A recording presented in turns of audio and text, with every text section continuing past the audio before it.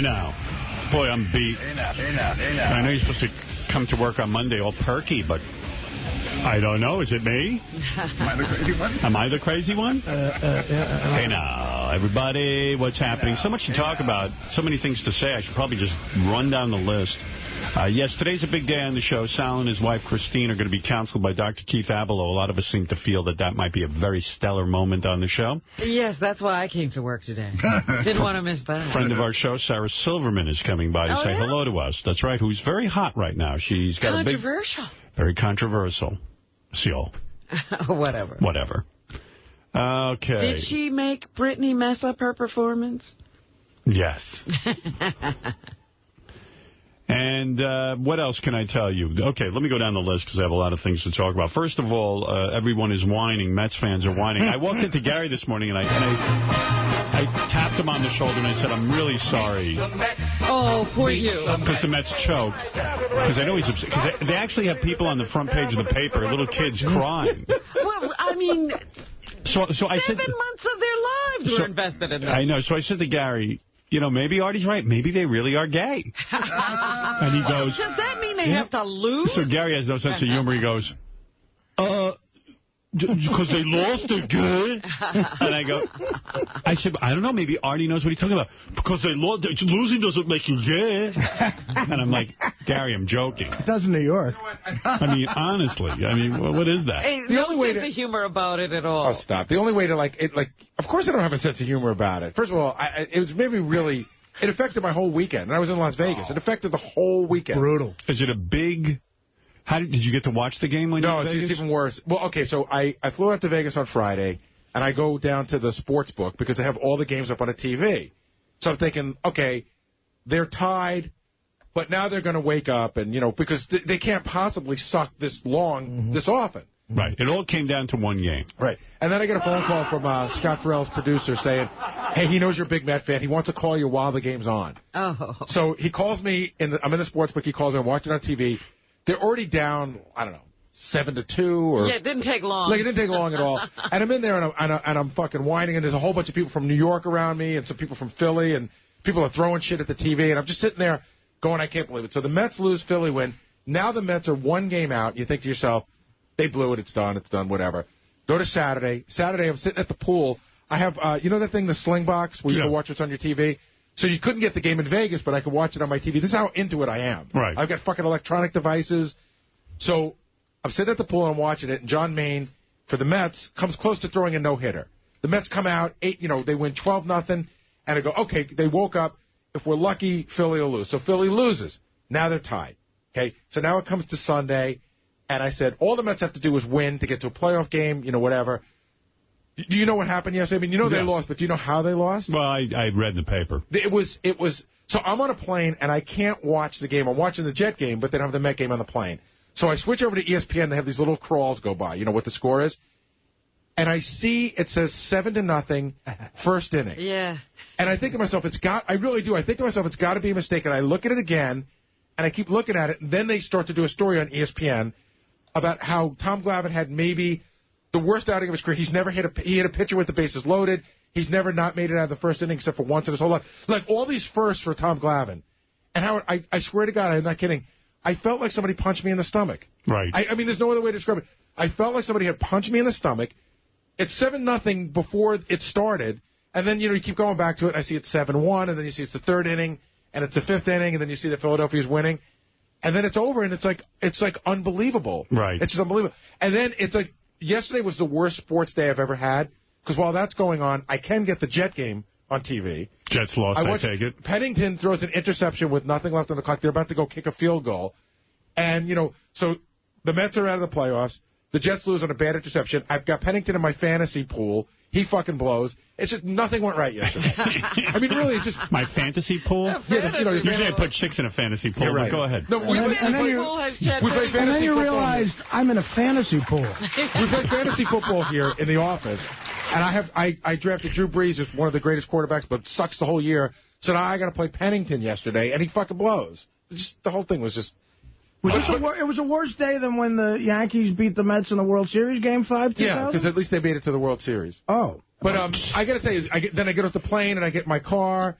I start listening to all the guys on the radio, and I can't let it go. Then I got to go home, and Jackson and I have to have a moment. I was going to say, What did how Jackson did the kids take it? I said, how you taking it? He's like, this is just really bad. And then, well, why'd you raise him to be a Mets fan? Let the kid root for the Yanks. What do we raise him to be, a chess fan? Why don't you? Of course. Yeah. Well, that's That something would be intellectual. Gay. That would be gay. That would be gay, but he'd be a lot brighter. He's a bright enough kid. Don't teach him chess. No. Don't teach him Mets. Yankees will be a normal kid.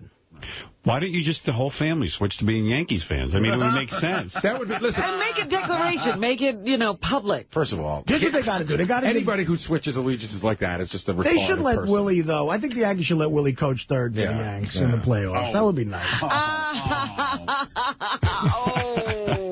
Did your kids cry? Did you cry about it? No. Besides, they got kids on the paper crying. Yeah, no, my son Jackson didn't cry about it either, but it was a...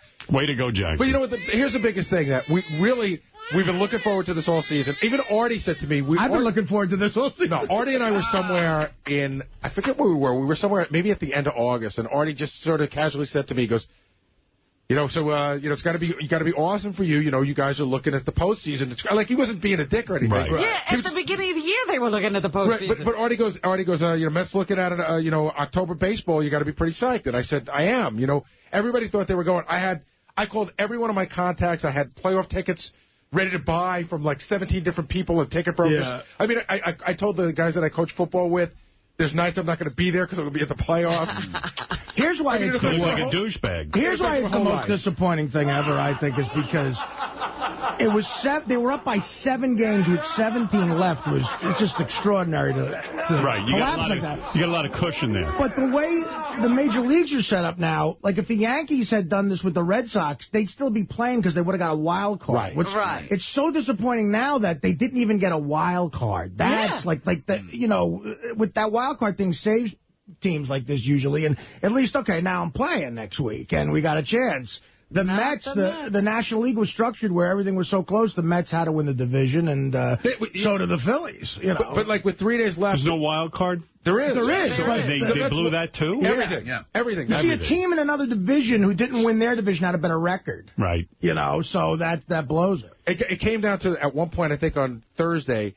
So tell me something. What is it? What's with that team? I mean, where would you like me to start? There's other teams that are worse. The Mets got 2 World Series rings. The Cubs, look at the fucking Cubs. But hold on, ignore that because I got to deal. You got to deal with this year. Right, the same team isn't playing. Right, it's a different team. First of all, Jose Reyes. You've heard his name, right? He's one of the biggest stars. He literally did not show up for September. He batted slightly over 200. 205. The guy's a big star, and he made errors, Howard. He's like this great fielding shortstop. Made errors that you can't believe. But the biggest thing was the Mets pitching fell apart. And a lot of people who will complain, they say, who do you blame this on? Everyone's looking for somebody to blame. And the general manager didn't go out last winter and get good pitching. Tom Glavine is their #1 guy. Was he 41, 42 One years of old? the best pitchers. Are you going to be a Hall of Fame? But he's an old guy. You know what I mean? And so the arms fell apart at the end of the year. The middle relief arms fell apart, and nobody could do anything. The Mets would go out and, like last week, they had a 5-0 lead in the game, and then they lost. And, the night before, it's like a 4-0 lead.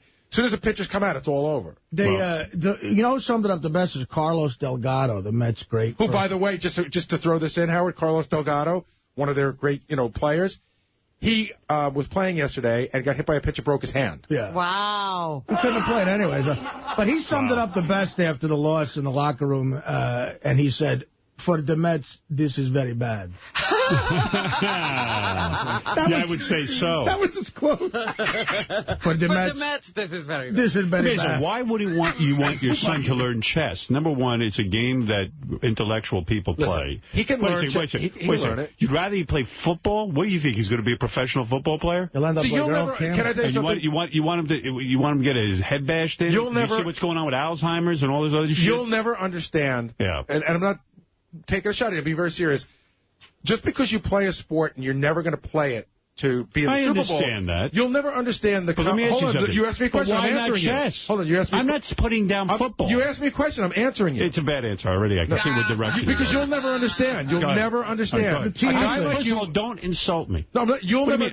What do you mean? You never played a team sport. I did, too, play sports growing up. I played on different... I didn't play in high school teams, but I played on teams. What teams? I played softball. I played basketball with my friends. But no, you never played an organized team and an organized sport in school. No, but the fact of it is, it's not that I'm not saying don't do that, but why would you not teach him chess?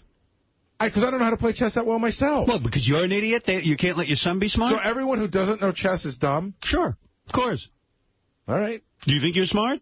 No. So there you go. I don't think that chess makes... I don't think chess is a determining factor whether I'm smart or not. First of all, no. Of course it doesn't determine whether you're smart. But it's a good game. Why put it down? In other words, you're making it sound It's not very manly. Of course it's manly. No, it's not. In Europe, it's considered what every Russian school kid has to learn. It's part of their education. But it doesn't make it manly. It makes it what every Russian school kid has to learn. What do you mean it's not manly? It's sort of like... Is video games manly? No, that's just stupid, too. You know, I mean, I don't... But playing sports is something that kids just... You do, and you develop a camaraderie, and it's very American. But it teaches you things about... I seriously mean this. It teaches you things about life. Just getting along with people... I'm not saying don't do that as well. Well, you just did. Well-rounded. But see, no, I didn't say... Why would you teach your kid chess? Football I would never put my kid into. I think that it's so dangerous. Mm-hmm. Baseball I'd put him into. Basketball I'd put him into. Football, with what they're coming out with what these injuries. And I have friends who played in high school who now have water on... My friend Dr. Lou has water on the knee. Do they really? From high school football? From high school football. Because he didn't play... more and more dangerous. He didn't play in college. And he said, he goes, this is what it's from the constant pounding on my knees. Getting more and more dangerous in high school. They have more injuries, more concussions now than even in the past. Wrestling I'd have my kid do. That's fine. It's a good sport. I played 2 years high school football, and actually my football team in high school, they were like ranked 5th in the country. It was a really good team. But then I stopped because I was failing anyway. I played baseball. But a lot of my buddies who played the whole time and then went on to play a little bit in college. My one friend got injured in college, his knee, and he got a full ride to University of Massachusetts. And he even said, he goes, you know what, if I had played my whole college career, I bet I'd be way more banged up. He's actually thankful he got hurt, so he didn't have to play the whole time. Right. Even my friend Lou says, geez, if I'd only known, I would have played tennis. He goes, those are the sports I wish I was good at now, instead of wasting my fucking time with football. But you also don't know football. I mean, tennis is fun, tennis and golf are like a social game. He goes, I wish I'd played that. He says, I didn't know. But how can you tell somebody not to do something that they enjoy? Right. Because the health benefit now that he's older, it's like saying, you know what? I'll let my kid be a sun worshiper even though there's skin cancer in the future. But that's different. First of all, because you don't know that that's going to happen. And I don't know that he's going to play football past this year. He might try to play in high school. I'm just saying, I would encourage my kid to do any other sport but football. But that's a good point. Him to do boxing. But he does other sports besides football. Yeah, but I said I would encourage him not to do football. Right, but that's you. No, that's anybody who's got a brain. So there's a lot of brainless people in this country. Yeah, of course there are. What do you think? There's smart people in this country? There's a lot of idiots. I hear them every day. Now, what does it have to do with the Mets? Nothing. The thing is, football is so much fun, man. Football's a great sport. You play with your buddies. Don't get me wrong, it's fun. That's the problem. You get addicted to having fun like that. Problem is, you got guys with health problems now, and especially if you go into the college area, and then if God forbid they go into the pros. They'll never come out alive. You look at Earl Campbell, man. That's so depressing. John Mackey was one of my favorite players. He's got dementia. Believe. That's right. It was a cult. Yeah, that's right. Yeah. I mean, wake up and smell the roses. Kevin, you're on the air. Hey, Gary.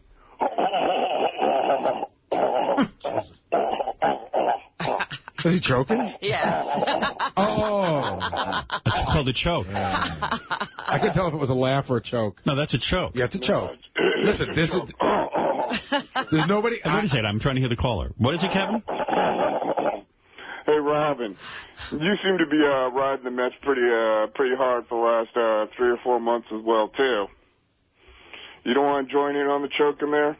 No, it's all right. They've got enough problems. No, come on now. You seem to like to talk a lot of trash, but you never seem to want to back it up any. I don't even understand being that in love with a team, and I'll tell you why. Because whether it's the Yankees or the Mets, because it's like a bunch of guys who are assembled, they're professional athletes. They'd play for anybody who paid them the most.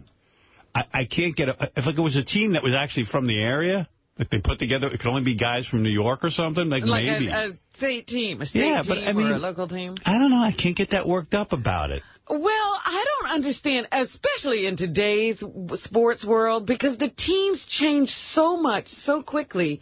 I don't know how you can be loyal. Used to be, the teams stayed together pretty much. But even those teams 5 or 6 years. Right, then they change. There's a new phenomenon happening that is perfect evidence of that. More and more as each generation goes on, guys don't know what hat they should wear in the Hall of Fame. Yeah. That's an interesting new thing. That was never the case, you know, because when you got your plaque... Most of your career was in one team. Yeah, when you have your plaque, you're wearing one hat, and you got to pick. So Reggie had to pick the Yankees over the A's, and now, in the generations to come, that's going to be they got 5 teams to pick from. So, right. You know. Yeah, they say that... so how do you be loyal to a team? It's hard. It's harder than it was. Even in the 70s when I was like 11 and 12, it seemed like the same team every year, but... You know, free agency, it was just a natural progression of things. These players had to start getting paid, and they're going for the money. What are you going to do? Here's Sean on the air in Los Angeles. Go ahead, Sean. Hey, now. Hey, now. I actually wrote a song about the Mets and how gay they were to the tune of Blackbird. I gave it to Steve Langford back when he was down here for Robin's race. We'll have to get that. We'll have to rip that out today. I don't know where it is. Maybe Steve will have it. I'll ask him about it. Yes, go ahead, Candy. Candy Stalker, actually. Okay. Good morning, Howard. Hey. But it's alleged Stalker. Hey, that was terrific last week's shows. I was listening to replays and stuff. Traction. The Emotional Friend with Artie over there. Yep. Awesome stuff. What do you got on tap for this week? Well, speaking of, today is a big day on the show. Sal and his wife, Christine, are actually going to be in here getting counseled by Dr. Keith Abloh. A lot of people seem to feel... You know, there are people wondering if the emotional friend will show up during the counseling. You know who asked me that? Who? Dr. Keith Abloh. Because I spoke to him last night. I wanted to prep... Well, most shows would get that done. I said I wanted to prep Dr. Keith last night. I'd make sure the greatest booking ever. I want to make sure he's up to speed on everything. Right. And he said, is the emotional friend going to be there? And I'm like, no, Dr. Keith, he will Howard, not. who would you rather have on the show this morning, the emotional friend or Vince Vaughn? Emotional friend. Emotional friend or Eddie Murphy? I think emotional friend or Eddie Murphy. Eddie's not a real good radio guest. No. I would go. How about emotional friend or Owen Wilson? Oh. I think he ain't going to tell you anything. I think emotional friend, but... He's a winner. Yeah, if he was like Nikki Sixx. All right, okay. How about emotional friend or Kiefer Sutherland? Oh, right. He just got picked up drunk driving. Oh, he did? Emotional friend. Yeah, because he isn't going to say anything. He ain't going to say shit. I think maybe it'd be interesting to get Brad Pitt and Angelina on the couch and ask them what the fuck they're up to, but I still would go with emotional. They're not going to talk. Okay, yeah. Emotional friend or OJ? Oh, wow. Now, there you go. That's a tough one. How about emotional friend or almost Osama bin Laden? I go with Osama, I think, but I'm not sure. You know, you can't understand what he's saying, Osama. I'd rather have the emotional You don't have that interpreter in here anyway. Speaking of Osama... I think emotional friend wins on all counts. He does. He's the hottest guest. Oh, wait a second. He's on our phone right now. Emotional friend, is there any chance you're going to show up today? I won't come by there. I can celebrate. Part of me will be there. I'll be on Christine's blouse. A little portion of me will be on Christine's shirt. Yeah. So there's no chance you're going to be. Yeah, no, I'm not going to be there, but some of my DNA will be there. You can interview my DNA. Yeah, I'll be at work. Oh, wait a minute, I don't work. That's how I fuck wives. You actually hope that the counseling works out. I don't work. I'm prowling the diners for hungover chicks from TGI Fridays. You don't call it work. No, I'm not working. No, I don't work. I don't do that. I don't do shit. Broad support me. But you actually hope the counseling works out for them, don't you? I hope it does. I mean, Sal was paying my rent for about 8 months. I said, wait, I bet does Sal have another gig this weekend? I want to get a new watch. But you've never actually, you don't go over to the house and stuff. Oh, I wouldn't go over to the house. I wouldn't do anything that offensive. By the way, Sal, if you see a sock that's not yours, it's mine. All right. If you see a couple of cufflinks, EF, that's me, emotional friend. You have emotional friend cufflinks? Yeah, I actually have EF. I have those initials on all my ties and shirts. Someone tell me you legally changed your name to emotional friend. Yeah, EF, emotional friend. I'm a professional, yeah. Well, you must be a very sensitive man because you were there emotionally. Oh, yeah, I know how to cry when it comes to getting pussy. You're kidding me. He's not there for you emotional? Boo-hoo, now blow me. And that works every time? Oh, every time. I think I goddamn sure. Oh, are you kidding me? He doesn't pay attention to you, and you made the kids lunch? Oh, my God. Suck my balls. Oh, wait a minute. He doesn't like to go shopping with you. Oh,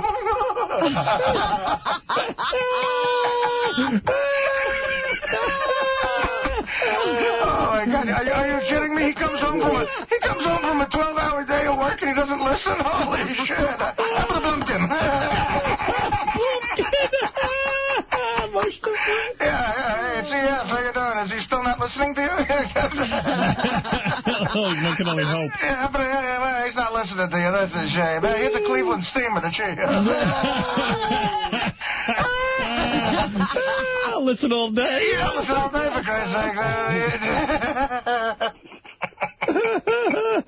Oh, my God. Are you kidding me? You tell me you worked all week and then he went on the road to Tampa and almost broke his arm to support you? My God. And then he still doesn't care about your day. I love your days. What's wrong? You like to hear about it. Oh, her days are so fucking interesting. She talked to a girl at work and her other friend is, I don't know, she wants to get her hair dyed or something. It's so interesting. You like to hear about that. Oh, I love a woman's day. It's great. There's so much interesting shit. No, I guess you were there to support. Okay, forget it.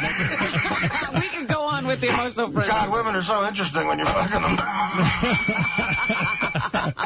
How do you stay interested after you fuck them? Oh, I don't know. Well, that's when they have to go back home for dinner, and then You're saying it works for you because she has to get back to her family. Exactly. And then I got a couple of broads around town. You listen to them too? I got a couple of guys work the night shift, if you know what I'm talking about. You're there emotionally for a lot of people. Yeah, I got a full day.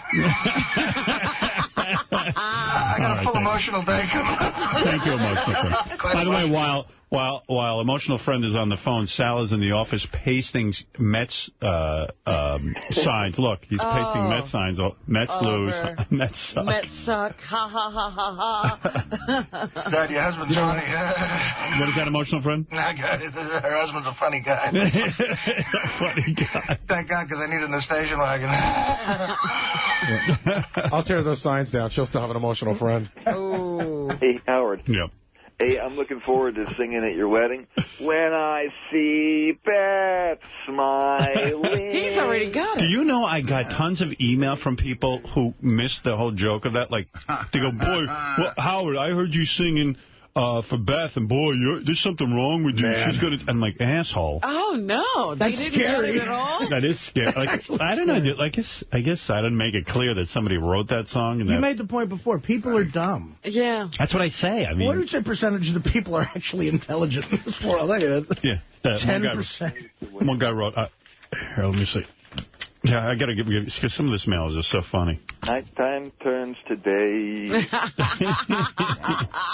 That is like... Howard, I got a song request. Let me just read you this real quick, and then you give me a song request. Hold on. That Beth song. How fucking gay, Howard. What are you, Joe Piscopo now? Jesus. Kimberly? Oh, my goodness. We're going to remember your song singing this day today, because in a few years we'll be playing this back and goofing on you. We get a divorce. Better give up therapy and stop being a kinder, gentler Stern. What an asshole. Jesus. Fucking pussy whip dork. That's pathetic, Howard. Did you have a sex change? Don't you? They actually thought you wrote it and were singing it. Yeah. Wow. Yeah. But it's just like, I wonder about my audience, because the audience on satellite is like hardcore fans. So you figure they're really listening. And they have discretionary income because they can afford satellite. And Gary has always said to me, you over-explain stuff. And I go, no, I don't explain stuff enough. They didn't get this. It's a long show. Yeah. Anyway, also the traction bit that everyone loved. I got a couple of letters about that I thought were really good. And let me read those to you. Hold on with the song request. I haven't forgotten you. Thank you. What is the song request? Well, a while back, you only played this once. It was a song parody you guys pieced together. It was Dice singing like old Harry Belafonte song, you know, jump the cock, jump the cock. Hey, Fred, while I'm looking for this... I can locate that. I only played it once. It was very, very funny. All right, and guess what? I can't find the... Oh, here we go. I found it. There's no way Sal could be this stupid. That was one of them. Here's another one. Sal is dumber than a doorknob. Here's another one. How fucking stupid is Sal? And where's that really good one where the guy goes, I was palled by Sal? Oh, I think I sent that separately. Oh, you did? Yeah, that's the one I'm looking for. You guys will love this. This guy put a lot of thought into it, and I'd hate to not get his email on the air. Dear Mr. Stern, I am appalled by the unrespect you have thrown to Sal Governale. The unrespect? A former student at Suffolk Community College. He was a fine student and excelled at many subjects. I think he has a good vocabulary and speaks very intelligently. You give him such a hard time, and all he does is bust his balls for you, worships you, and gets little thanks except the occasional teabag from Richard. I think if anyone owes Sal a traction, it is you, Mr. Stern, and you should be ashamed of yourself. Suffolk College is proud of Sal, and we think he should unsolve his relationship with the Howard Stern Show and come teach English here at the school. Sincerely, Tom A. Moron, Dean of the English Department, Suffolk Community College. I thought that was a good one. Fred, any luck finding it? All right, here you go. Here's your song. Hello? Flash your pussies. Drink up, show your tits. Flash your pussies. Let me jiggle your clits. Lick my ass pipe. I want a chocolate kiss. Lick my ball bag. Suck my fucking prick. Hickory dickory dock. Some chick was sucking my cock. The clock struck 2, I dropped my goo. I dumped the bitch on the next block. Jump the cock. Wipe my prick off with your sock. You know what I mean? Jump the cock, wipe my prick off with your sock. Are you having good time? Jump the cock, wipe my prick off with your sock. Oh! Jump the cock, wipe my prick off with your sock. Very nice. That's awesome. Like it. Forgot about that one. We have so many good... I've got a file for today's show of things I've only played once, and really never revisited. And I'm going to get to it today, hopefully, although we do have a packed show. Got to put that back in the rotation. Yeah. When I see Beth smile, time just fades away. Yeah. Nighttime turns. Hey, Howard, there's someone on the show now that I hate more than Ralph. This guy, Jason, he is the worst. I got a lot of mail about that, too, with Jason. Some people love Jason. Is Jason getting negative mail or positive? Positive and negative, but a lot of negative. I'm listening to Jason on the replay, and I feel like jamming a pair of scissors into my neck. This guy is arguing with Scott one day and Sal the next, get him out of the studio. But the other guy goes, what happened to Jason? Lately, Jason has been funny, articulate, and had more airtime. What kind of medication is he on? I think he's so great on the air. More Jason. So, you see, you never can tell.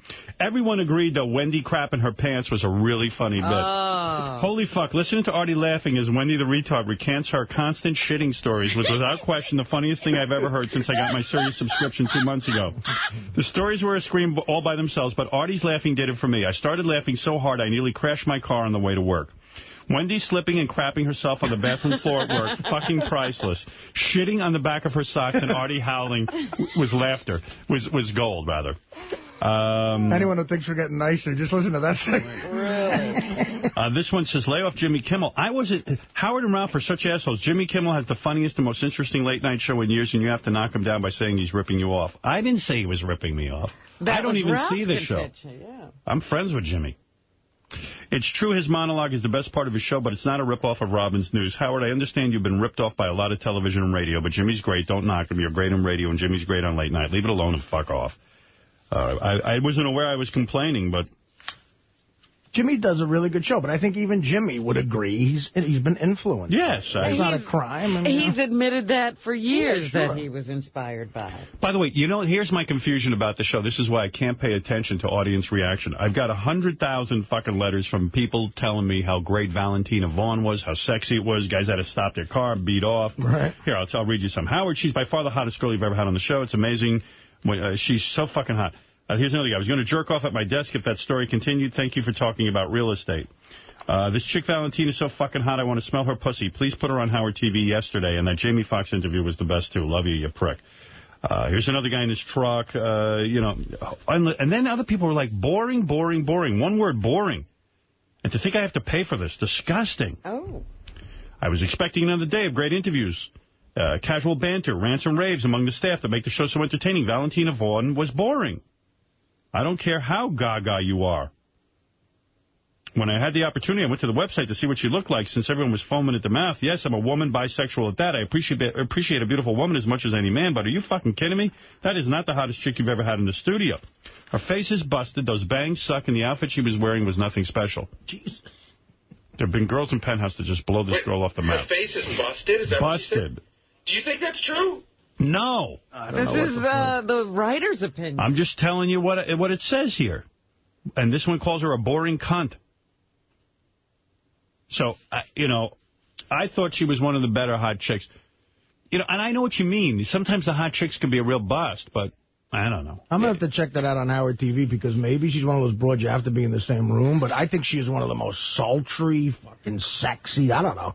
I just dig her. And by the way, I was right. Roger Waters, this guy points out Roger Waters sang Wish You Were Here, but it did not sing Wish You Were Here. It was David Gilmour. It was Gilmour. Apparently Waters wrote the lyrics. Right. And, but Gilmour sang it. That's right. All right, thank you. Howard. Yeah. I'm a little disappointed you're going to let that wigger handsy into the studio there. I mean, that scumbag. If you do, you ought to at least make him, you know, hide him inside a Sal's pouch or something. I'll have to play Guess What's in the Pouch. How do you know he's a wigger? Oh, come on. You heard him talking, and he raps and stuff. Oh, he does? I don't know. I'm not that aware of Hansy. You guys are more into Hansy than I am. He's a regular caller. I thought he was an Asian guy who calls in once in a while. Yeah, but I recognize his voice as being pretty distinctive when I hear him. I see people writing me, too, about that. Like, well, could you really call him a wigger? He's Pakistani. I don't know. I don't know what's going on. He's a pigger. It seems like he calls in every once in a while, so I let him come down to the studio. He's a packer. That's why I'd like to sing at your wedding, you know, when I see Beth. You're better at it than I am. Thank you. Thank you. All right. Let's go to Matt. Matt, you're on the air. Yes, Matt. Hey now, Howard. Hey now. Hey, I just wanted to get an update on Scott the engineer. Is Scott back this week? Scott is back today. His hernia operation. I, in fact, called him last night to check on him. How's he doing? Could he come in here and tell everybody? I just want to see him walk. Please. I don't want to suffer through that again. I already heard it last night. Come on. I want to hear an update. He's not real, he's not real excited to hear from me when I call him. I go, hey, Scott, how you feeling? Well, hello. There he is. He's walking. I'm walking. I'm talking. When you smell smoke, you know he must be near. Scott the engineer. The big news is Scott can't get an erection since surgery. Really? Yeah. Why would you want to? I don't know. I didn't want to. It was too much pain to get an erection. Did the doctor say that's normal?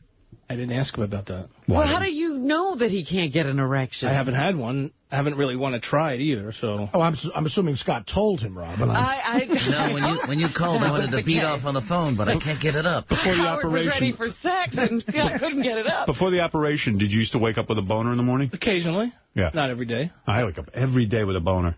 It's so annoying sometimes, but I'm not complaining. I want to make sure I get my boner. Didn't wake up last week with one. Not that I know of, so... So you say that since the operation, you never woke up with a boner? No. Wow. I'm sure it works. But Howard, I'm not... I'd stick an intern in the room with you and see if you can't get one up. Will it hurt if you get one now? I might. I still have pain in my balls. Well, you just had an operation. Well, I'm asking about the level of pain at this point. You ever hear of anyone losing the ability to get an erection from a hernia operation? No. You'll be the first. If I know Scott, he'll definitely. He's from the Black Cloud family. Oh, darling, he'll have to get a bionic cock. Darling, I'm impotent now. I'm sure it'll be fine. On top of our otherwise great life, I am now impotent. My groin operation has rendered me. Although it's made me more able to listen to your stories. All this and no hard-ons, too? Yeah, really. I mean, the pain makes you not want to even try.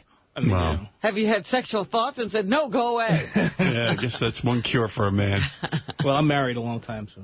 All right, Matt. He's okay and he's back. And thank everybody for you were missed, and thank you for being here. Thank you too. Thanks, Howard. Thank everybody for the well wishes. Yes, Scotty. I know you really don't give a shit, but why? I called you a couple of times. I was surprised. The first but you're time. not a real good conversationalist on the phone. You caught me by surprise last night. I was like, I didn't almost believe it was him because that's why he thought he was being goofed on. I don't know, because I called him and I'm like, Scott, how you doing? He goes, oh, hello. In the 22 years that I've worked here, you've called me. See, this is Scott. Right. This is he's why already counted. He's angry about. I'm not angry at all. I really appreciate it. I was, you know. Call me in another 22 years. I'll be ready for you. Call me when I have my next operation. Because I knew something was up. Because I go, hey Scott, hey man, how you doing? You feeling all right? Oh, hello. I was kind of like, who's this? Is this Sal playing a trick? No, it was me. All right, welcome back, Scott. Thanks a lot. Don't worry, Scott. I'll take care of your wife for you. Oh, emotional friend. You can get a hard on, right? Yeah, I got from 9:15 to 9:30 on Wednesday. I'm free. There you go. I get hard, no problem. Yeah, but you don't really touch these women. You're just friendly. Oh, I don't touch them. I don't go near them. Okay. I just walk around the room with a heart on and listen to them. Let's go to Ricky. Ricky, you're on the air. Welcome back, Scott. Thanks. Yes, Ricky.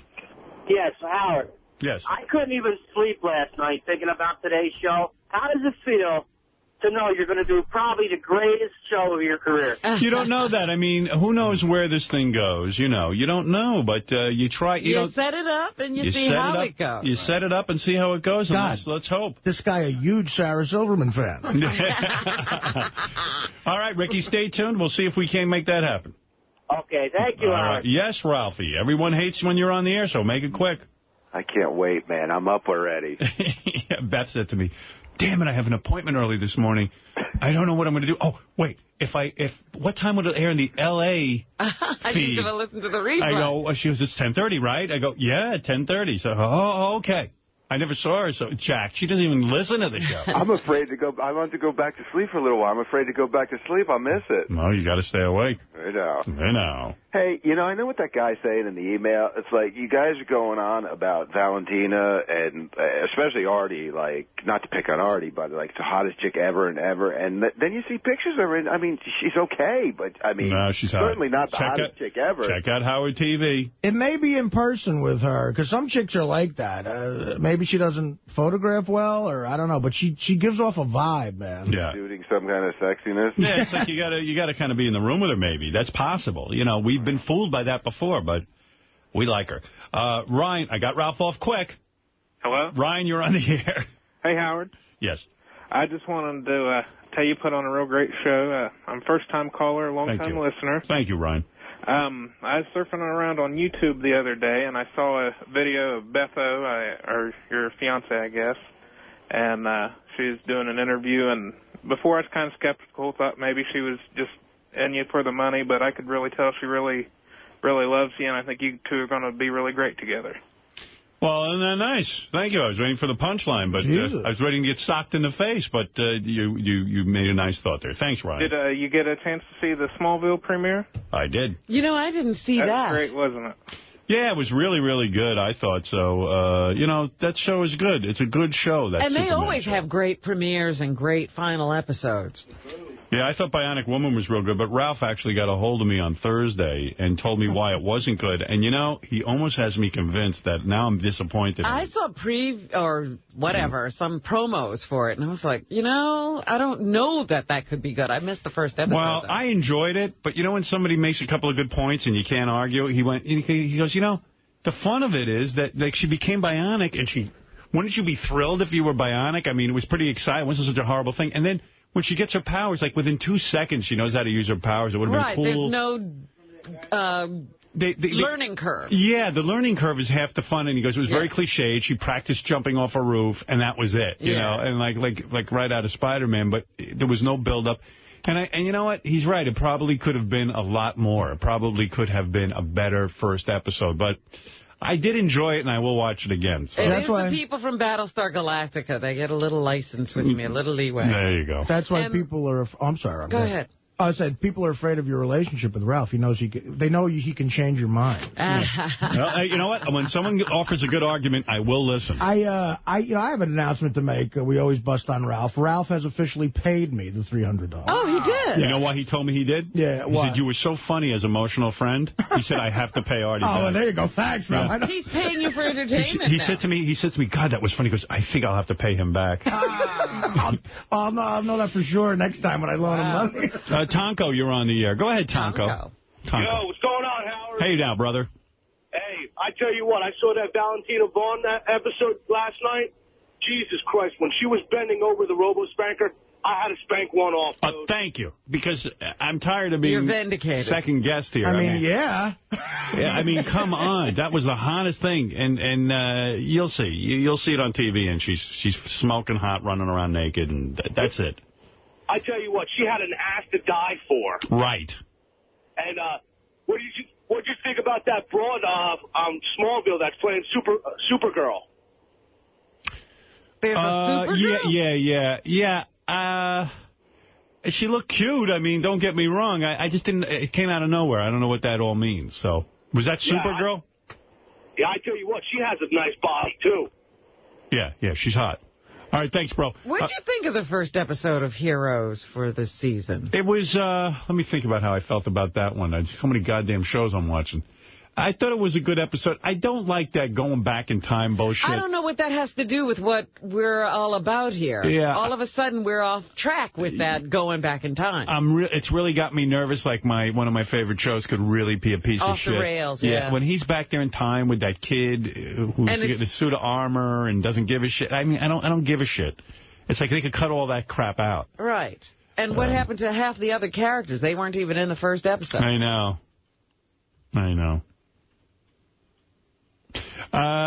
Go ahead, Greg. Hello? Yes. Van Halen kicking ass. Well, I read a review of the Van Halen concert, and of course it's They've been out already? Yeah. Of course, it's only one review, but the review was stellar. I mean, the guy said it was... Reviews from the New York Post, New York Daily News, Charlotte Observer, USA Today. Yeah, I read the one, I believe, in the Post. Surprised, man. Roth's voice is strong. The band is kicking ass. How could this be? Well, people say that the show is great. They're talented. Listen, in live shows, too, they have ways of... tweaking things. There's a lot of pre-recorded shit. I've watched the video 100 times this weekend, and it's real. You can even hear the mistakes, but it's raw, it's rock and roll, and it's four guys kicking ass. 6 months ago, I never thought it would happen. I thought it would be a disgrace. Wow. Yeah, it was really, all the reviewers gave them stellar reviews. They say Eddie looks great, he's playing his thing, and, David Lee Roth. Eddie looks great. Yeah, they're saying he really, pulled himself together. I saw a picture of him. I saw Roth in 05 at a county fair here in Oregon. Yep. His voice was lacking. Right. I don't know what they've done, but his voice sounds great. Well, maybe it's because he's with all those guys. Although, they do say some singers have a guy standing behind backstage who doubles and helps them. But it's called lip-syncing, my friend. But they don't even have to have a guy. Watch the YouTube video. It ain't there, man. It is raw. It is real. Yeah, I will watch it. No, listen, David Lee Roth's one of my favorites. Ass, Artie. No, we get it. I read the reviews. You're serious about this. I read the reviews. Does this guy work for Van Halen? It could be. No, it's not. This is Wolfgang. By the way, Valentina Vaughn's pictures crashed HowardStern.com, and it's not often that HowardStern.com crashes because we have a company that runs it called Dream Tank that has huge servers and things.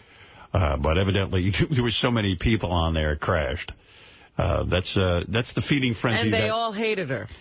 Yeah, everyone hated her.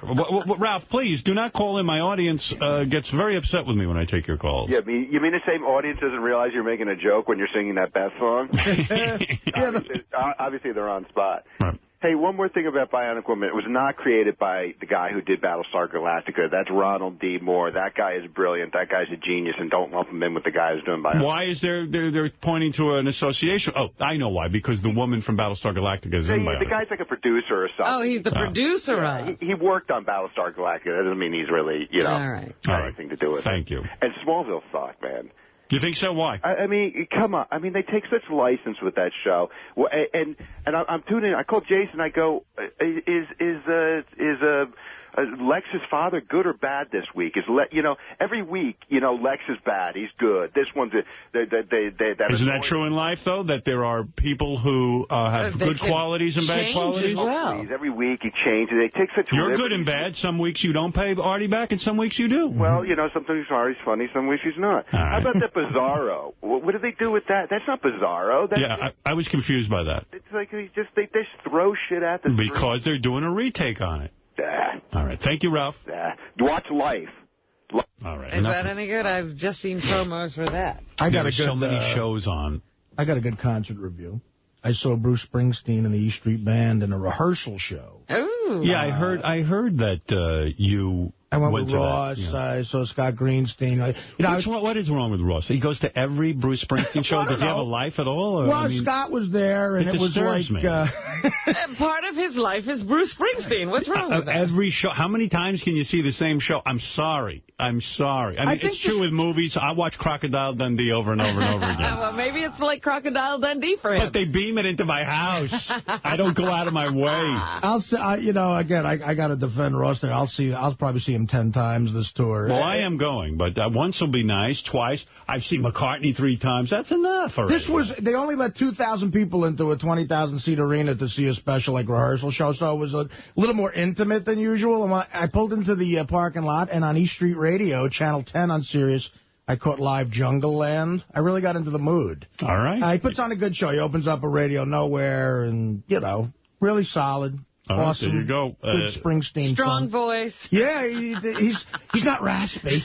No, he is a guy who consistently performs well, right? You don't see too many bad Bruce Springsteen shows. He just turned 58, though, man, and they had 58? He's 58. You're kidding. Bruce Springsteen is 58? He's 58, and they had him up on his face close up on that Jumbotron, and I looked up and I go, man, Bruce looks old. No kidding. Got the road written all over his face. He's officially pushing 60.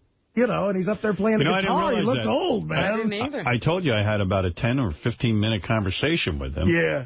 At a party. Did you look at him and say, ooh, old? This was this summer. Right. And I looked at him, and I thought he was younger than me. I don't know. I can't tell age. I didn't know he was an older guy. I mean, he looked good to me. He looked, I would have said he was about a 50-something-year-old guy. I mean, he's in great shape and everything. But you and him are both sort of rock and roll guys, and assuming he didn't have any help like you, I mean, and you didn't have help either, I'm saying. The hair, the hair's what keeps you rock and roll. Like, he seems to have kept all his hair, not even a bald spot. Now, who knows? I don't know if he got some help there, but him, like yourself, you seem more rock. Like, Billy Joel is still amazing, but he doesn't look as rock and roll as he used to because of the hair thing. Yeah, but, Mick Jagger has his hair. No, I'm saying he got... I think it's important. The hair's important to rock and roll. Somebody told me, I heard a rumor that you brought to the Bruce Springsteen my emotional show friend. A hot chick. Is this true? Yeah. What happened Very there? Did you get laid?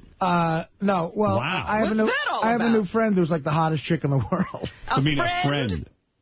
How'd you meet this broad? I met her. We talked about her before. Remember the hot chick I told you in Tampa? She's engaged to somebody. Oh, no. She got a guy. I'm friendly with the two of them. So they came up to New York to stay. Like bullshit. I mean, it is. What are you going to do? Wait. Let me ask you something. I'm an honorable guy. You like walking around with her, don't you? Oh, of course. And you pretend she's your girl. No, I do not. No, that's not... I mean, in your mind, you're kind of like, wow. Like... Oh, in my mind? Oh, God. Yeah. I don't mean to introduce her. Getting rid of that guy somehow. I know you don't introduce her. As my girl. No, I understand that, but I know what you mean. I don't mind letting people's minds go there. Right. Mine's going there. She's married. You know what's fucked up is... But what do you the guy's like, I'm friendly with the... Not married, engaged. You met them at a comedy club. She's got 2 kids. I met him at a gig. I meet a lot of people at gigs. I have a lot of This is what I was going to ask. Is this that woman he said was the hottest chick ever? Yes. Oh, yeah. And the dude she's with wasn't there?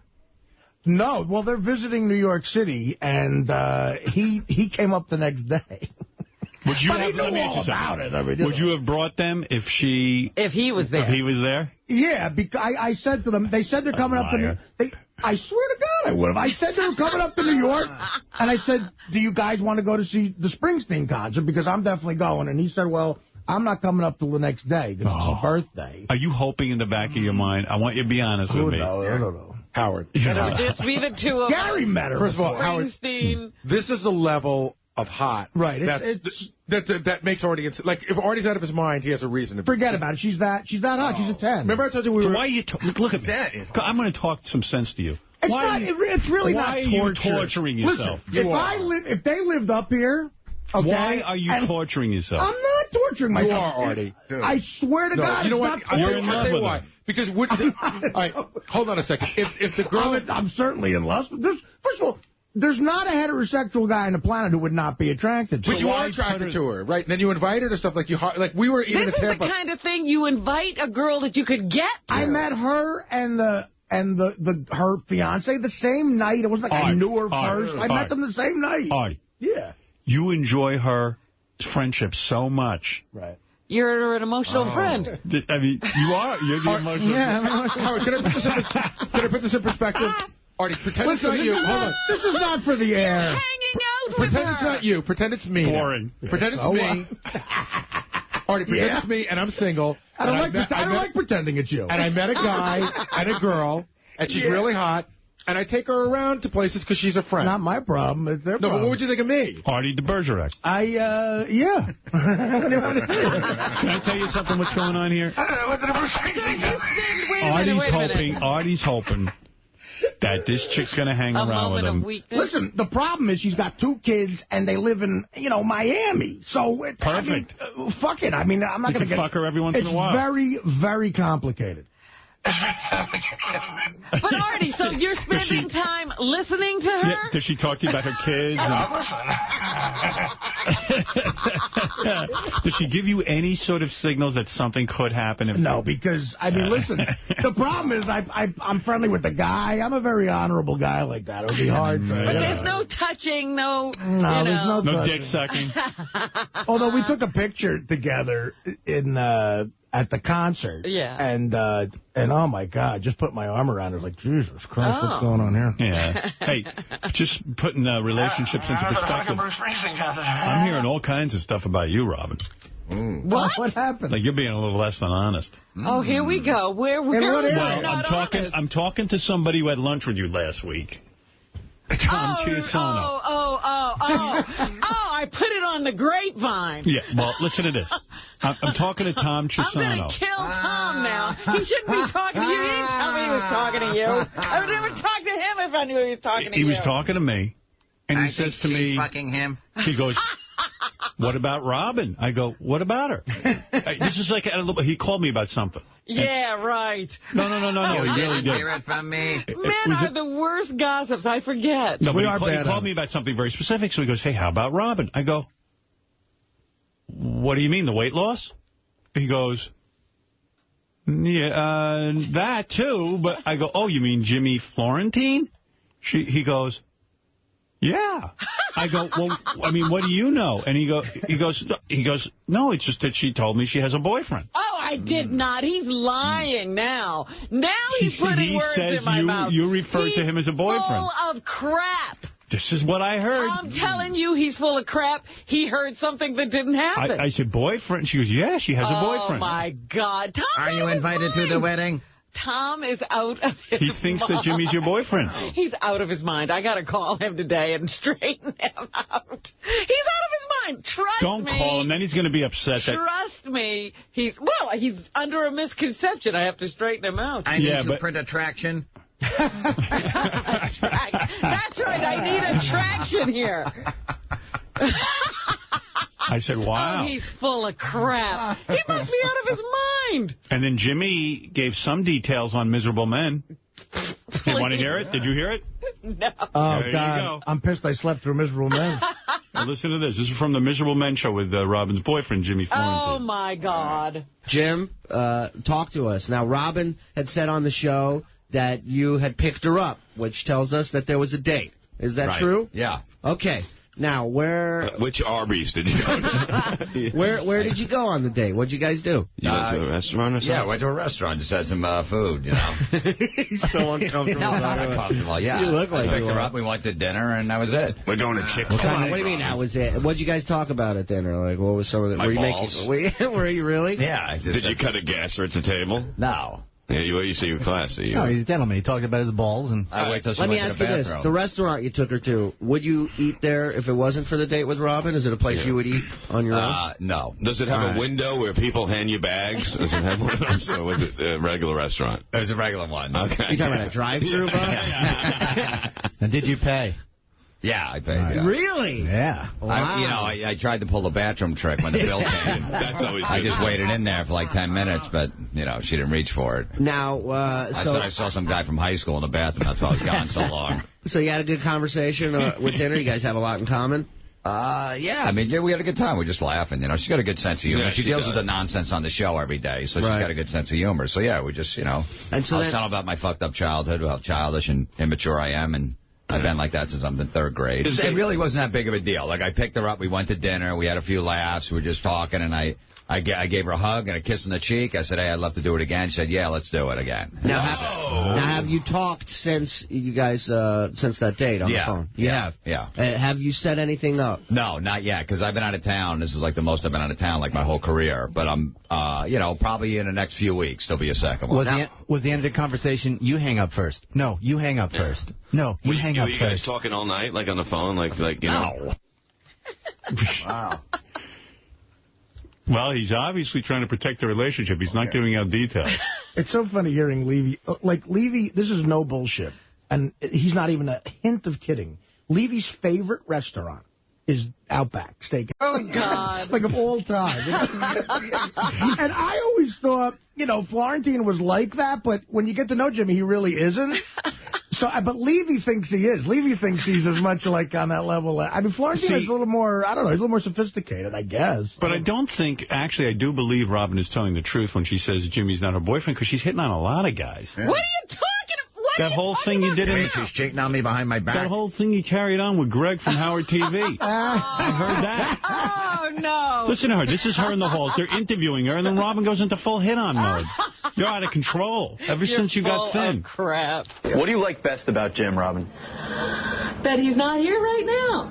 No, some of his qualities, because he... Oh, now we're playing the qualities game? Yeah, because to get Robin out... Face game? To get Robin out on the town, you have to have some... You can get me out on the town. I don't know what you're not at. Really?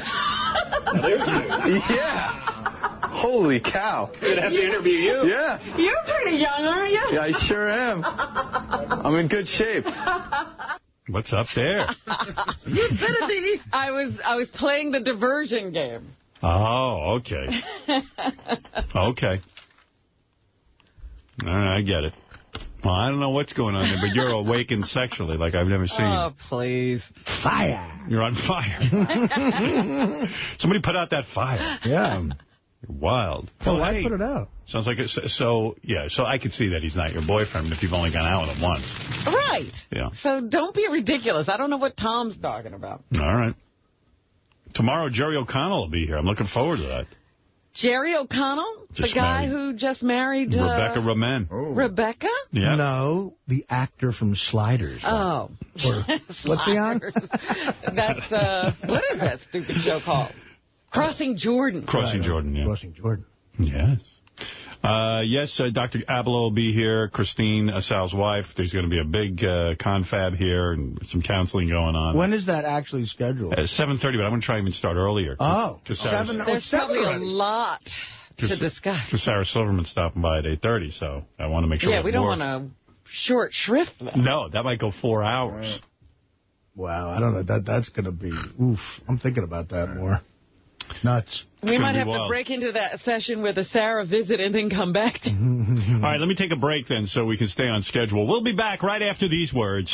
This is news. Thousands of New Jersey workers plan to rally in Trenton against the government shutdown. Eyewitness News reporter Ken Rosado is live in Jersey City with more for us, Ken. And good morning to you, Laura. Good morning, everyone. You can see behind me, in fact, many of the state workers gathering here in Jersey City outside the state office building. You're listening to The Howard Stern Show. There's another Baba Booey clip that just happened. I think this was at the Chicago Cubs game. Here we go. This is another a Baba Booey live moment. Hey, Dan, we're here with probably one of the youngest Cubs fans. This is little Daniel Rojas, and he is 10 months old. We'll talk to his mother, Angie, right here. he's out kind of late, isn't he? Yeah. He's 10 months old. We want to give you a good look at this guy. How's that? Where are they with the 10-month-old and the Baba Booey? That was WGN television Cubs fan. You know, the crowd just after the Cubs clinched the playoff spot. Sounds like a dangerous spot for the kid. Baba Booey, Baba Booey. Oh, I remember being scared out of my mind going to ball games with my dad. I mean, the drunks that would sit behind us, my father would go, "They're drunk. Don't pay attention." And I'd be like, "What?" I go, "Well, it's scary, Dad. Don't pay attention. They're drunk." And, you know, you'd smell the beer on the older men's breath, and it scared me. I don't know. But this is a 10-month-old with all that craziness going on. That's the first time I ever smelled weed was in the upper deck of Yankee Stadium. And how did you determine that it was weed? My father told me, look, I'm smoking weed. He's honest about it. No, the guy had a roach clip in the back of us. I'll never forget it. My father was like, you'll learn about that soon enough. But it was potent. Now, I spoke to Robin about this idea already, and I have an idea.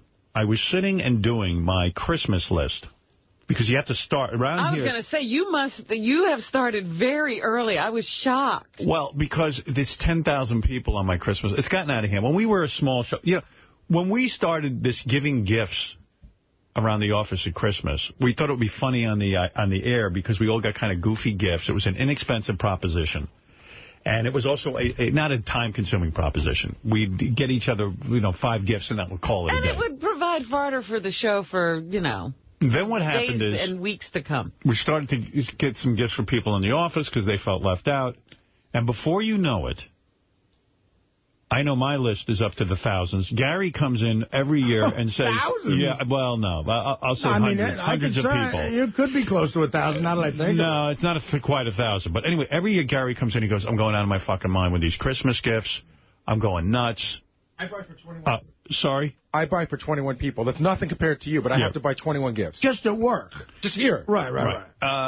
Robin, I would assume, has the same dilemma. I don't know where you're at with this, Artie. No, the last couple of years, it's been hard. Yeah, there have been huge leaps in the number. Yeah. Fred, it's horrible for you, I imagine. Absolutely. Well, it's like, everybody, and the family has grown. Yeah. Right. And now we're dealing with, just the radio people. Now you've got the TV people. And last year, the Howard 100 News Department was upset, and we have tons of people who work here. Put it this way, if any place needs a Secret Santa, it's this place. That concept was invented. Well, okay, so I have an idea, and I'm going to present it to all of you. Here's my idea to simplify. First of all, we all agree that Scott the engineer is off all our lists. That's right. That's the first cut. So now you've already... I second it. Okay. So far I'm not changing anything from year to year. Go ahead. No, actually what the idea is, and you say Secret Santa, however you want to call it, I say most businesses do this so people don't get insulted. I say we take everyone. I'm saying the news department, all of the interns, Scott the engineer, anyone who works in the office, all the whole gang. We take everyone's name, putting this out there to just relieve a lot of stress around here. We take everyone's name and they go in a bag. Mm-hmm. We all pull a name out of the bag. We'll do this on the air next week if you want. And listen, if you're lucky enough to get Robin as your Secret Santa. Right. She's probably going to, get me. She's my Secret Santa, I tell you that all right now. Jimmy. I'm going down her chimney. I bet.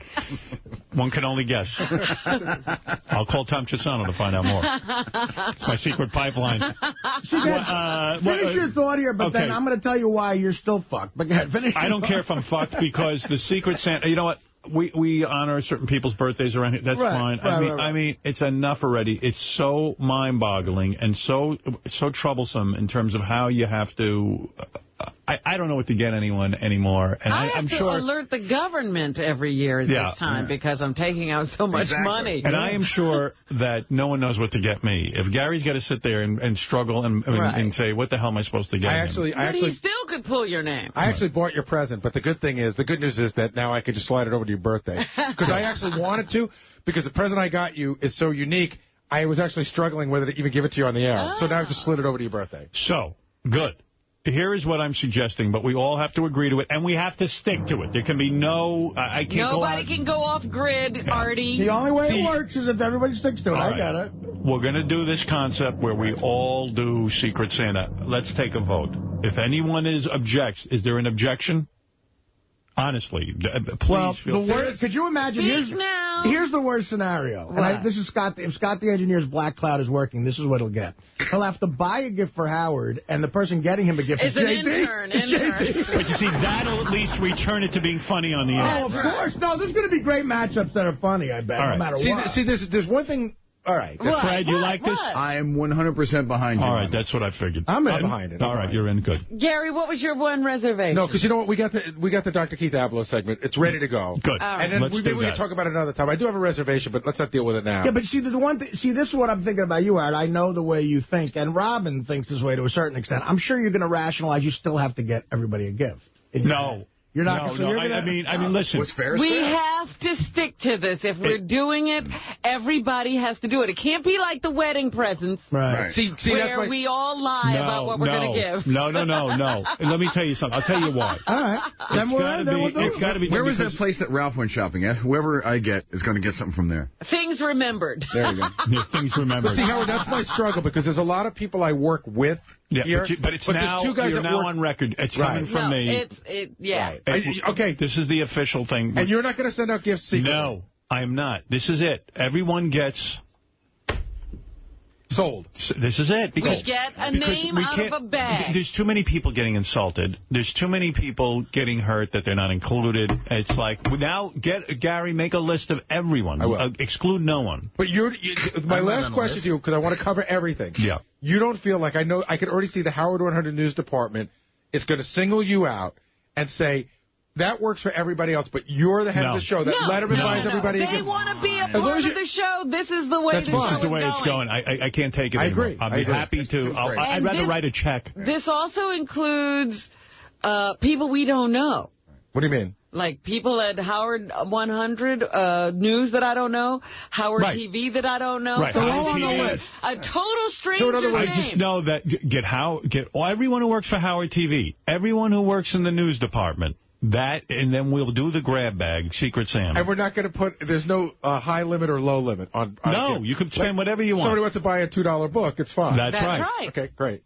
This is going to save Teddy from waiting online at the gift certificate department at Barney's for 4 hours. Yeah, and this is what everyone should do at work, because it's insane around here. And people get their feelings hurt, and I know everyone... It makes it an unpleasant time of year. And everyone has come up to me and said... I cannot take buying these gifts. The agony of buying these gifts. I don't know what to get anybody. It's just, the financial part of it's one thing, but it's so time-consuming. Yeah. All right, we should get to the segment, because they're all waiting. All right, here is the segment you've been waiting for. I'm going to start it early so that we don't run out of time, because I know Sarah Silverman's coming in. I'm going to put my sunglasses on, Robin, because this will definitely be on TV. There was a lot of speculation about how to handle the next bit.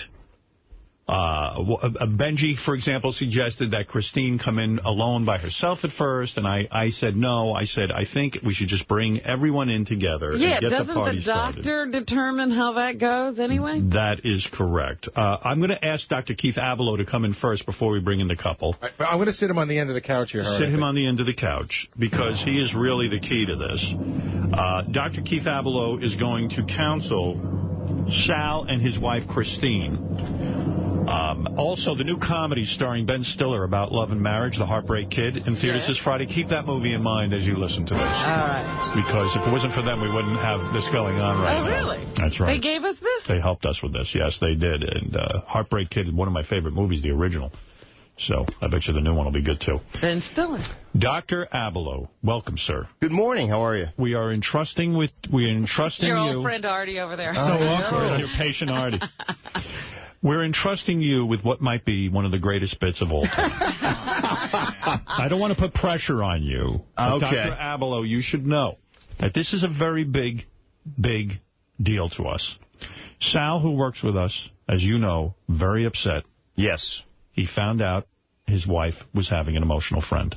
Emotional friend. Right. 143. A lot of us think there might have been more than just emotional friend there. We don't believe this is such a concept. I think. And even if it was just emotional friend, has there been a violation of trust that will never be be repaired. And in Christine's defense, yes, Sal was not there for her at all. He had left her. She was emotionally empty. And he acknowledges that. He does. To his credit, although some would challenge him as to whether it's completely to his credit, I suppose. I mean, I do need to ask Christine about what went on, because we've never heard her side of the story. We've all heard Sal's. Okay. Well, we should get to the bottom of it. Then at some point I will need you to step in. We should also point out, I was talking to the doctor last night, just to give him the update. We should point out that they did go to therapy for a while, stopped going to it for whatever reason. And Sal did admit on Friday's show that it ripped his heart out, and he feels like less of a person now. And he says he doesn't think the relationship could ever be the same. He says he'll never be the same man again. All right. And the therapist said it could take 2 years just to get them back to the place where they were, which wasn't the ideal place. Right. Okay, so luckily I'm here. Can you imagine? Yeah, 2 years. Just to get back to the bad place. So just to get some background, I'll ask Christine a couple of questions, of course, to get us up to speed, and then I will assume you'll step in. Please. All right, Gary, bring in the happy couple. By the way, Dr. Abelo's book, Living the Truth, Transform Your Life Through the Power of Insight and Honesty, is in stores now. And I must say, Christina looks particularly lovely today. Christina looks particularly pretty, which makes things worse. Gary, we said the happy couple. Oh. First of all, Christine, hi, Christine. Thank God you're here, because it's about time we get this all off our chests. Sal's been talking about it, but you haven't had a chance. You are particularly beautiful. You know that, and I know that. Thank you. I think most of us are in shock that Sal even could get you in the first place. Honestly. Thanks, asshole. Good start. I mean, you really are attractive. Thank you. It's no bullshit. I'm not saying it for the air. I mean, and you know it. And men hit on you, don't they? Sometimes. Right. And Sal, I think you'd be the first to agree that you took for granted that you have a hot wife. Yep. You sure did. Boy, you got the rude awakening of all time. Christine, how did it happen? What? From your side of the story, how did you end up getting an emotional friend? Where did you meet the emotional friend, and how did this all happen? Honestly, we're just friends, which we're not really friends anymore. And that's it. How'd you meet? There you go. I didn't get to say hi. Hi, how are you? Good, how are you? She's kind of trying to ignore the psychiatrist on the couch. I mean, how did you meet? I mean, Sal had... In your opinion, what was Sal missing? Aren't we here to talk about Sal and I? Yes. Okay. But in your opinion, what was Sal missing as a husband? I mean, really. She said I started becoming a real crabby, grouchy guy. Like, I was more and more the guy you heard on the air versus, like, when I used to come home, I used to be considerate and not talk about what happened. And that's where I would just kind of decompress, but I was bringing all my tension home. Right? Yeah. I get. He's more Archie Bunker and Ralph Cramden rolled into one. Right. You know what a dreamboat. I'm jumping ahead here in this story, but I think, here's my guess on all of this. I don't think you're in love with Sal anymore. Why do you think that? I'll tell you why. Okay. You're very attractive. You've been with him a long time. You've been down the road. You've had kids together and the whole thing. I don't care what you tell me. This is just Howard Stern stuff. So I'm not trained like Dr. Abelo. Okay. But I do believe that you're at the point where, for the kids, you'll hang in there. But you would love to run off with another man and have a fantasy life with him. Am I right or am I wrong? Well, you make it sound so wonderful. No, I'm not doing that. Are you in love with Sal? Of course I'm in love with him. I wouldn't be here. In love with him. You don't just love him. You're in love with him. I don't think you enjoy fucking him. I don't think you enjoy sucking on him. I really don't believe you do. She can't enjoy something she's never done. Seriously, I think you would. Do you have fantasies of being with other men? No. You do not? No. Okay. So how did this happen? Well, how do you write 143 to a guy? Yeah, how did you come?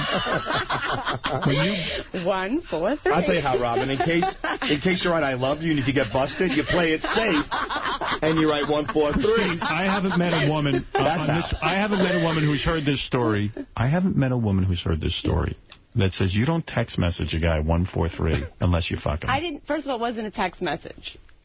It was an email. It was an email. Okay. Pardon my ignorance. No, it's okay. And what are we doing here?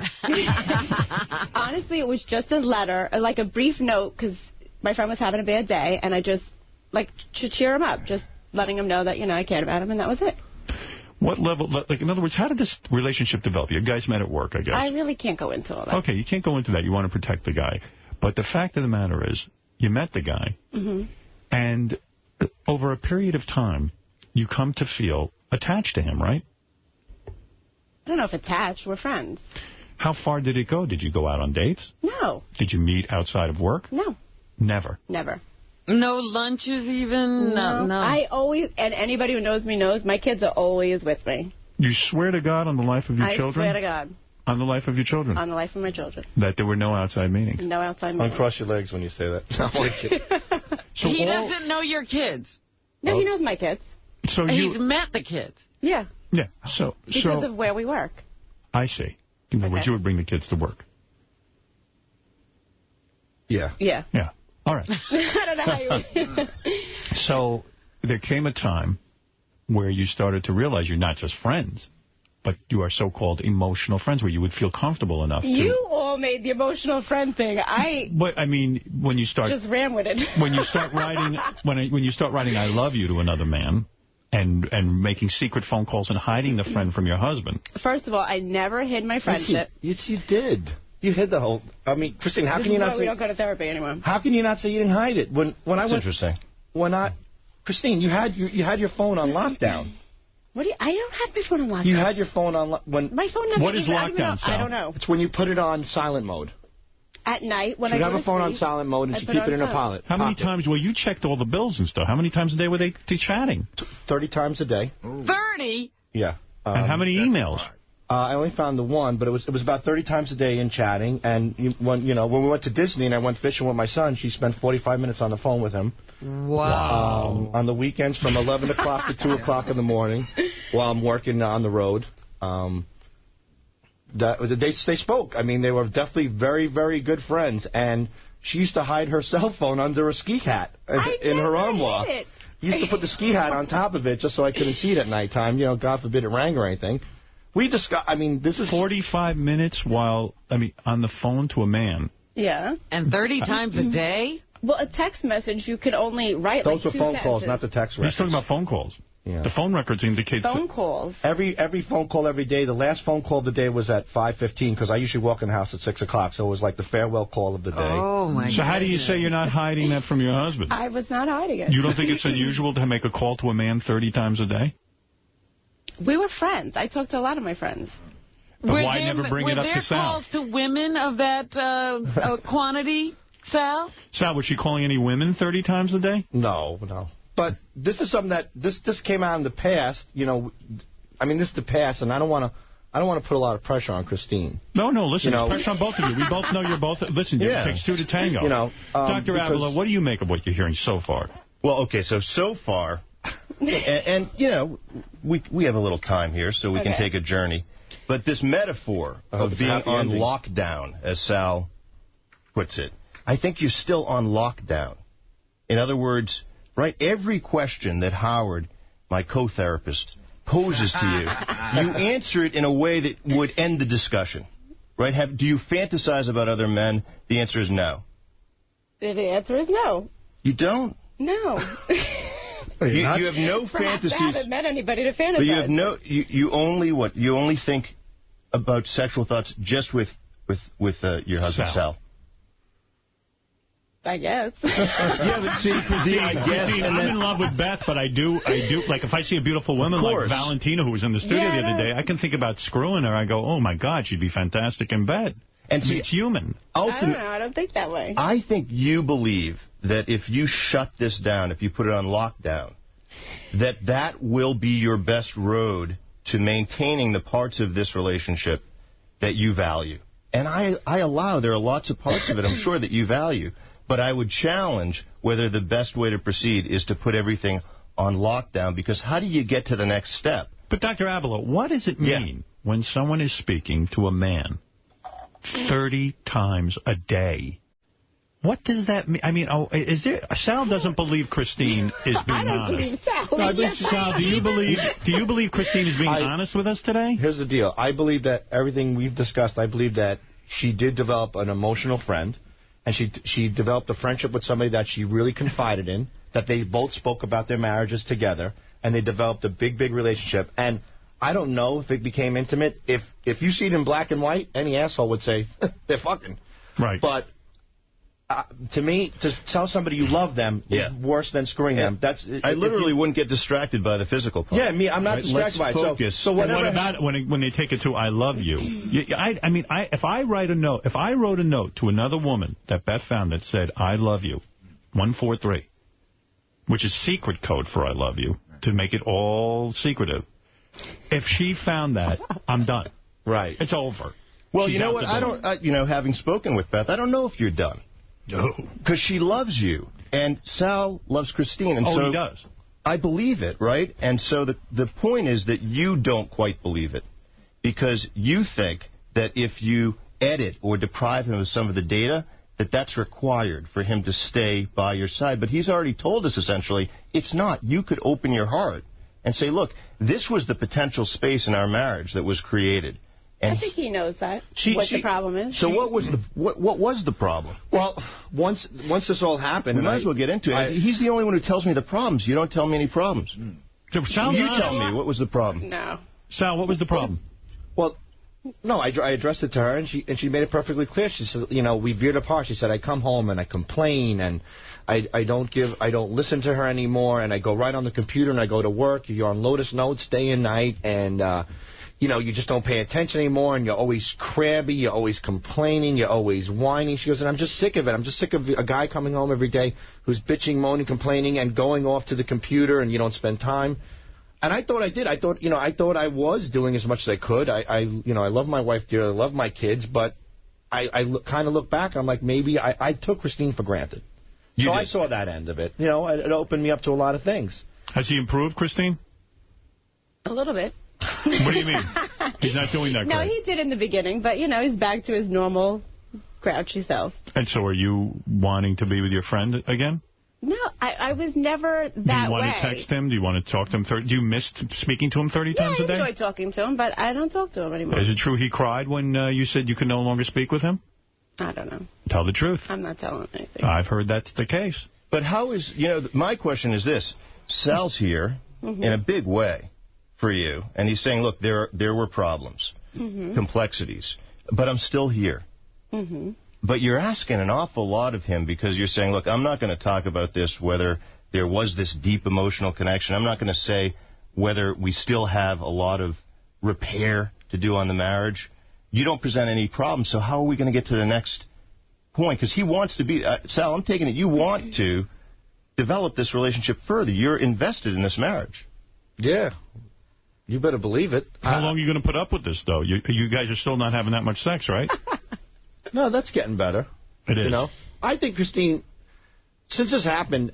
Christine, why no sex? I mean, why not a high volume of sex? Who believes him? I believe him. He's saying he's frustrated sexually. Well, you should not believe him. Well, really? last night, I was away for the weekend. This is what. Let me give you a scenario. I hope you can help with this. Examples are helpful because she even says, listen, he says the sex isn't ideal, and she says, don't believe it. Right. So she's in lockdown. I mean, the guy's saying open this up. The guy's saying it to me off the air. I don't want to throw my husband under the bus the way he throws me under the bus. This isn't about throwing him under the bus. This is about getting it off. This is about getting it worked out. Are you saying that Sal's not being completely honest and truthful with us? No, I think it's his version of the Well, what is your version? No one gets it. I mean, you were talking to a guy 30 times a day, and you're trying to act like it's nothing. And you don't realize that. Was my husband, did he not make fun of me? Did he not sing songs about me? Did he not go to peep shows? Okay. Does he not go to strip clubs? Does he not go everywhere? Does he not talk to people? Does he not email people? Okay, so what's the problem? So he's fucked up. So is this you getting back at him? No. He's got friends. I'm not going tit for tat here. I'm simply saying, like, let's see the whole example. Did he not make fun of me for 2 years on the air? Yes. And say mean, nasty things about me? Yes. Okay. That hurt. That hurt you? Yeah. Okay. So this is real. Right? Yeah. Now I'm understanding. Yeah. She felt not only like distance from you, Sal, but she felt as though, in addition to that distance, that you weren't sensitive to her feelings. Right, and that's one thing I didn't see. And that's when I realized I took my wife for granted. In the beginning, Christine would say, "How was work today?" I'm like, I don't want to talk about it because I know if I talk about. Excuse me, but nobody that I know is allowed to talk to me about the show. They are forbidden to tell me anything about the show or anything that takes place. Because right? you're treating her like a child. Right. Well, no. Well, from experience, and whatever you're doing, she can't share with you. Even I don't care. I could care less what he does here, honestly, and he knows that. But why the secret? Why people, I can't tell you what happened today. I could go on the internet and find out. I don't really care. But it's just the point that people have to say to me, right. we're not allowed to talk about it with you. Well, the thing is that when you hear something through the grapevine on this show, it always sounds a lot worse. Have I ever once said one thing about anything that happens here? No. So why do you make it seem like she's going to have a freak out? Because she's my wife, and this is a show, and sometimes when you get... To me, the show is like a bunch of guys hanging out. Right. And when a bunch of women hang out at a bar, they talk a little differently. And when men hang out, they talk a little differently. So why can't she and learn? I've always had the attitude about it. But Howard, she's not retarded. Right. I've always had the attitude that when I'm in this studio, and you know the way you built your whole career, it's just like it might be painful later, but I put it all out there. I put it all out there like if she wasn't listening. Like this is how I vent. So when I come home, the last thing I wanted to do was to snowball back and bite me on the ass. So I don't want to discuss it. I feel like it's something that... Sal, but bottom line is... Now, hold it a second. Bottom line is, you somehow deep down inside feel she banged this dude. No. What is... Oh, you're getting... Howard, they are at such a real place. Why are you bringing us back to that? Sorry. Go ahead, Dr. Yeah. Because I'm hung up on it. If anyone thinks I don't have willpower, then you go fuck themselves. Sal, didn't you cut the wire? Didn't you cut the wire to the antenna? Yeah. Like you made it so Christine could never hear the show. I don't want to hear the show. There's no radios in the house. There's nothing. And why? Because this is entertainment. And I don't want to I think it's a little more than that. Well, I know, but the thing is that I put a lot out there on our life. And I don't want to rock the boat at home because I've seen examples. Rock the boat, man. It's already rocking. Yeah, well, there's water coming over the bow. Listen to me.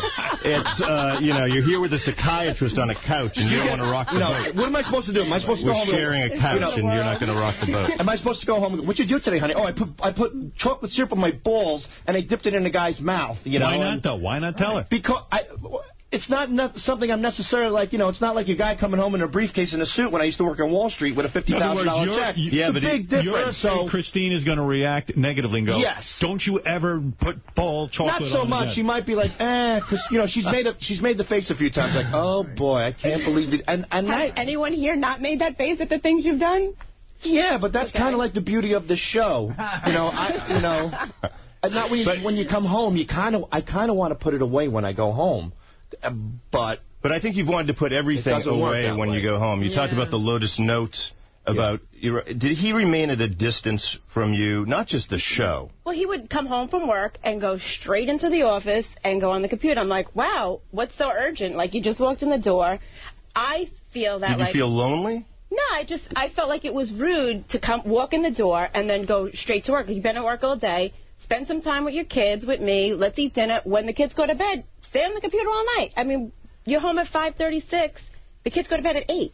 So you felt like for 2.5 hours, you can't just spend time with your family. So So what word do you want to put to it? Hurt?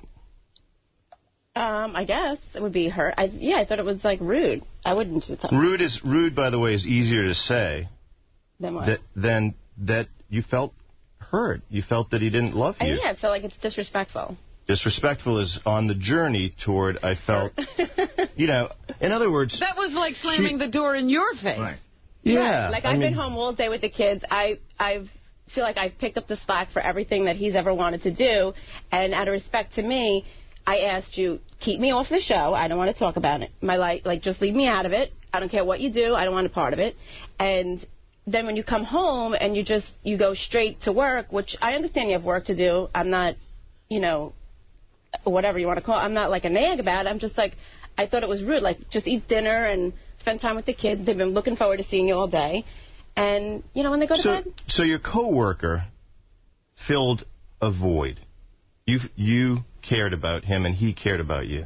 Right. I have a lot of friends. But this one you talked to so much and at night and on vacations.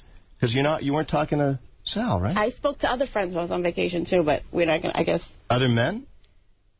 I don't know. You don't know?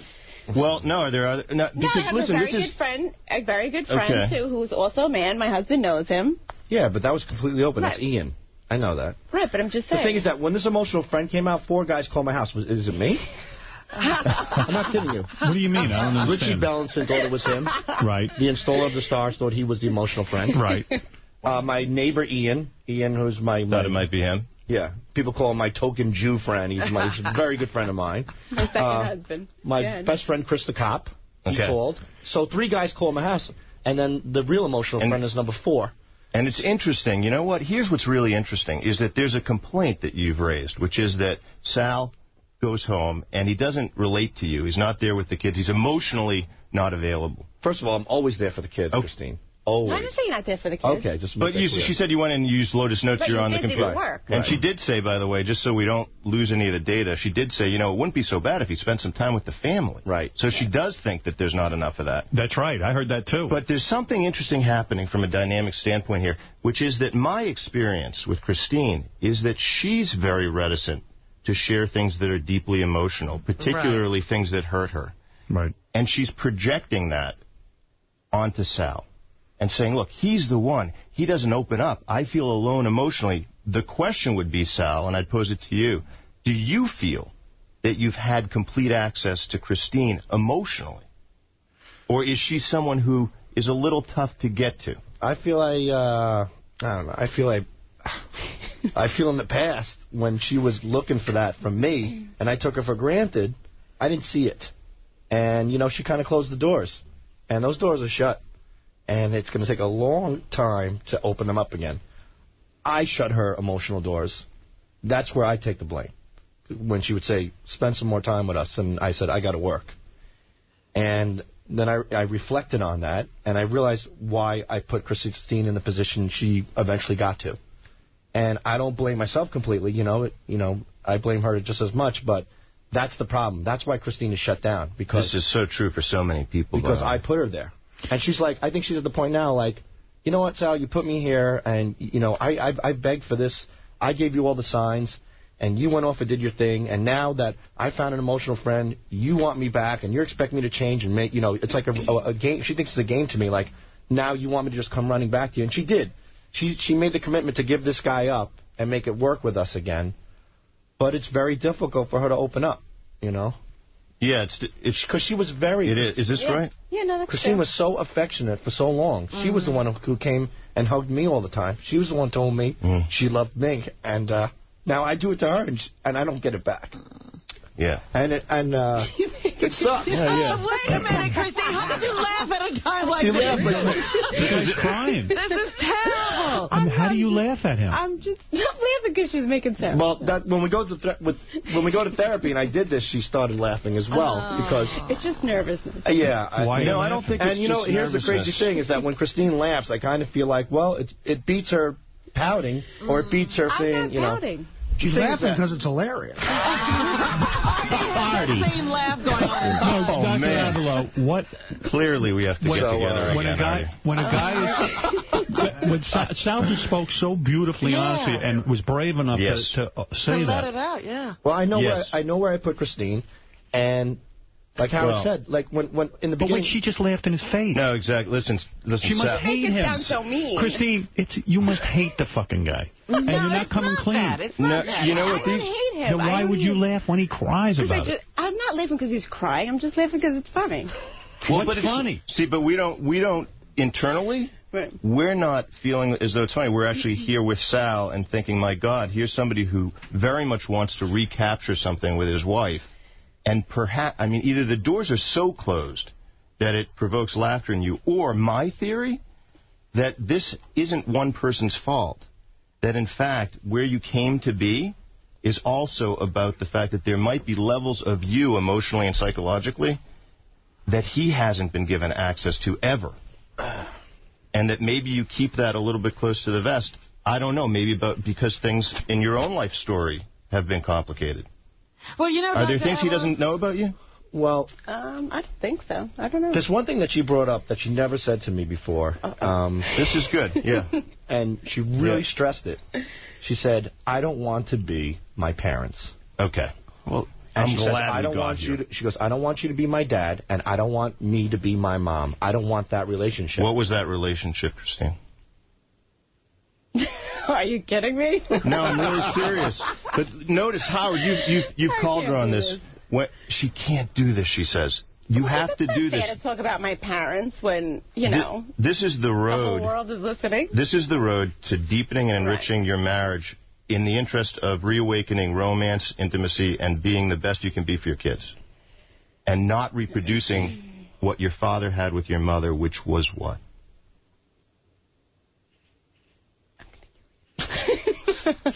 She's going to kill him. But see, now, it's a joke, right? But you're going to kill him. You'd rather almost sort of kill him than get into the truth. But guess what? It's not, you know what? It's not about getting into the truth. I just don't think it's fair to discuss somebody else's life in front of the whole world without them even knowing about it. Well, not specifically speaking, like just talk about generally speaking how, like, you know, when our parents got older, they generally don't get along as well. They bicker, they fight, your father complains. Now he's helping her back off a little bit. But I'm going to stick with it. I don't know. I think your parents must love you. You seem so... Sort of. And my mom, you know, I have feel like always? the bitter... I don't know, but I think like the bitterness and the resentment builds up, and then you just can't stand that person anymore. Okay, so you grew up... I'll speak for you. Okay. And if I'm wrong, let me know. Okay. You grew up in a household where your parents were somewhat estranged, where bitterness and resentment developed about the potential distance between them, or the distance between them. You felt it. Yeah. I would say that's pretty fair. Okay, and how did it feel? Honestly, I don't think I really felt anyway about it as a kid because I was busy with my friends and doing my own thing. But now as an adult, I see like that it's sad. Like, why would you want to live your life that way? Right, and here history repeats itself. Right. And one thing I would offer is that if you're watching people as a young girl, your parents, and they're not able to communicate at a deeply emotional level and share intimacies, that's sort of your training ground. And it might be that the vocabulary the two of you developed emotionally, but literally also in speaking to each other, it allowed this potential space to keep growing because it's what you know. You may not have the tools, the two of you, to go forward and deepen this, but you can get them. And this moment had to happen. It had to come to 143 with an emotional friend in order for him to take down the walls, the Lotus Notes and everything else, and say, you know what, I love her, and be brought to tears. Now she's adopted this distance where she laughs about that, but truthfully, right? It's sad. It's sad. If the friendship was innocent, why give it up? Why not talk to this guy every day? He gave me no choice. If Sal says to you right now, you can go back to talking to this friend 30 times a day, would you? I probably wouldn't talk to him 30 times a day, but I think it would be nice to just stay in touch. We were friends, but... Why is it easier for you to have this emotional closeness with someone you don't live with? Okay, because anybody who knows Sal... and go ahead. Anybody who knows Sal will know that if the conversation doesn't pertain to him, he's not listening. Okay. And is that true, it's Sal? not me. It's not. And we've discussed this with the therapist. Wait, let me explain. All right, go ahead. We've discussed this with the therapist, and I said to her, I would honestly be like, all right, maybe it's just me, but it's not. It's anybody he talks to. Yes, and guess what? You picked him. Right. And not for no reason. You picked him partly, I would venture, not to be because... ignored, why did she pick him? Well, she picked him because people feel most comfortable often with what they know. Like and your father. He gave you a guarantee, basically. He said, look, I'm not going to get into your soul and dig deep into your feelings about your parents and whether they were estranged or not. This is the first time you told your husband, listen, I grew up in a household in which my parents were, in certain ways, strangers. And now you're doing it again. The same way. Yeah, exactly. So that's why you chose Sal. He's going to give you just what you know. But now there's a moment. You actually have an opportunity right now that very few people have to heal one another. All right. I'll unzip my pants. See, there you go. Well, it's a joke. That's the guy she fell in love with. It's a joke. Okay, go ahead. When's the last time you guys had sex? How long ago? Honestly, Sal. It was recent, right? Not that long ago. About a week. I don't know. A week? Yeah, about a week ago. Was it that too long? See, that comment there, just that friggin' irritates me. Why? Because why do you... It's always those stupid little comments. What did he say? Annoying. Oh, about the zipper? Yeah. Oh. Just like... Well, just so that you forgive one another, these comments and the laughter, here's what you do. This is a conspiracy. This is every day in my life. Go ahead. Of course it's every day, because every day there's a threat that someone's going to get to your heart. And you live with somebody. But let me ask you this. And he could do it. Doc. But you know what? Just to note, I want the question, but here's... Yeah, but what does she do? She's annoyed by this guy. He makes jokes, and she hates him. And she does, too. But she used to love him. She does it when he doesn't. She laughs when he doesn't make a joke. Sal's mistress is the lady comedy. No, but seriously, she is not into his sense of humor. Well, that's he goes, not true. That's not true. Like, no, this is what I think. It's like...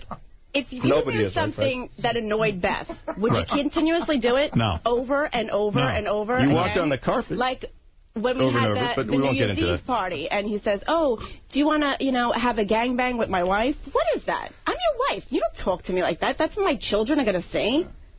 You got a point. Just, that's rude. You got a point. We went to the beach 3 weeks ago with Richie Billington, right? What'd I do? And his neighbor was going to be there, a woman that we're friends with. Yeah. And I'm like, oh, great, I haven't seen her in so long. He's like, oh, yeah, you want to make out with her?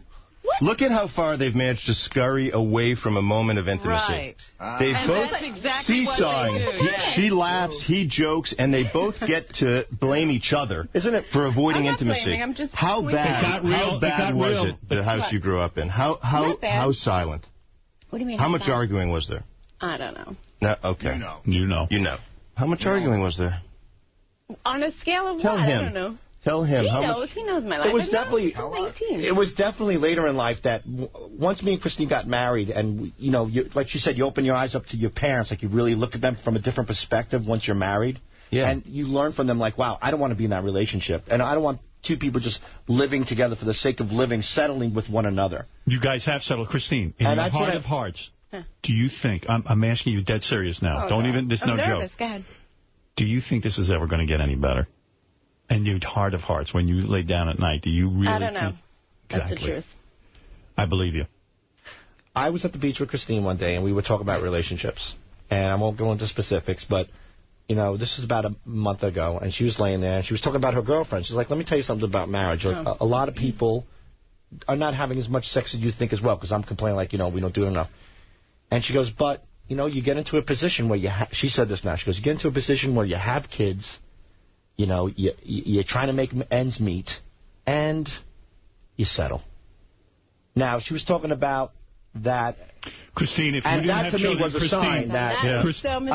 But I took that as a sign that my wife is settling. Right now, if you and Sal didn't have kids, of course she'd be out the door. Would you be out the door? I don't know. Tell the truth. The truth is, I don't know. That is the truth. Well, that's nice to know, because I think I'm afraid to ask her that question. Surely out the door. You don't think there's a question? I think she. I just think I'm not. Like when we went to the other therapist, he's like, we were, here, and he came here, and I'm not going back there. I'm not going back. What's the risk? The risk is I don't want that. You don't trust him?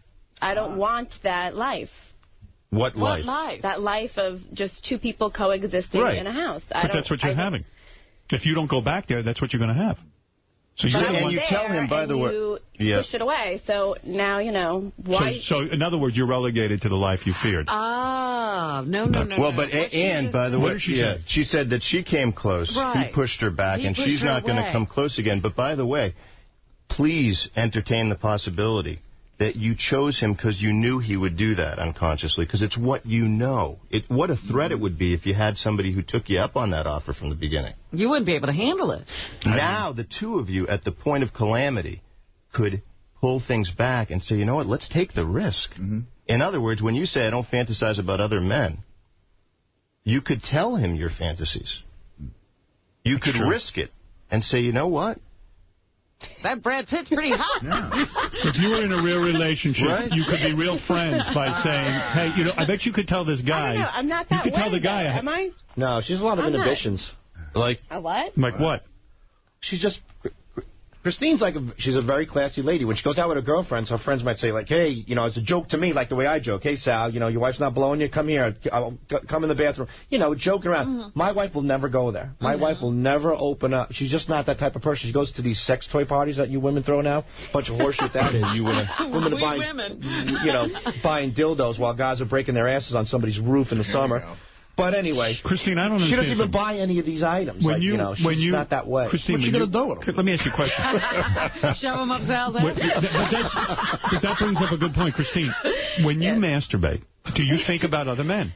First of all, I don't do that. Liar. No, You're I'm lying not all lying. No, I am not lying. You've never touched yourself? No. Jesus. All right, you're bullshitting. I'm not necessarily You've never touched yourself. untruth, Howard. Listen, what person on this planet doesn't masturbate? She might have at some point. Robbie, do you masturbate? Yes, of course. Okay, I masturbate. And when I masturbate, I think about other women. Well, I'm being honest. Sal, when you masturbate, do you think about other women? Sure. Okay. Think about Fred, Robin. when you masturbate, do you think about other women? Yes, You're I do. asking men. Of course. I asked Robin. I know there's one woman It's here. human. So you do masturbate. Yes, I do, yes. So you do masturbate, but you won't admit it. No. No, she doesn't. She doesn't, Howard. So what does that mean? She is that. In fact, I think about Christine. She's that defended. Wow. Okay, so she's that defended. And so when you would, quote-unquote, open your heart and say, hug me, I want to be closer, there's an element of that was a bit of false advertising. A little bit. What do you mean? In the sense that there's one thing about hugging, right, and being close, but the two of you have been in this kind of lockdown where if he had really come close and said, I want all of you, like I want the fantasies you've never even entertained to yourself, I want to know all the thoughts and feelings you had growing up in that house, because you tell me, a psychiatrist, you say, I don't know, I didn't really think about it. I don't really touch myself. I didn't really think about it. I can't go there. You use that in your you are in language lockdown all the time. Absolutely, even when you and ever... he loves you, and there's an I don't opportunity. know. I don't know. I think he's right. I think you are in emotional lockdown. I got a feeling that you will never go back to trying again with Sal. I'm not sure she tried. Ever. Ever. Wow. Her guard is definitely not completely down at all. Like I said, I locked her up so much that it's going to take, like you said, Howard, years. No, you didn't. You didn't. That's not exactly right. Sal, you keep blaming yourself. Can I say something? What about the theory that she has locked you out the entire marriage? Can I bring something else in? Here's... who's? It's Fred. Yeah. Fred. She brought that stuff into the marriage before even Sal tainted the waters. I think we've solved a bit of the equation here, which is that at the point at which she gets Sal finally to take down his walls, she becomes somebody who laughs when he cries. Right. She's so scared that this could be a time that challenges her ability to be close. That was the she moment. Has to push him back. Wasn't that the moment she could have looked at him and said, you know what, Sal, this is so beautiful, and hugged him? Well, she could have said even more than that. See, she's laughing at that idea. That fantasy scares you because it scares you. Why didn't you? When he was crying, why didn't you say, "I think that's really beautiful that you want me that bad that you're getting emotional"? How come everybody else in the room felt more for Sal than you did? Yeah, you laughed and we were all fucking like ready to cry. Or even more, to say to him, why are you laughing? I don't understand. Because she has to. Why? So Why? Because what's a little girl to do growing up in a household in which her parents are arguing a whole lot and estranged from one another, other than, as she says, I was with my friends and I was laughing. In essence, she has set I don't know what happened. She has set up her life exactly the same way. She has tons of friends she can go to for emotional support, and she looks for nothing. But nothing from at Sal. home. No, and I believe her that the limit of her tolerance for intimacy might in fact be let's email, let's instant message, let's write 143, but I won't meet you outside the office. So she wasn't really even that connected to that guy. No. In other words, I'd start emailing her a whole lot, but right, if I were you. Believe it or not, I try to fill this. She's more comfortable emailing. Yeah. I try to fill this person's shoes so much, Howard, that after this happened, I would text message her a lot, like, hope you have a great day, just thinking about you, and I meant it. And I thought, those are the little signs that women need to know. I wanted to bring that back into our relationship. I'd leave her little notes on the pillow in the morning and stuff like that. And I felt like she felt like it was robotic. It was mechanical. Okay, and you can't be that way. And then as time went on, I did it less and less, but I like to bring it back more. Yesterday, I came home. Okay, I wanted to ask you your opinion on this. Yeah, you had a question. I worked in Chicago Saturday night. I worked in Cleveland, Chicago Friday, Cleveland Saturday. I was exhausted, but I couldn't wait to get home and see my wife and kids. I really mean that. So I got home. My son runs to the door like he always does. And now I'm getting all worked up again. I couldn't wait to see my wife. Emotional guy. So my wife knew I was home, and she was in the computer room. Look at her smiling. And she never. Hold on. I'm just. She never. Hold on. She never came out. I spent the whole weekend away from my wife and kids. So Antonio came out, gave him a hug, and the other kids, and I see her at the computer room. I go, hey, I was home. I go, you didn't even get up to go to the door. She's like, oh, don't pull that bullshit with me now. And I'm like, Christina, I'm just happy to see you. And she said that I was overreacting. Like, what's your opinion on that? My wife thinks that I'm being too pushy, demanding something from her, expecting her, and she thinks I'm being, she thinks that I'm being demanding, but I think she's being cold, like she doesn't sincerely love me, because her reaction was a cold one to somebody who was away a whole weekend. I couldn't wait to see her. So, I don't know, it was fucked up. It really fucking hurt. Now, can I ask you a question? How long were you in the house before you said, nobody gets up and says hello to me? Yeah, well, okay, I came to the house. Antonio, a minute? No, Antonio went to the front door. It was locked, so you knew I was there. Then I walked around. It was 3 minutes. Then I opened the door. Then I said hello. And then I walked down the hallway, and you were in your chair on the computer. I go, Christine, you didn't get up to say hello to me? And you're like, oh, don't pull this bullshit with me. So I thought, I was just look, that's not the issue. The issue is that I couldn't wait to see my wife. I couldn't wait to see her and give her a hug. That's what I envisioned in my head. Like the way my kids light up when they see me, and my dog Simon lights up when she sees me. Yeah. Oh boy! I was hoping. Laughing again. I wanted her. That's what I was looking forward to. I had a weekend, and it was a good time, and I just wanted. I want to see my kids and my wife, and I want your opinion on that. And I don't know. She goes like, you're being, and then I was crabby, and I said, I'm crabby. I go, I was hoping that you'd get up. She's like, well, you're overreacting. Okay. Here's what I think. It's really a question of how much love you have in your heart and how much effort you're willing to put forward, because you've undertaken, without even knowing it perhaps, a gargantuan task of melting her heart, which has always been a little icy. Right. Frankly. And she's resourceful, so things have come to a point where you are now exposed emotionally and raw. Right. I was never this sensitive, but I worked so hard at making it work that those little stupid things that I took for granted in the past break me down. Like I feel like I can't crack my wife, So when I come home, never could. Yeah, So never did. This is very interesting. So to me, now Doc, to me, that tells me that leads me to believe that my wife is settling for me. Like, oh, he's home. Yep. There, but so I get mixed signals too. I know my wife loves me, but like I would love to see that. Do you? I believe she does. How do you know? Because all the time we have vested in one another, all the things that we've been through. We've had some incredible experiences in our life, like having our children, which was the greatest thing that ever happened to us. We had a great relationship before we were married. We had a good relationship while we were married. As a matter of fact, we purposely planned not to have children for a couple of years so we can really enjoy one another, and we did. And then, the kids came in, and frustration came in, and I got the job here, and, we veered apart. But I think the good outweighed the bad. That's why I think we're still together now. But answer the question. How do you know she loves you? Yeah. I'm waiting. Yeah, how do you know? What makes you believe she loves you? Because I sincerely believe if she didn't love me, as difficult as it would be for her to be on her own, she would make the leap. Well. It's like a tennis match. I know, and you're in the middle. But here's the thing. You should know now that the woman you chose has a real, level of difficulty feeling and expressing everything in her heart, right? And so I believe the two of you kept distance from each other, not you, Sal. I don't think you did this. I think that she would have rejected early attempts like this to be highly emotional, highly connected at a very, very deep level. even now, while he's emoting like this, what is Christine is covered up. She's got covered her up. arms. And she hasn't answered the question for him. No. In other words, there was a moment here, again, that we should note where she could have said, you don't know? You don't have the evidence of why I love you? I would go to the ends of the earth for you. I'm here, aren't I? No, and that's a big deal. Yeah. And that's a big deal. For her, that is a huge deal. It's a huge deal, yeah. But are you here enough? And this is the question, because we don't want to stay here. Here's not enough in order for your kids to look back and say, our parents had something we want, not something we don't want. That's the goal here.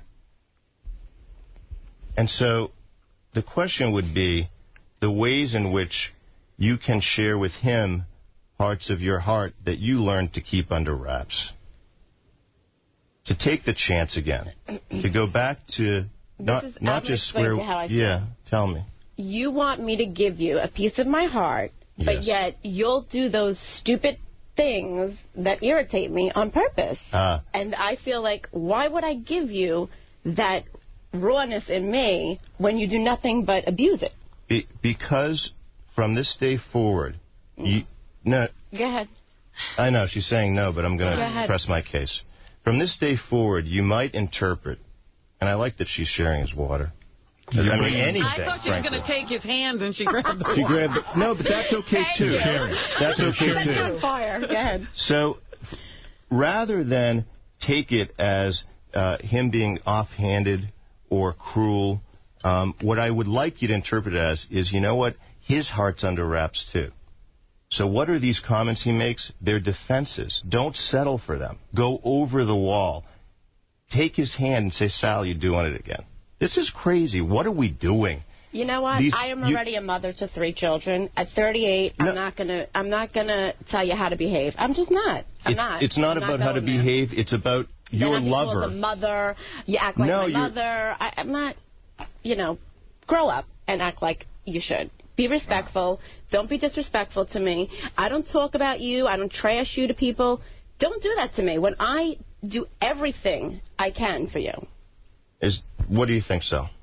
She's right, but I understand what you're saying, too. Like, when I made those little cracks, instead of, like, getting so uptight, just realize, like, but you say it on television or, like, it's not like you're saying it and we're in a small crowd and I'm being, like, a nitpicker. Everything you say has to be, righteous. I'm just saying, why do you make those stupid comments and embarrass me and humiliate me? Well, I think like the doctor said, that's my way of overcoming my nerves. Like, I feel uneasy about certain things. Maybe it's my way of expressing certain things to you. But I've asked you numerous times to not do it. You know what? Continuously do it. What did you grow up with? What did you grow up with? Forget my grow up. No, I don't want to forget it. Because the bottom line is that you have your own defenses. Did you feel loved growing up? Yeah. He was trapped in a pizzeria. Yeah, pretty much. And your family's not very affectionate. I grew up in a family where... Goodfellas. Yeah, pretty much that's it. Sal's greatest fantasy is to pee on a woman. So what does that tell you? That's not happening? No. When 7 years old, when your dad takes you to a beauty salon, and then the girl cutting your hair, he ends up making out with her in front of you, and he tells you to kiss her goodbye, and then he drops you off home and tells you to keep quiet to your mom. How the fuck do you think I grew up? I mean, that's some heavy shit. When you get a phone call that your half-brother blew his brains out because he found out that my dad was banging somebody else before I was even born. Out of the blue, I find out I have another family, and I meet my brother in a casket. It's pretty messed up. That was my life. That was my life. My dad lived a double life. He had a whole wardrobe in his car. When your best friend calls you at 18 and says, I saw your father making out with a girl at the club we go to.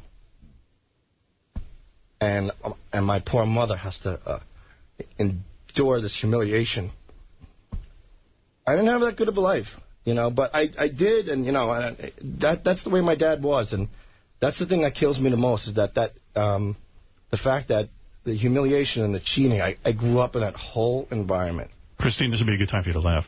I'm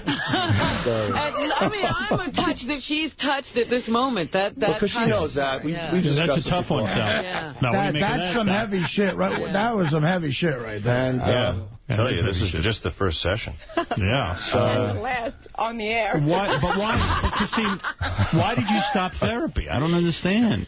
How are you working on this if you're stopping therapy? I think we stopped therapy because we probably weren't pleased with the therapist. And like I said, it felt like we were spinning our wheels. And by the time we got to the crescendo, it was like, time up. Now we're at home. Now we have all these emotions festering in our head. And we're not properly channeling, discussing it.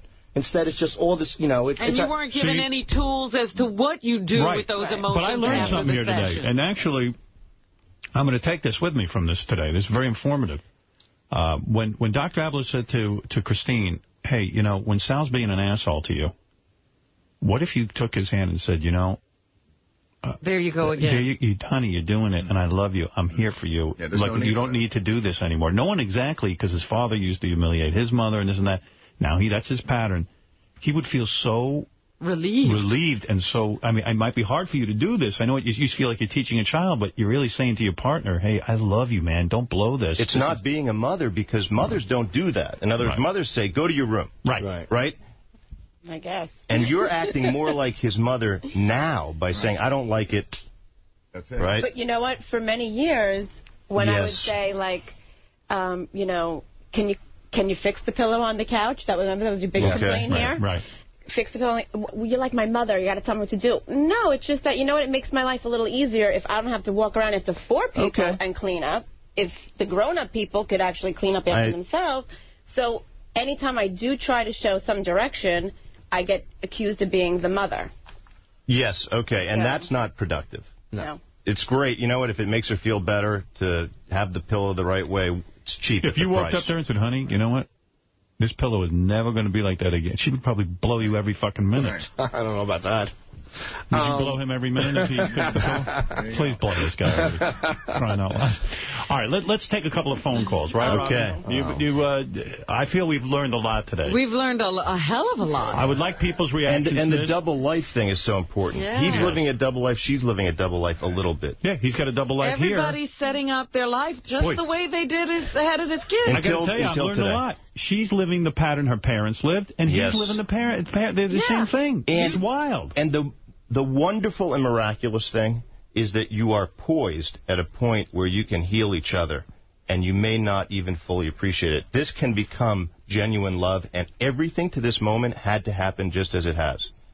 And this is your greatest opportunity. While it feels like the worst possible time, it's your greatest opportunity. But with me, it's like, in spite of all but what's this... the upside? She goes back to fucking Sal. Yeah, well... Oh, no, but she's settled. No. Here's the upside.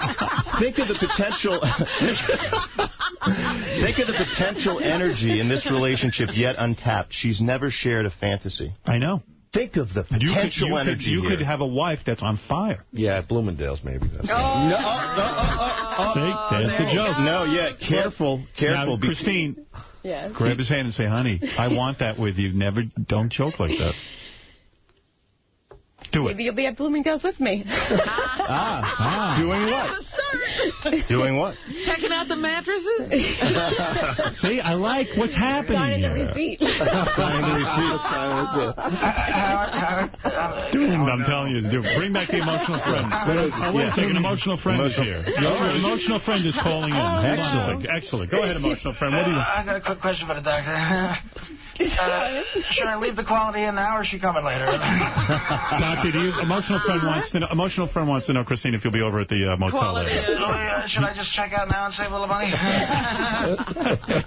All right, let's go to some phone calls. I got to call her another 29 times. Is this your first call of the day? The first of the 30. Hey, Christine, since Sal closed your emotional doors, you want to open your emotional legs? Wow. Emotional friend, thank you for checking in. I appreciate it. I'll see you another 29. All right, let's go and hear what people have to say. All right, Dominic Barber's an attorney. Dr. Abloh, what does your wife look like? Emotional friend, you want to meet Dr. Ablow's wife? Well, it turns out now I'm free on Wednesdays and Fridays.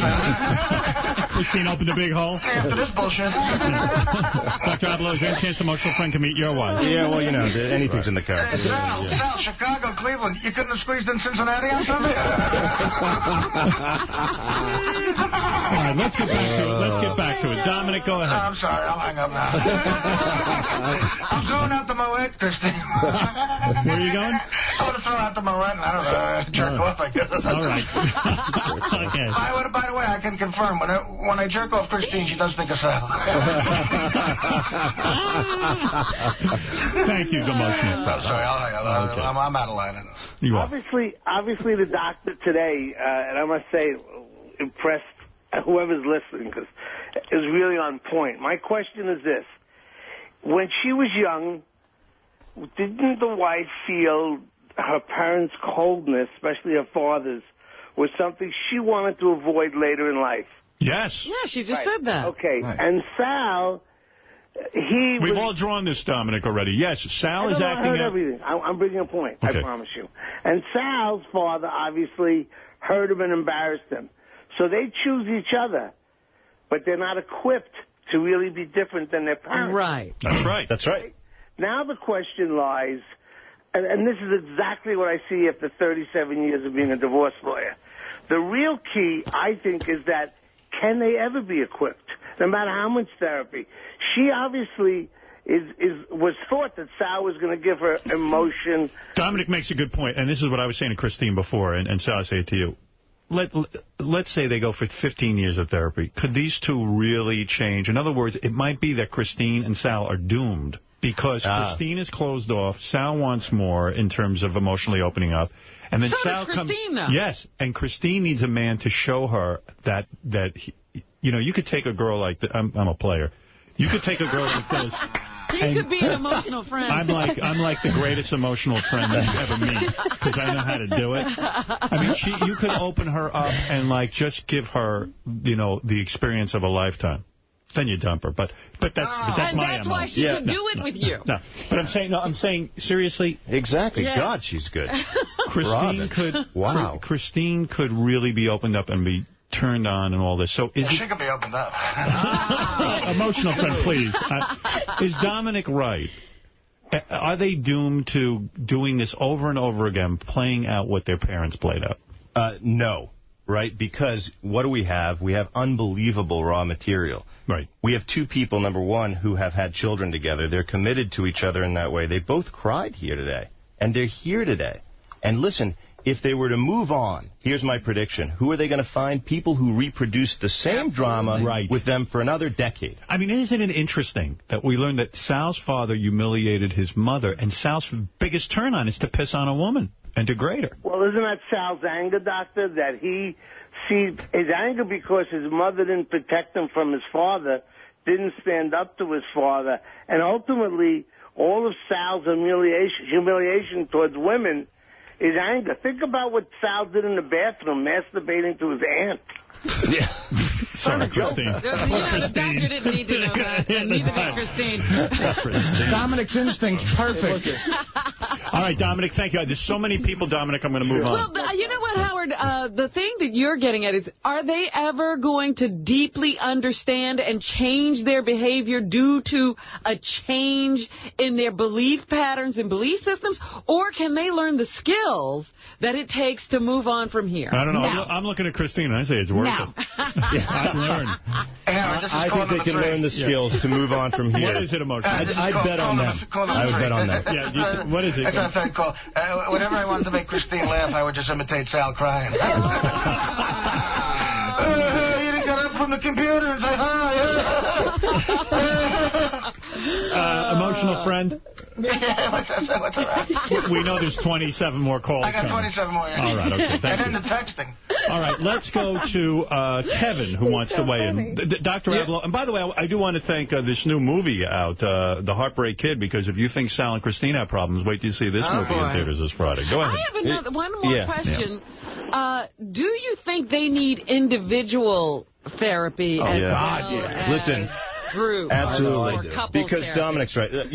Sal probably has reservoirs of anger, not only about his dad's behavior, but but indeed about their relationship, his mother and his dad's relationship, right? And here's what I think about couples therapy. I think it's an arduous path because what happens, you spend a lot of time with back and forth, and what's really at issue here is can each individual come to a place where they open up completely to one another. In order to do that, it often is helpful to do it with someone else. This is sad. No, well, it's all sad? I mean, it's just like... You feel like it's sad? Because why? What I've learned here today is that these two are so apart and so, of course, compromised by their growing up and where they grew up, that it almost seems like an impossible task for them to come to a place where they can fill each other. Not at all impossible. And they see the problem. Let me tell you why it's a happy story.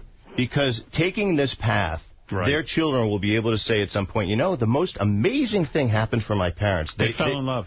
They fell in love. They chose each other for the right reasons. And they figured out how to solve their problems, and it was great. And are you guys turned on by the thought of maybe solving this? I know that no matter what, like I know, like Christine today being here, she's doing this for me, and I know through all the ups and downs, and her even laughing when I cried.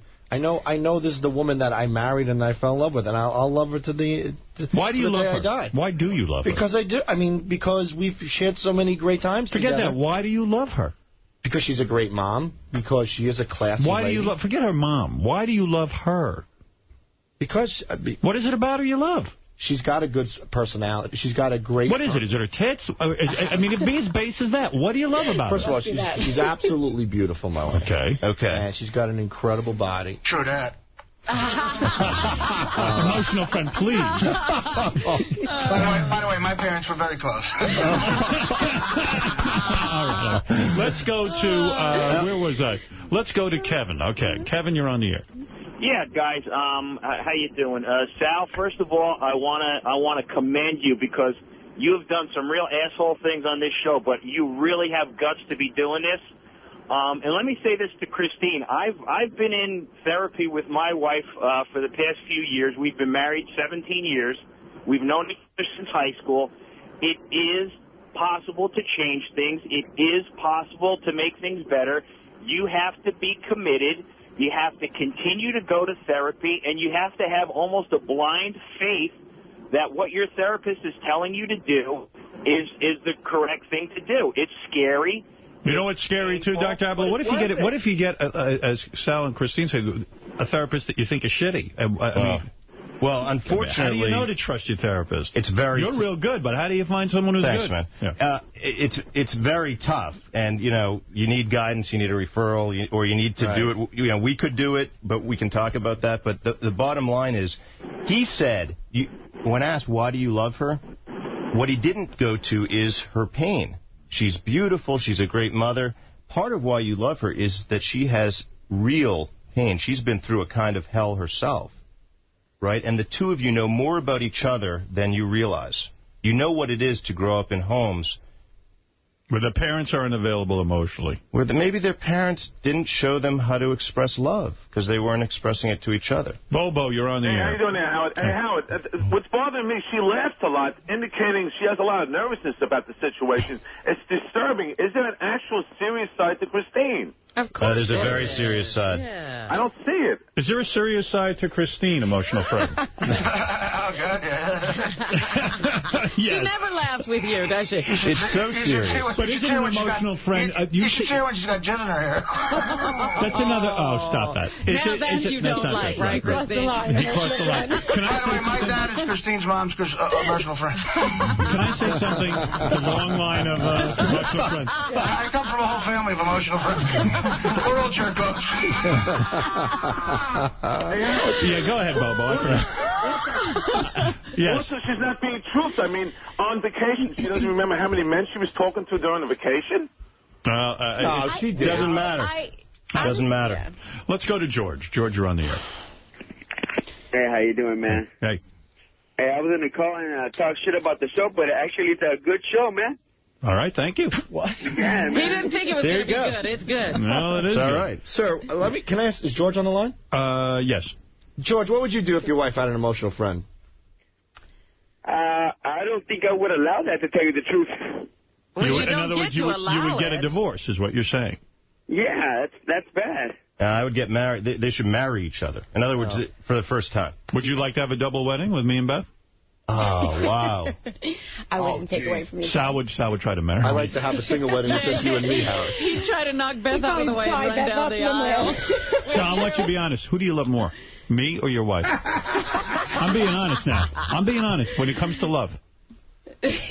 Dude. Torn. Come on, that's such a stupid question. No, it isn't. Come on. I'm here with Dr. Abelo. Why, are you going to put me above your wife? I'm talking about this show and me. Considering how much I cried today, considering Dr. Abelo's here, and... Yeah, but I didn't laugh at you. She did. It's hands down. It's obvious that I do love you more than my wife. It's obvious to me, too.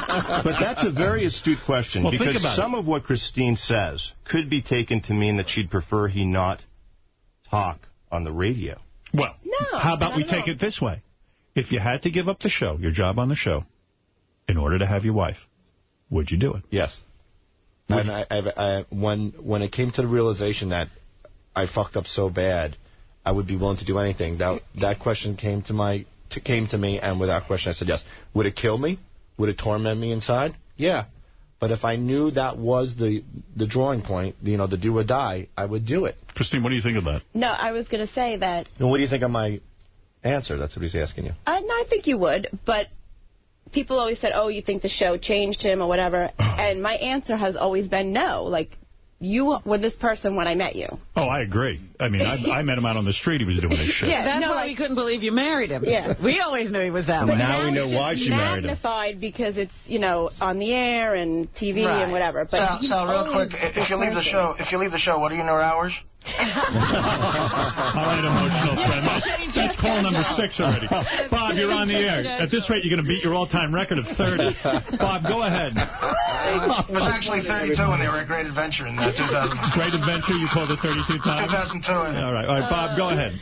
Morning, everybody. I think it's great Sal and Christine are, bringing their relationship a step forward. I just wanted to ask Christine what kind of panties she had on. You want to know something? I've been dying to ask that, too. Black. Are they black and are they thong? I'm not answering. Please. No. Yeah, that's on. They are? Number 7. Right. That's your 7th call, emotional friend. Okay. 1 minute.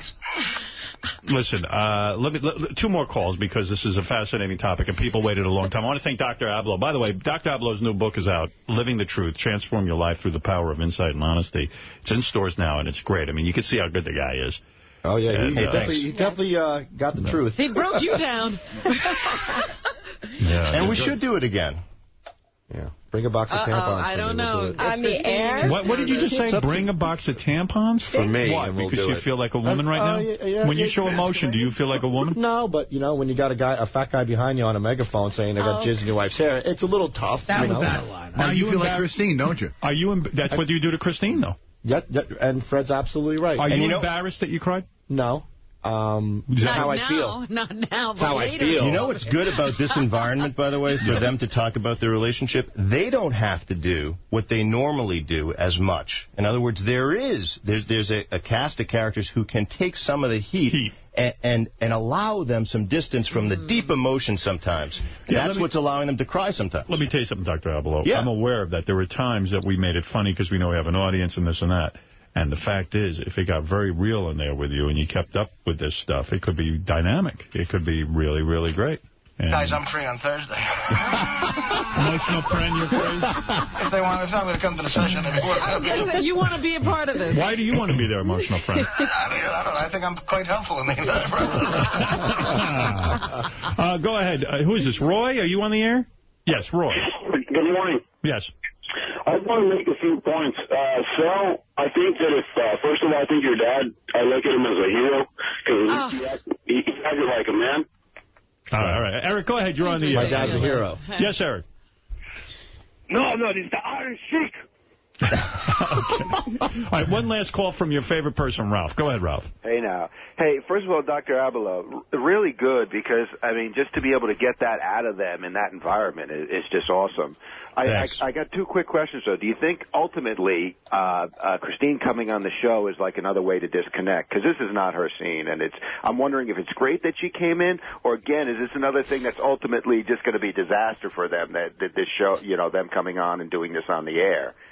No, I think it's a great tribute to the power in the relationship and the potential of the relationship. And by the way, I wouldn't forbid her from communicating with this man. Well, you out of your fucking mind? Now, see, okay. Now that's interesting. No way. I just wanted to circle back. Find out? Do you think she wanted Listen to me. I'm going to tell you something right now that's at all? in my head. I wouldn't. We should talk about this. Wait, shut up, Marty. I want to hear this. Go ahead. Something that's stuck in my head, I'll never forget it. Our second therapy session, I said to my wife, I said, let me ask something. If I never busted you and you continued your friendly relationship, would you possibly have continued into something more serious and developed your own relationship with him? And she said, probably.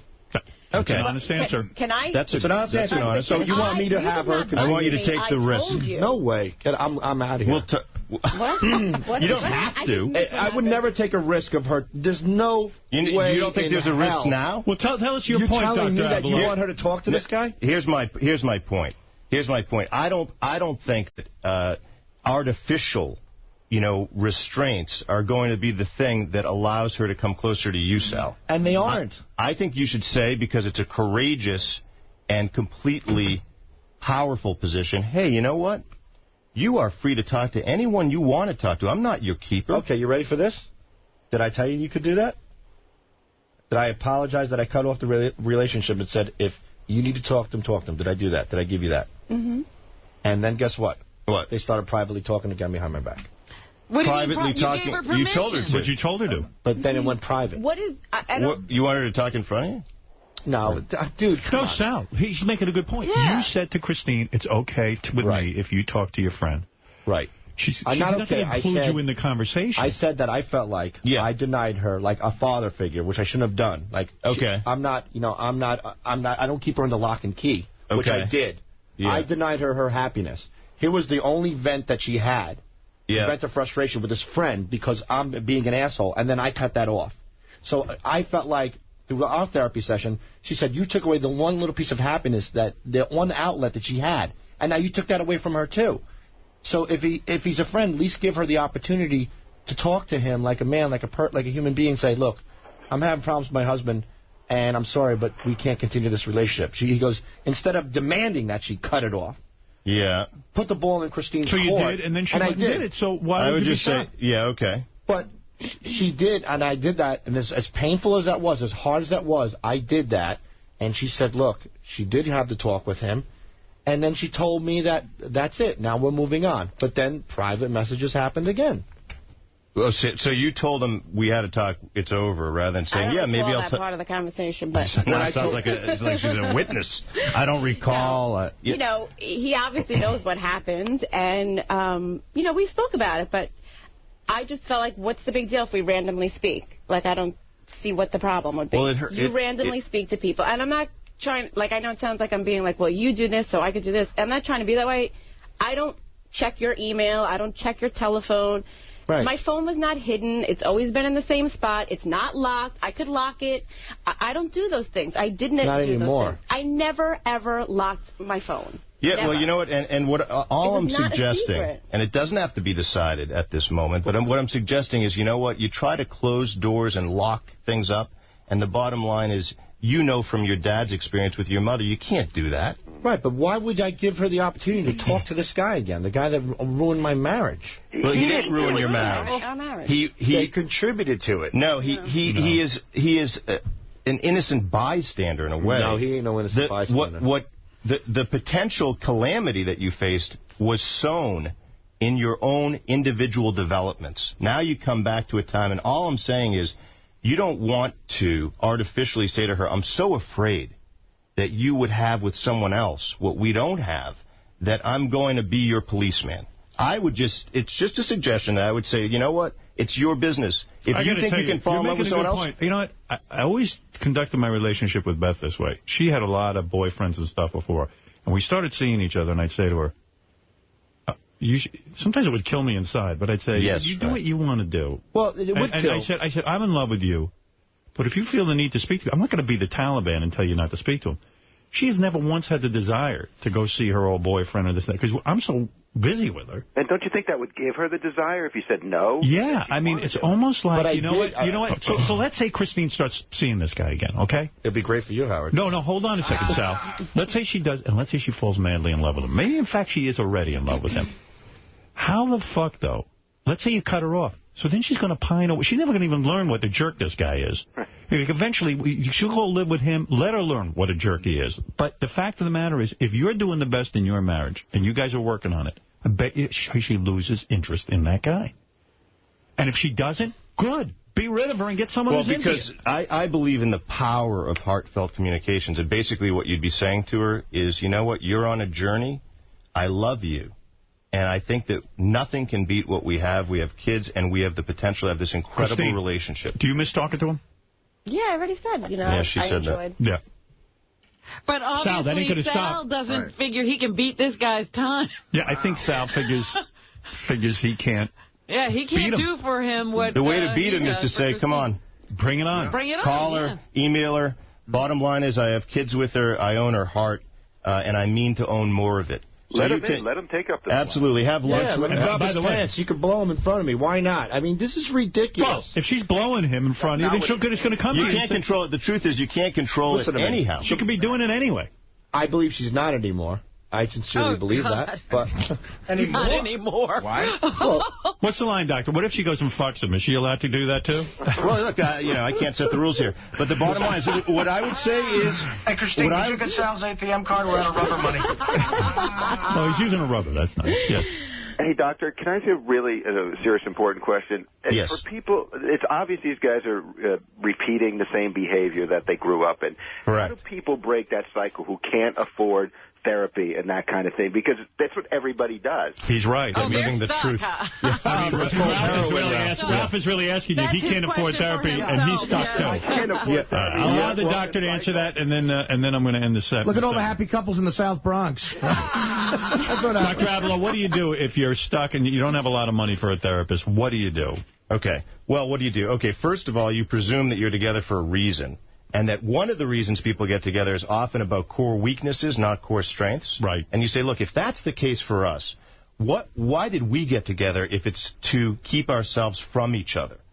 What is in our backgrounds that we may not have shared with each other? And then you start to eat away and sort of claw back and share more secrets. Sounds like people without money are fucked. Right. Yeah, you got to get the book. Buy Dr. Avila's book. Christine, I'm telling you. Do you ever fantasize about a life with your emotional friend? Have you ever fantasized what it would be like to be married to him? Of course. You never have. Have you ever fantasized what it would be like? Have you ever fantasized what it would be like? Why can't you say yes? Why can't you say yes? What's the risk? Not particularly that person. I'm just saying What have you fantasized about? We're finally at a fantasy. Yeah.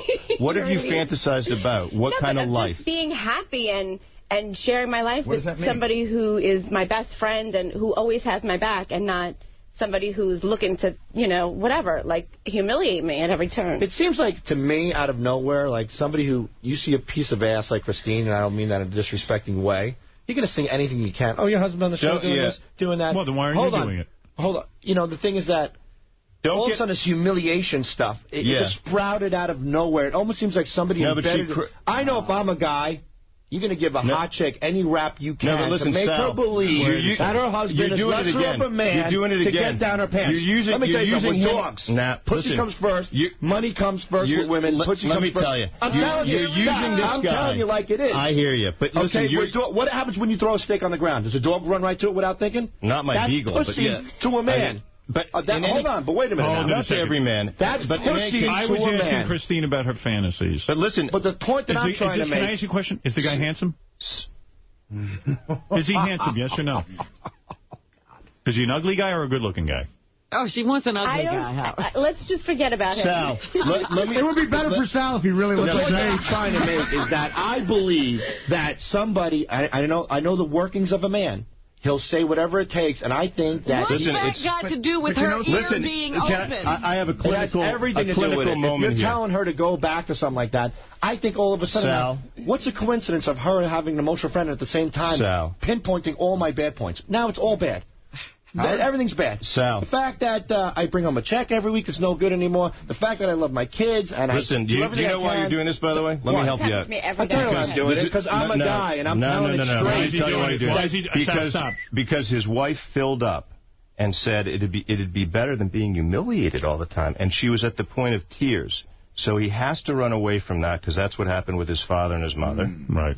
And instead of saying to her, does that remind you of stuff? I mean, you've been humiliated before. You know, I'm sorry. How did I make you feel? You should fuck her on the couch right now.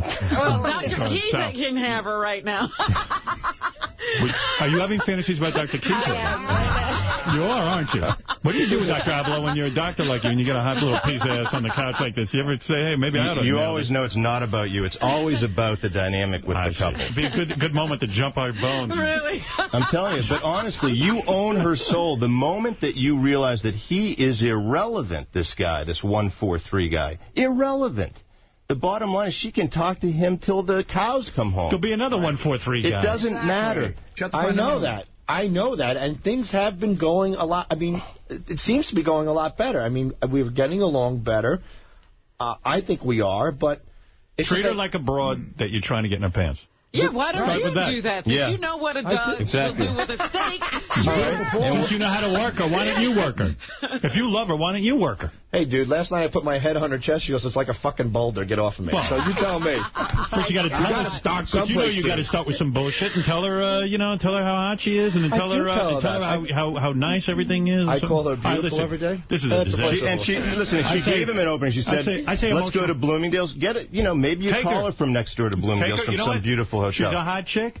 Take her to Bloomingdale's and shop with her. Turn her Absolutely. I don't have to take her to Bloomingdale's. She does it behind my back on her own. What do I have to go there? Go with her. That's true. Today's exercise, go with her after the show. Listen to me. Okay. And tell her, I want you to buy a hot outfit. I want to watch you try it on. Yeah. And her exercise for me, Howard, back? Blow you. And guess what? No, and guess what? With the outfit on? No, she doesn't have to blow you. Maybe she'll want to. With the outfit on, have her go out, first alone, and have him meet her, but she has to be flirting with someone at the bar when he gets there. There you go. Make it hot. Get your megaphone. Some guy's dick at the bar, Christine. Run right into your fear. Emotional friend, what do you think? Right into your fear. I think if you're going to get an outfit, Christine, you need a red one.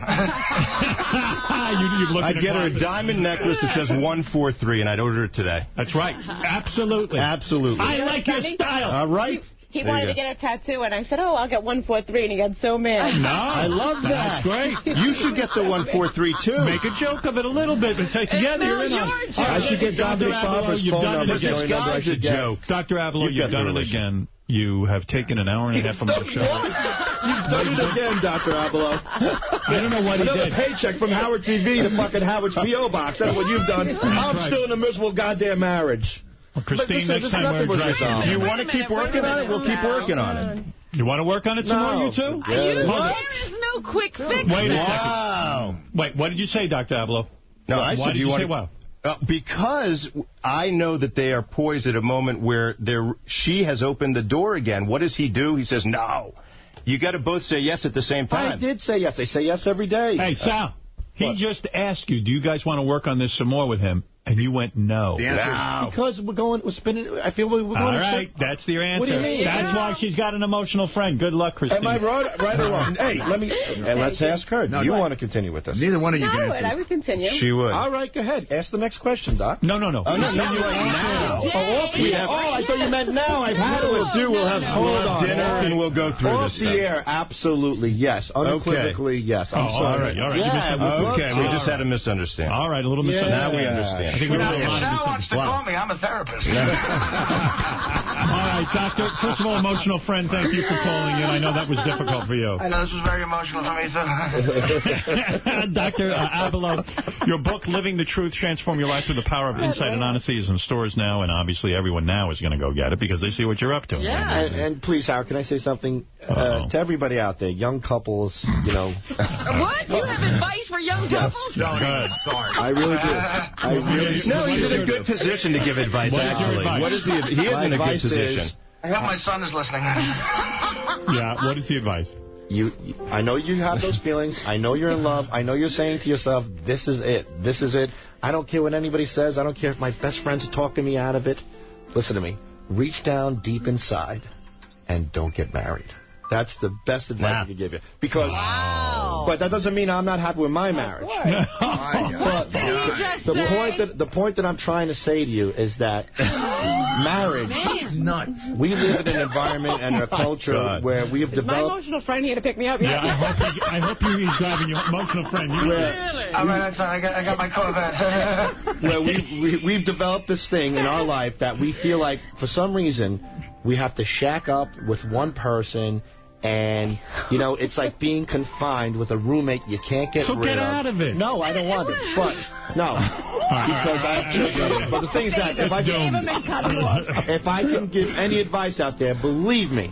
Wow, Sal. Just stay in love, but don't get married. That's all. Is that what you tell your sons? Are you kidding me? That's good. Well, my sons turn 18. We're going to Tijuana. I'm going to show them how to be a man real quick. I'm going to show them. I'm going to show them what women are really made of. You're out of your mind. It's okay. Now we're going to practice.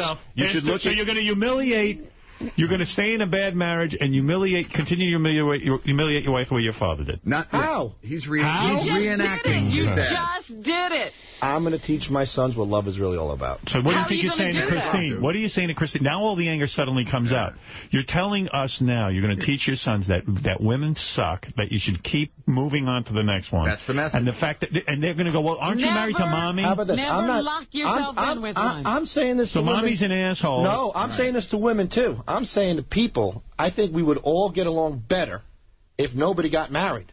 That's you. Well, no, I believe you're telling Christine when you asked her to marry So you're telling everyone that it was a mistake to marry? And gave her that ring, you made the biggest mistake of your life. This is a huge, and you're going to tell your sons you made a huge mistake. You just spent an hour. I think there's more hardships in marriage. Losing sight of what's going on. So you made the biggest, you're going to tell your sons the biggest mistake in your life was getting married. No. Their mother. I'm saying there's more hardships in marriage than there isn't. Wait. The word he's leaving out is bad marriage, Sal. Those rules apply to a bad marriage, not a good one. Sal's saying that doesn't exist. You're lying. You're going to tell your sons no such thing as good marriage, but you're married. You just haven't seen it. I'm trying.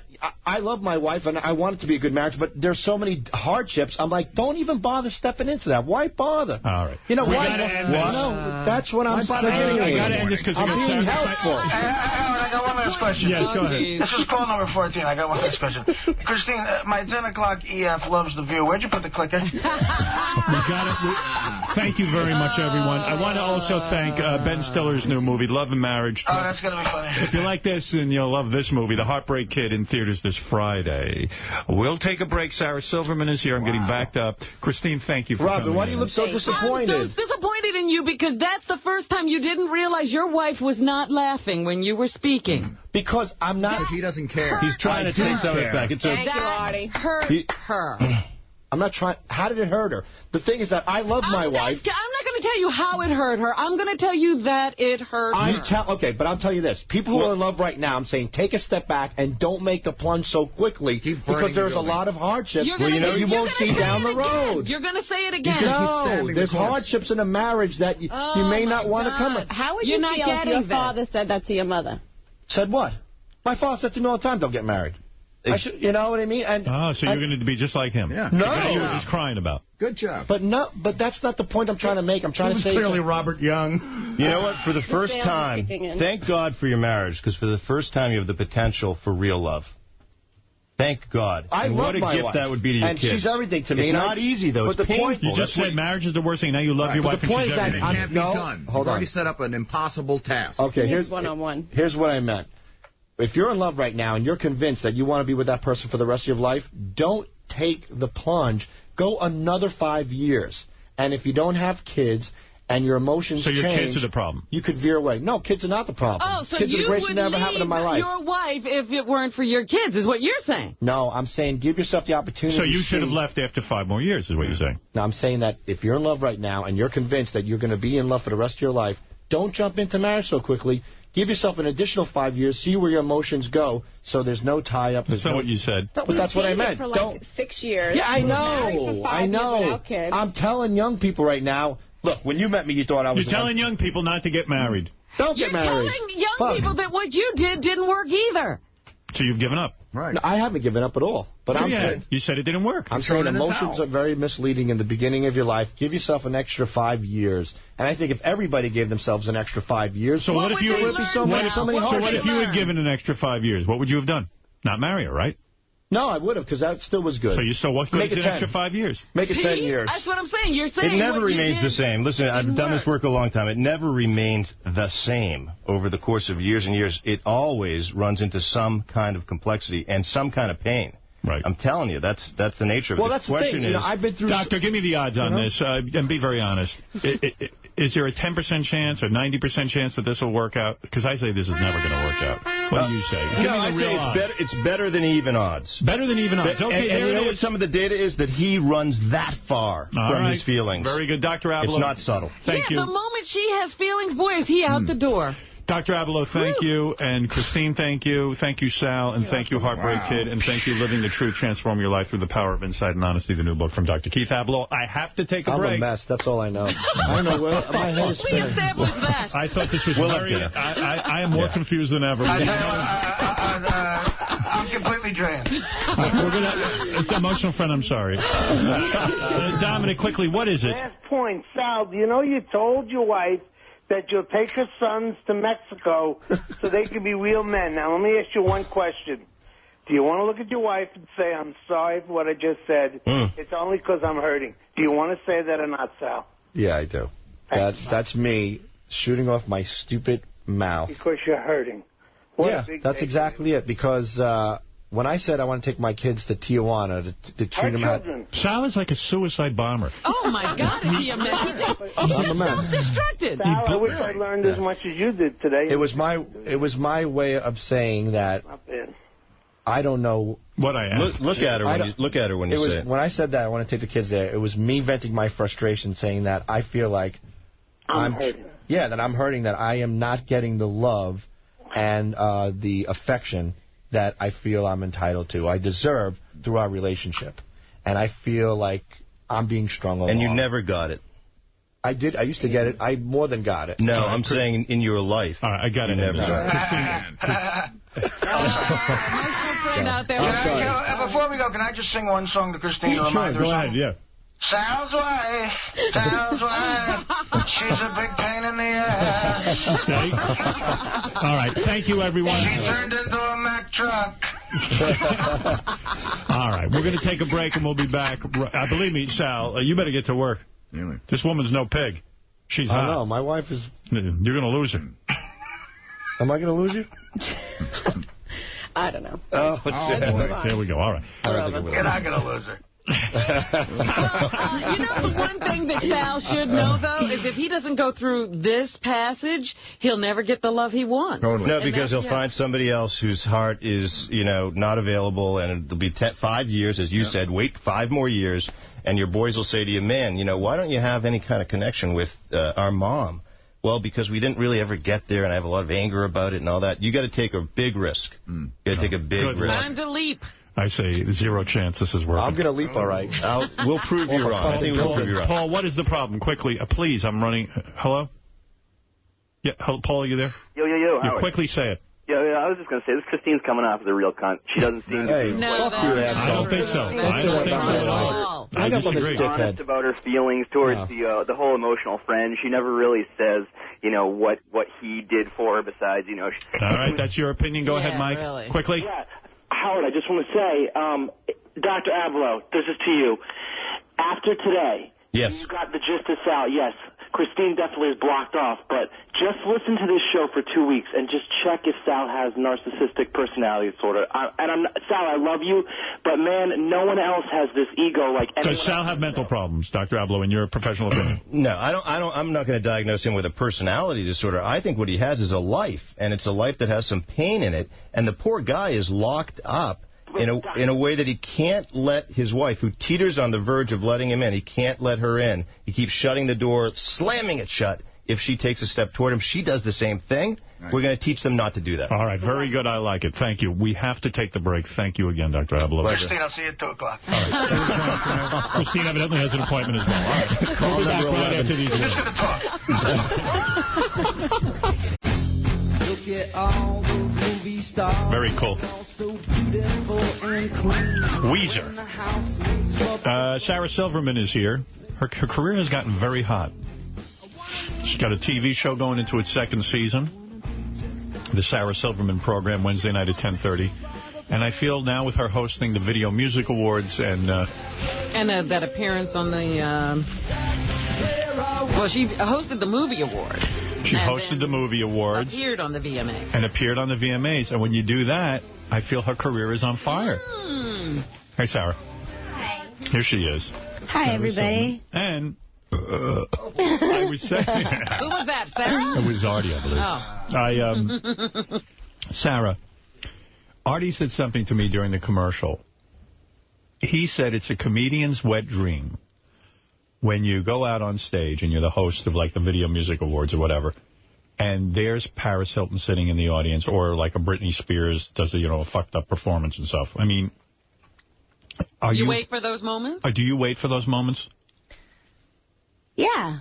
I mean, the night she's going to prison, I mean, that's, That was crazy. It still takes balls to say something. Paris Hilton's sitting in the audience. She's about to go to prison. Yeah. You're the comedian on stage. Do you frantically go backstage now and start writing jokes and lines and stuff? Well, just the fact that she was supposedly going to prison in 2 days. I didn't know she was going to go that night. So, obviously, I had to have a joke about it, right. You know? I mean, it's not like I'm, like... Kathy Griffin or like Lisa Lampanelli, who I'm a super fan of, but they talk about people. That's not what I usually do, but, it's like part of the assignment, You have to talk about, like, pop culture. Those things, don't you address the I'd be an asshole if I didn't have a joke about Paris Hilton going to jail that night. So I did. I didn't know she'd be in the audience until, like, a minute before, but when I found out she was, I was like, all right, good, I can do it directly to her, or... Do you feel bad when she has a reaction where she goes, I was hurt by what Sarah Silverman said, or when Britney Spears now claims Sarah Silverman came out on stage, the reason I had a bad performance, I heard her in rehearsal, she was making That's a lie, though. That is a lie? It's a lie because I never said any of my jokes until it was live on the air. Do you work off a teleprompter? Could she have read the teleprompter or something like that? The teleprompter was only bullet points. Right. One-word bullet points. So her claim was she knew that you were going to come out and trash her afterwards. She heard you in warm-ups or whatever, in rehearsal, and that you were the reason that she gave such a shitty performance. Yeah, but her claim was like 10 different possible things. Like it was this, and it was like her hair thing, and it was 10 things. She's real. What is her problem? I mean, did you see her up close that night? Did you get to talk to her? Did you... I saw her for a second up close backstage, but I didn't get to talk to her or anything. When you make fun of Britney Spears and she's right there, do you get nervous that you're going to go backstage and run into her and she's going to confront you? No, because I guess I did the movie awards in this, but I haven't done it enough that this is something I do. Like, it just seems I never really get... I guess I've been, like, punished for jokes I've said, but I never am usually... When I do personal jokes about people, usually it's a roast where you love each other, you know what I mean? Right. So it's kind of a different situation, and I didn't anticipate. I just felt like, well, I'm a comedian, and it's jokes. These people feel, though, you destroy them in front of millions of people, that you emotionally destroy them. Is there any guilt on your... this is what Britney Spears said, and so did Paris Hilton, that you emotionally... Britney Spears said that? Yes. No. I don't know if they actually... together. Did she ever actually say that? Or some publicist said it? No, it's just her publicist. And I'll tell you something about Paris is, I think that it wasn't my joke that made her feel bad, but if you were there and you saw me, I did the setup, which is just like, Paris Hilton is going to prison in 2 days. And the audience, just from the setup, went apeshit for a minute. Right. Like 60 seconds of cheering. And that is what made her feel like shit. I mean, my heart sank for her. I'm watching everybody cheering that this girl's going to jail. There's like a 50-year-old cameraman in her face like this, But look at the reality of the situation. But then you say, hey, I know her jail cell will be, instead of prison bars, they're going to put penises. So it's silly. Yes, of course it's silly to us. We think it's funny. They weren't really putting penises there. But you know what I thought was interesting? Not only, now you did that. Now she's in the audience again for the VMAs, and you go, I'm not going to be tough on you this time, and you still made a joke at her expense. No, but I gave her a chance to laugh at it. I gave her a chance to, like, show that she had a sense of humor. I mean, I said... Is she smart enough to get that? I looked at 50 Cent and said, like, I think it's so cute you're still alive, and he laughed. It's like... It's just hard because I think that crowd's kind of humorless, and I don't know if it's really worth it. It's so hard. I think she did a smart thing. Those award shows, especially those MTV award shows, they're set up so anti-comedy. It's hard to get their attention. And the people that did the best over the years, like Chris Rock, used the approach of, look, I'm going to do a flat-out roast. I'm going to fuck with people in the audience. Right. And that stuff is so harsh and straightforward. That's the only way to get a reaction out of them. That's true. Actually, that's what I was thinking of. It's like, remember when Chris Rock was like, do you like lip syncing? Then you'll love Britney Spears. Right. And that was his intro, you know? And then at the Oscars... Notice he was never asked back. Well, no. Was he? He was asked to the Oscars after that. He hosted the Video Music Awards like 4 times. He was. Remember, you used to always play the monologues. He was amazing at that. And Sarah did a great job, too, better than most, because... They used that, like, fuck, I'm going to go right for the jugular. Yeah, I thought you did a good job. And that's what Rock did. And the Oscars, which is a totally different setup, they don't like when you fuck with them. No, they take that very Rock seriously. Rock didn't do as well. Like you know, that approach at the Video Music Awards works. At the Oscars, they're all offended by it. You know, it's a different thing. Also, it's just like, if you're going to do the job, if you're going to say, okay, I'll do it, what's the point of going out and doing soft jokes? Right. It's just lame, you know? Go at them, and it's like, MTV... put me on directly after Britney Spears. So what am I supposed to not do Britney Spears jokes? It's so just, when you see like, when you see Fox put a guy like Ryan Seacrest on an award show where he is the host and he comes out with some very safe milquetoast lines, he's not a comedian, don't you say to yourself, this is the end of great television or potentially great television? It's an insult to put a guy on there who is going to go and be milquetoast. Am I correct? You know, it doesn't bother me because I think that it gives it some place to go from there. You know what I mean? Right. Like, things can always get better. Do you know what I'm saying? Like, he did a fine job for what he does. It was more like of a Dick Clark kind of thing, you know? Now, I thought that you were also very sexy looking on this show. You had a dress on that was very good, and I know you have problems buying clothes for yourself. Did you go to a stylist? Somebody styled you were showing titty. You were showing a little leg. You had a very, very nice outfit on. I like to make it a treat. To see you. You were very glamorous. This was the first time you really came out and played up your femininity, if you will. How much thought goes into that ahead of time? Did you meet with a stylist? You couldn't have picked out that outfit on your own. We know that. That's I've true. seen you shop. I had a stylist on the movie awards. They didn't give me one for the other one. But, yeah, this guy Johnny, and he just gave me a whole bunch of outfits and tried them on. And you liked it and you felt comfortable in it. Yeah. Right. I was glad to see you showed titty. Thank you. I like it. I like to make it a treat. If I did it all the time, I'd have nowhere to go from there. There they go again. But I look better like sporty. I think when I dress up, I feel like I look like a transvestite. No. You said recently you were mistaken. This was the worst thing in the world for you. Somebody, tell everyone what happened. You know what I'm talking about? You were mistaken for... Who? Melissa Rivers. That's 2 times. Howard. What? That's not nice to say to Melissa that I was offended by that. I didn't say that. She's very nice. She's very attractive. She's a beautiful woman. And I said, thank you, but no, I wish. Oh, I thought you were upset about it. You're a dick. Am I? I mean, is that But no, I don't know. I'm asking you interesting information. Uh-oh. Can we talk about... We would not have known that had you not brought it up. I feel like I need to make I don't know that that's a bad comments. thing. Yeah, go ahead. Please. Robin looks amazing. Oh, thank you. Thank you. And I saw her out... Are you her trainer? Yeah. Yes. I've been hearing you with the juice and everything, and you're glowing and you look beautiful. Thank you. And congratulations on Jimmy Florentine. Oh, there's nothing to congratulate. How do you feel about a member of the comedy community dating Robin? I've known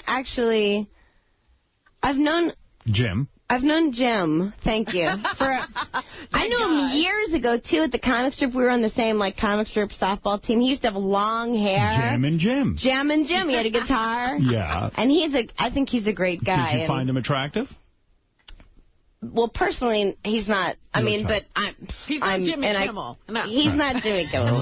Jimmy is your type. But he's my type, yeah. But did you ever have sex with Jim Florentine? No, actually. You did not? Yeah. Wow. No, he's... It would be great if you and Robin shared a guy. You missed him. The one that got away. Yeah. I know this is ridiculous, but I'm curious, and maybe it's that Jewishness about me. You're very Jewy. I am very Jewy, although I was lucky with the nose, but I'm curious what Richard Christie's balls smell like. Do you want to smell them? That's Benji. Would you like to smell his balls? That one's Benji? Yeah. Oh, wait. That's Richard Christie. Oh, Richard Christie has a ponytail and everything, yeah. Not anymore. Yeah, do you want to smell his balls? I want at least a foot away, but I'm curious, like, it's like you want to smell bad milk. Really? See, I'm afraid to do it. Richard, when is the last... Who would ever think to smell Where his is Richard? balls? This is great. Richard, where are you? The thing is, he'll immediately do this for you. I don't want him to come close. I just want to see I want to be able to put a face with the smell. Let me do this. Bring security in with him, because he'll get close. Right. Richard, I want to ask you something, and you better answer me honestly. Oh, like your haircut. Thank you. Yeah, Beth did a makeover on it. And I can't. He's awesome. A drummer from Death is pretty cool. You like that? Well, yeah. Jimmy's daughter, Katie, goes out with a boy, Sam, whose favorite band is Death. Oh, tell him I said hi. Thanks. He'll be tickled. Can I ask you a question? Yeah. When is the last time you bathed? Unfortunately, I showered last night. I'm sorry. You fucking party pooper. It's something, like, I wish Sarah would have come in on a Thursday, because usually it's during the week that I don't shower. Can you come back? Sorry. Sarah, how long are you in town for? I'm here till Wednesday. Wednesday. Would you come in Wednesday and smell I could his balls? slip by before the View. Yeah, they'll be funky by Wednesday. Would you do that for me? I would love to see you smell his balls. Sure. Yeah, I'd love to. But I'm going to make you promise me something. I swear. I don't want any hijinks where you throw your penis in her face or anything like that. I know. I promise. And don't do anything special to them. I won't. I'm going to do what I normally do. I have about 4 karate classes that I take during the week, like on a Monday and Tuesday. Go ahead. I jog. Right. I'll wear the same underwear. And you shit and stuff. Hardly change your clothes. When you wipe, do you go front to back or back to front? I go towards the balls, which is back to the front. That's probably a lot. No, you don't. What I do now, though, is I have baby wipes, and I go front to back with the baby wipes. I see. Oh, really? Yeah. You have to go front to back. I mean, no, I never did with the toilet paper. But now I stand up and get the baby wipes right up into my taint and into I wash the whole area down with 3 or 4 baby wipes. But you have to wipe sitting down. If you stand up, you're not getting... No, I first He doesn't understand why he has the streaks. It's because he stands up. No, stand up, you can get in there. Hold it. Of course. First I wipe with paper, sitting down. Okay? Then I stand up with the baby wipes. Because there's still remnants in there. But do you squat? When I wipe standing up, no, I bend over and spread. And then I start wiping where the hair is, I do, too. And I clean that area off, and I look at the baby wipe, and I see that there's no brown on it. You're like Wendy the retard. Right. Then I go into, because for some reason... You don't finish until there's red on it. Blood. Right, almost. Then I take my finger and start poking into my asshole. With your bare finger? No, with the baby wipe, till I pull out every bit. Oh, my goodness. Until I'm completely clean back there. I do the What do you mean, Jesus, Fred? He must be in there I don't want to smell. On the cleanup. It sounds like you got a swamp going on. That's how you get roids, though. Really? I mean, I have an occasional weeping back there. All this exploration is crazy. No, in fact, I dab. Are you sure you're not doing too much? You're not just being obsessive about this, are you? No, I don't want to see any brown back there. What do you do, Sarah? I don't actually I don't do that at all. No, I'm like Beth. Do you wipe with paper? Beth shits like once every 2 weeks. Once a month. I'm not kidding. You think I'm joking. I don't think you're joking, but have you ever inspected it? Her asshole? It's no, the once a month. Because is it like... I believe her. She's so freaked out by it. She goes, I wish I could go to the bathroom. She eats. I see her. She's not one of these like models who doesn't eat. She eats. She eats 15 desserts. Every girl I dated in Jersey shit like 4 times a day. I don't know what I watch her. She eats cookies. She's not like a secret shitter. She's not vomiting. What? A secret shitter? Like maybe there's things where she goes places and maybe she has an apartment in New York where she shits. Maybe she puts it... I have a writer on my show. When he grew up, he would shit his pants. like, and he didn't know what to do. He was like a teenager. So he would take his underwear and, like, wipe his ass and hide it inside a beanbag chair in their house. Oh. And then when his brother went to college, he took the beanbag chair, and his dorm room smelled like shit, and they couldn't find it. And they finally opened the beanbag chair. It had like 50 shitty... I was going to say, how many did you get? You're giving Richard ideas. Richard, so... Well, I'm with I'd hate to ruin the beanbag. I'm Richard Hughes. Why do you want to smell his balls, though? Because you always hear on the show that it's so unclean. It's not like a thing I want to do before I die, but it's just like... You know, you're constantly talking about the smell of his balls. Everybody talks about it. And I want to know, like, in what... Is it like a shit smell? Is it like a sour milk smell? Is it like a sourdough bread kind of Well, you'll be able to tell us, because we don't want to smell them. Right. And you know what you got to do for Sarah? What? Do that thing where you spread eagle on your back, and like she can get as close as she wants. Oh, like up with the legs up? I'll put my legs behind my head. Yeah. So she can really get away. See, we've never smelled... You have to ask Sal. We've never smelled Right. it. I don't know what he smells And like. Will, too, right? No, we should do is have Sal... I like that you want to do this. Have Sal write down, like, describe the smell, Well, but keep it in a locked box. Oh, and then we'll see if it matches your description. Yes. All right. Okay. That's got a good it. idea. I'm excited. Did you listen to Sal, by the way, and his wife? Yes. What do you make of it? I'll tell you what I make of it. Thank you for asking. First of all, I saw them outside, and they're, like, Sal's good looking, and his wife is gorgeous. Gorgeous, right? Gorgeous. Like sexy. But I think they're dynamic. In a way, they're close because it's almost like high school sweetheart kind of connection. But because it's that kind of immature connection, it's that dynamic of anything you like, I'm not going to like. Right. You know what I mean? Instead of being like your biggest fan or your cheerleader, like a boyfriend or a girlfriend should be, ideally. They're your greatest adversary. And I'm not saying that's not, like, it has to be not fun. Everyone is walking around now analyzing the Sal and Christina relationship. So it must have been a good segment on the on the radio. It was. I didn't even know how long it had It's like a roast. It's like... Jimmy and I love each other, right? Right. So we can bust each other's balls, and it's like we both laugh. You have a respect for each other. Exactly. But if it's the kind of thing where it's like, Jimmy says, I like Huey Lewis, and I go, well, then I hate Huey Lewis. You know what I mean? Like, it's just an immaturity that never... I can't believe Jimmy likes Huey Lewis. Yeah, he does. No, he loves him. I know he does. He's good friends with him. Let me ask you this: at those roasts that we've done together sometimes, and you do it with him a lot. By the way, I don't sell pot.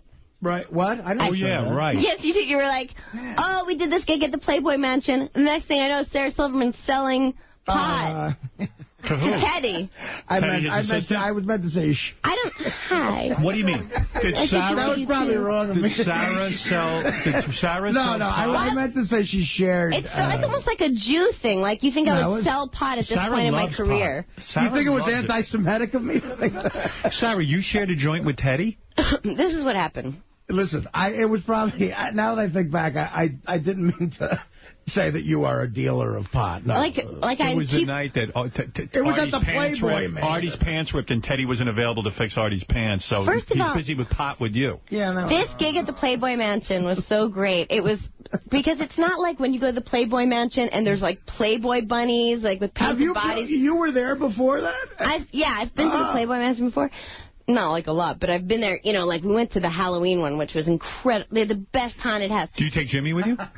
Yeah, we went together, yeah. Well, let me ask you a question. Do you like being around all those hot, sexy girls? Not that you're not hot. I love it. No, seriously, do you like Jimmy seeing that and maybe getting tempted? Jimmy is a red, full-blooded man or whatever you say, but it's like, he's not into girls who wouldn't be into him in high school, who wouldn't even talk to him in high school. Well, you wouldn't have both talked that to Jimmy way, in high school? Yes, I would. I would have been in love with Jimmy in high school. I don't know. I think so. So let me tell you this. First of all, this party that we did at the Playboy Mansion wasn't like Playboy women. It was all whores from the Chicken Ranch or whatever. Listen, and they're all like pancake tits and like...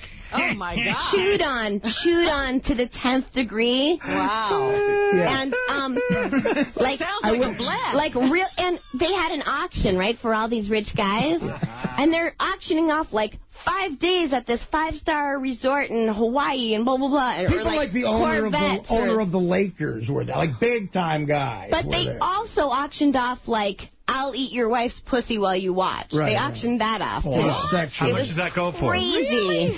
They Playboy eyes the auction. Hundreds of dollars. So why does Artie think you dealt pot No, to his I didn't assistant? think that. I didn't think that. No, but he was right. Well, this is... First of all, you don't smoke pot. You like to eat it. What? No, that's just because for traveling. Oh, okay. All right. Got it. First of all, think about these you things. could call me a stoner, but it's only because I don't drink. So, like, if I'm in a party situation, I'll have a puff of pot. But I'm a lightweight, and I like it as a treat. I took you to a party, and you were stoned out of your mind. Well, because when you eat it, you don't know what it's going to be. Yeah. Oh, This happened twice at the Mario Batali roast. Yeah, that's You and Teddy true. were in a... No, I think Teddy has a major crush on it. No, that's not. No, yes, he does, Sarah. Come on. He's a fan of hers, which, I mean, that's fine. But he has a crush on her. Big time. Sarah, you know you're hot. But he's my assistant, and it's like, I'm like, what are you doing? I'm hot for. No, you're hot. You're hot. No. She has a complex about that. She has a complex about people saying she's hot for a comedian. You're hot. No, I don't. It's That's true. why she I can't agree dress with up like you a girl. She says she gets uncomfortable dressing up really hot. Well, so that's not her thing, but it doesn't mean she's not hot. You're hot. You know what you're hot for? You're hot for a woman. Why is it so hard for you? Why is it so hard for you to believe that Teddy has a crush on you? What are you talking about? I think you think nobody has a crush on you? So what do you think? Teddy ran off with her and smoked weed, hoping to get in her pants? It just got weird. Like Sarah's very nice, but okay, we were at the Playboy Mansion. Technically, we were hired help to do stand up. This Mario Batali roast, we were hired to do it, and I'm afraid Teddy it's before the show. He's bugging her. He just got giddy, and I got, what are you, like a little fruit? You're like, you're getting giddy, you're talking to people, you're not supposed to annoy the people working here. And he's like, right, exactly. I don't know what, how do they wind up smoking together?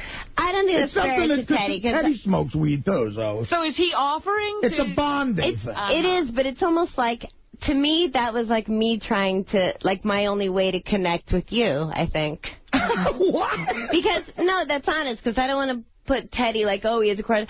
It's you wanted to be nice to Teddy so Artie would feel a connection to you. Because I know Teddy's yours. Right. And, I wanted to, like, invite him along. I get that. It was rude because you were about to go on, but I only wanted to smoke a little pot because I wanted to, like, run back and watch you. That's how I like to enjoy that. First of all, this is the worst. Like, Sarah went first, she did very well. I had the worst set of my life.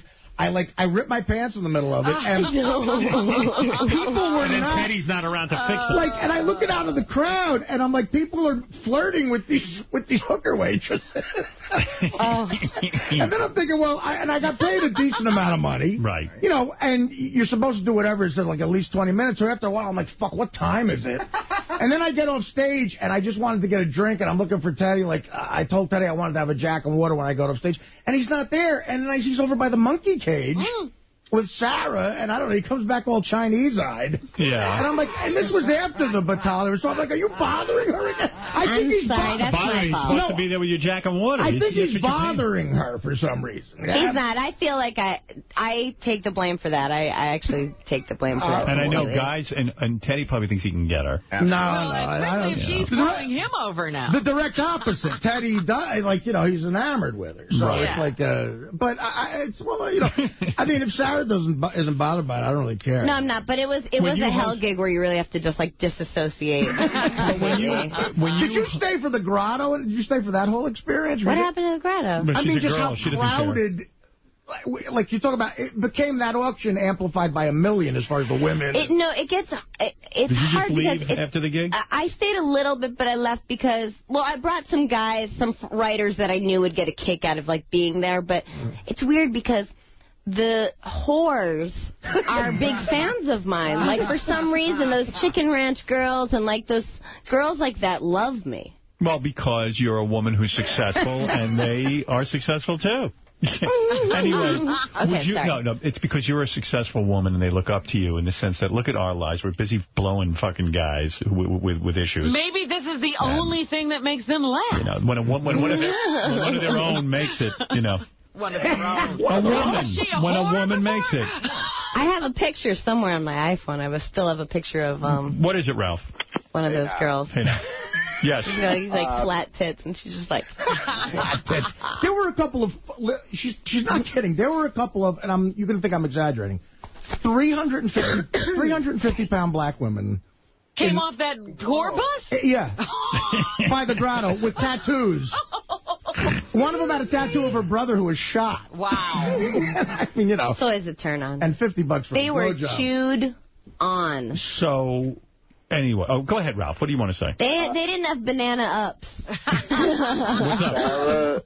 Sarah is hot, and she's too hot for Jimmy because, like, you figure a guy like Jimmy would be with, like, some kind of, like, hoary kind of chick. Like, Sarah's like a hot chick, and she's got a good personality, and she's out there, and she's fun, and, you know. I don't even understand why you would say that's part of why you're hot, Sarah. But one thing is, you kind of crapped out on that Melissa Rivers thing. Clearly, that was a conversation that happened with you and Howard, and why are you backing off that? You were insulted by him saying you look like somebody said you look like Melissa Rivers, and you were insulted by that. Why not? Because she exists, and it's mean. Britney Spears and these other people you're insulting, and Paris Hilton. So why is Melissa Rivers your person you're worried about insulting? She didn't do anything to... We look alike. We both have that kind of simian, Jewish... Face. Yeah, thank you. I'm sorry. I was looking for the word. She prefers to say simian. Well, ape face. Dude. All right, thank you. If I have to go down the one who bailed on being mean to Melissa Rivers, I will. All right. It's good for you. You know what? You have a guy... There are lines with you, right? Like, you don't like when people call Rosie O'Donnell fat. You don't like that. I just have, you know, everybody has like a weird thing, like, and I know I can be mean, you know, but fat jokes about women bum me out for some reason. Unless it's so good, I can't help but laugh, but it bums me out because, like fat men still deserve love. You know what I mean? But we live in a world where fat women or overweight women don't deserve love. So it's like, it's hard. It's even if you're thin, there's that, if you're a woman, it's a terror that you may become fat. Right. You may gain enough weight to not deserve love. You are very aware of women's issues, aren't you? I was unaware of it. It's only just being a woman. I didn't study Society is set up to shun fat women. Yeah, and it's so trite to even bring up or whatever, but it's it's okay. That's the only thing that, like, it will be like, I don't really giggle at. Did you meet Angelina Jolie somewhere? Yes. Where did you meet her? It's much less of a... Well, we were writing my show, and I'm sitting in the office. We're all sitting around breaking stories. That's a term in writing. I don't know. Your new TV show, Sarah Silverman program, Wednesday at 10:30, which, by the way, weren't you in blackface for your show? I am, and I think the third episode. Sarah wants to prove to black people that being Jewish is just as hard. Uh-huh. So she goes around in blackface.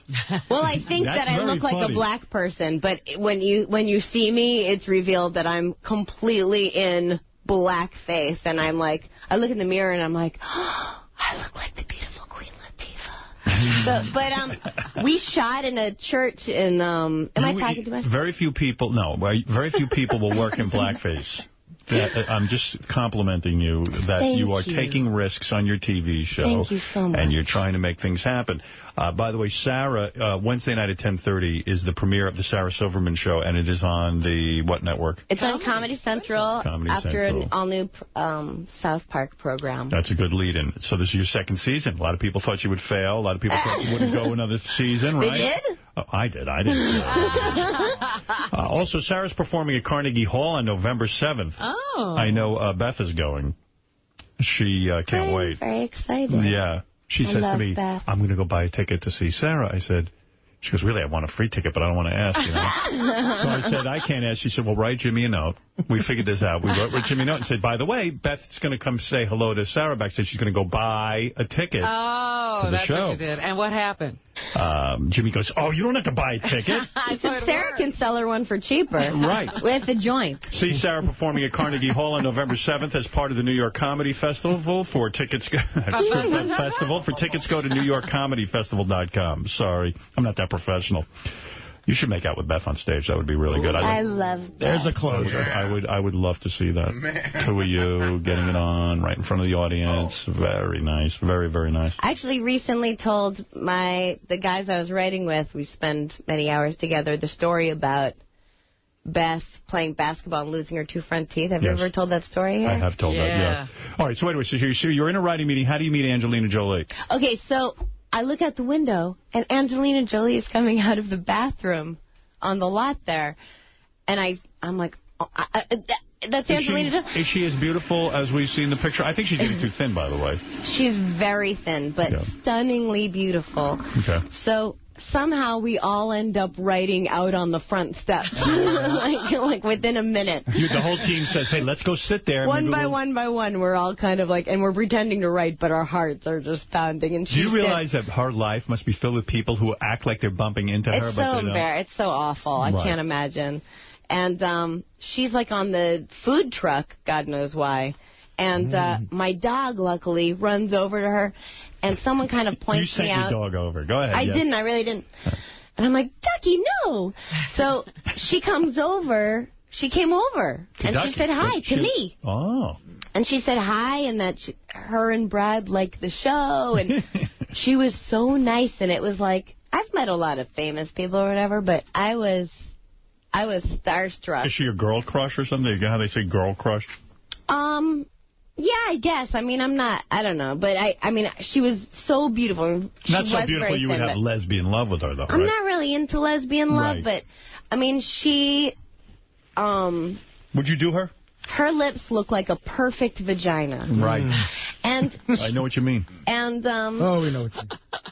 But she was very gracious, and she kind of intimated that, like, if, hey, if you think of something funny, I'm open to, whatever, as she walked away. To be on your show? Yes, but it was totally out of being polite, and I can't imagine it will really happen, and, who knows. Will you contact her and say, Angelina Jolie? Have you written something? I've written something for you. Yeah. But, I mean, I don't know that we'll sit but there'll be parts that were like, oh, this would be cool if she was this. But it's not like I want her to come on and play herself and have it be a big thing, Yeah, her agent won't allow it probably. She'll make that excuse. I don't think she'll be on the show. She'll probably be, like, helping an African country or something. Yeah, she has no priorities. Would you ever adopt a black baby like Angelina Jolie? Yeah. I don't think so. No, well... You told me you'd adopt a Chinese. Would you adopt a black child? What?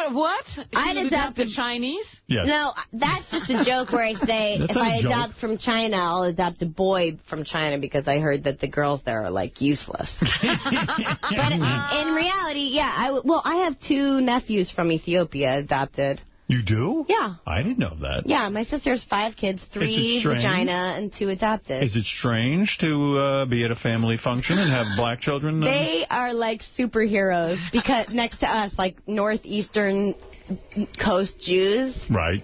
Ooh. Yeah, I mean, all these Jews are sitting there, and then all of a sudden... I mean, my brother-in-law, Yosef, yes, is like the pocket protector, like pens in his pocket, like one thing... one part of his shirt in, one out, like kind of like a speech impediment. Like he always it's like Jimmy once described him, and he's like an amazing guy who's been up for like Nobel Peace Prize and stuff. But it's like if a sneeze was a person, Meanwhile, these kids are like superheroes. The 2 boys are like, they've got the sneakers with the wheels on them, and they're athletic and like muscular. You mean they have that innate gene, if you will, that makes them good at sports and cool? Even though they're living with white Jewish family? Gorgeous. They both have the extra bone in the ankle. They have the extra bone in the ankle. Unbelievable. The other girls have glasses since they were 2. So you will adopt a black baby, is what you're saying? If I have a kid at all, it will be adopted for sure, and probably brown. Very nice. I'm looking forward to meeting him or her. Now, where would you pick this child up? Would you go to some particular country, or do you have anything in mind? Craigslist? Craigslist. She'll be like Angelina Jolie. For God's sake. I'll be honest. I'll probably go in America or something, or if they can ship it here, because I'm not a good traveler. Go to Detroit. There's a lot of black kids. Dave, you're on the air in Westfield, Mass. Westfield, New Jersey, but sorry, what's going on? Okay. I've been listening since NBC, and I love you guys. Thank you. And Sarah, God, your last stand-up DVD was Awesome. I was wondering if you're doing another one. Like, are you going to take Carnegie Hall, possibly? Yeah, you really should go see her at Carnegie Hall. I got to tell you, I went to see Sarah in concert, and it was one of the funniest nights ever. I mean, she's really, really good. This is what she's good at. She gets up on stage, and she does her act, and it's funny as shit. Oh, it's unbelievable. Thank you so much. No, it really is. I've told you that off the air, and believe me, off the air means nothing. You have to say everything on the air that means anything. Everything on the air is important. I didn't hear the jokes Sarah did. Are you going to play clips of those, the Britney and the Paris jokes? I guess I could if you'd like. Oh, I'd love to. And I'm wondering if, on a different note, when Van Halen's nearby, you're going to have those guys in the studio if you can? If they'd come up, I certainly would, yeah. Sure. All right, great. I've had Eddie Van Halen calls me at home. Not recently, but he used to a lot, and we would talk, and I'd listen, and I still don't know what he said. Yes. Has he cured any more diseases? The clips you're looking for are Gary page 2 in yellow.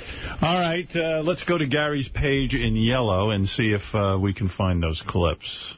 This will take me a minute, Sarah. Give me 1 second. The worst part is, like, well, just as a comic, it's like the whatever Britney jokes that I had to do since I was following her, the ones that got quoted, and then, like, the ones I was excited about, like, no one even, they just kind of went into the ether. Right.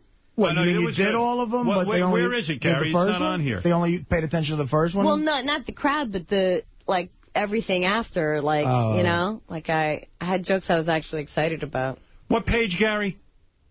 You guys are slowing me down. Just tell me the page. I told you the page. Hold on. Say it again, because it's not on there. Gary page 2 in yellow. 2. Didn't he say Gary Page? Yeah. Yeah, that's what I thought. Liar, liar, pants on fire. Left out a very important element. 2. Wow. Hey. Paul. This is so exciting. Was that incredible? Britney Spears, everyone. Wow. She is amazing. I mean, she is 25 years old, and she's already accomplished everything she's going to accomplish in her life. Wow. That's great. It's mind-blowing. And she's so grown up. She's a mother, you know. It's crazy. It's weird to think that just a few years ago on this very show, she was this, like, sweet, innocent little girl in slutty clothes riding around with a python. Nah, that's not nice, calling Madonna a python.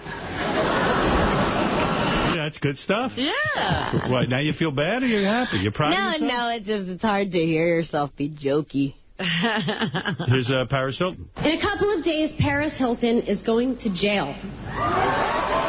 Now, Fire Paris, this is what's upsetting. Well, I think it was everything combined. You know? No, I mean, yeah, the reality of her situation. Look, every late-night talk show host does jokes about both of them, and no one says shit. Are you looking at her as you say this?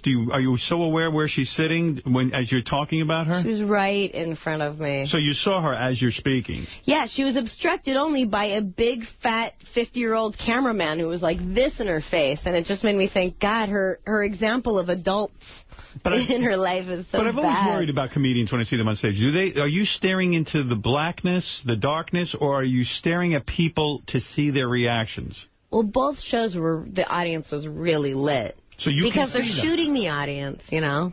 There's celebrities in there, so they keep it really lit. Wow.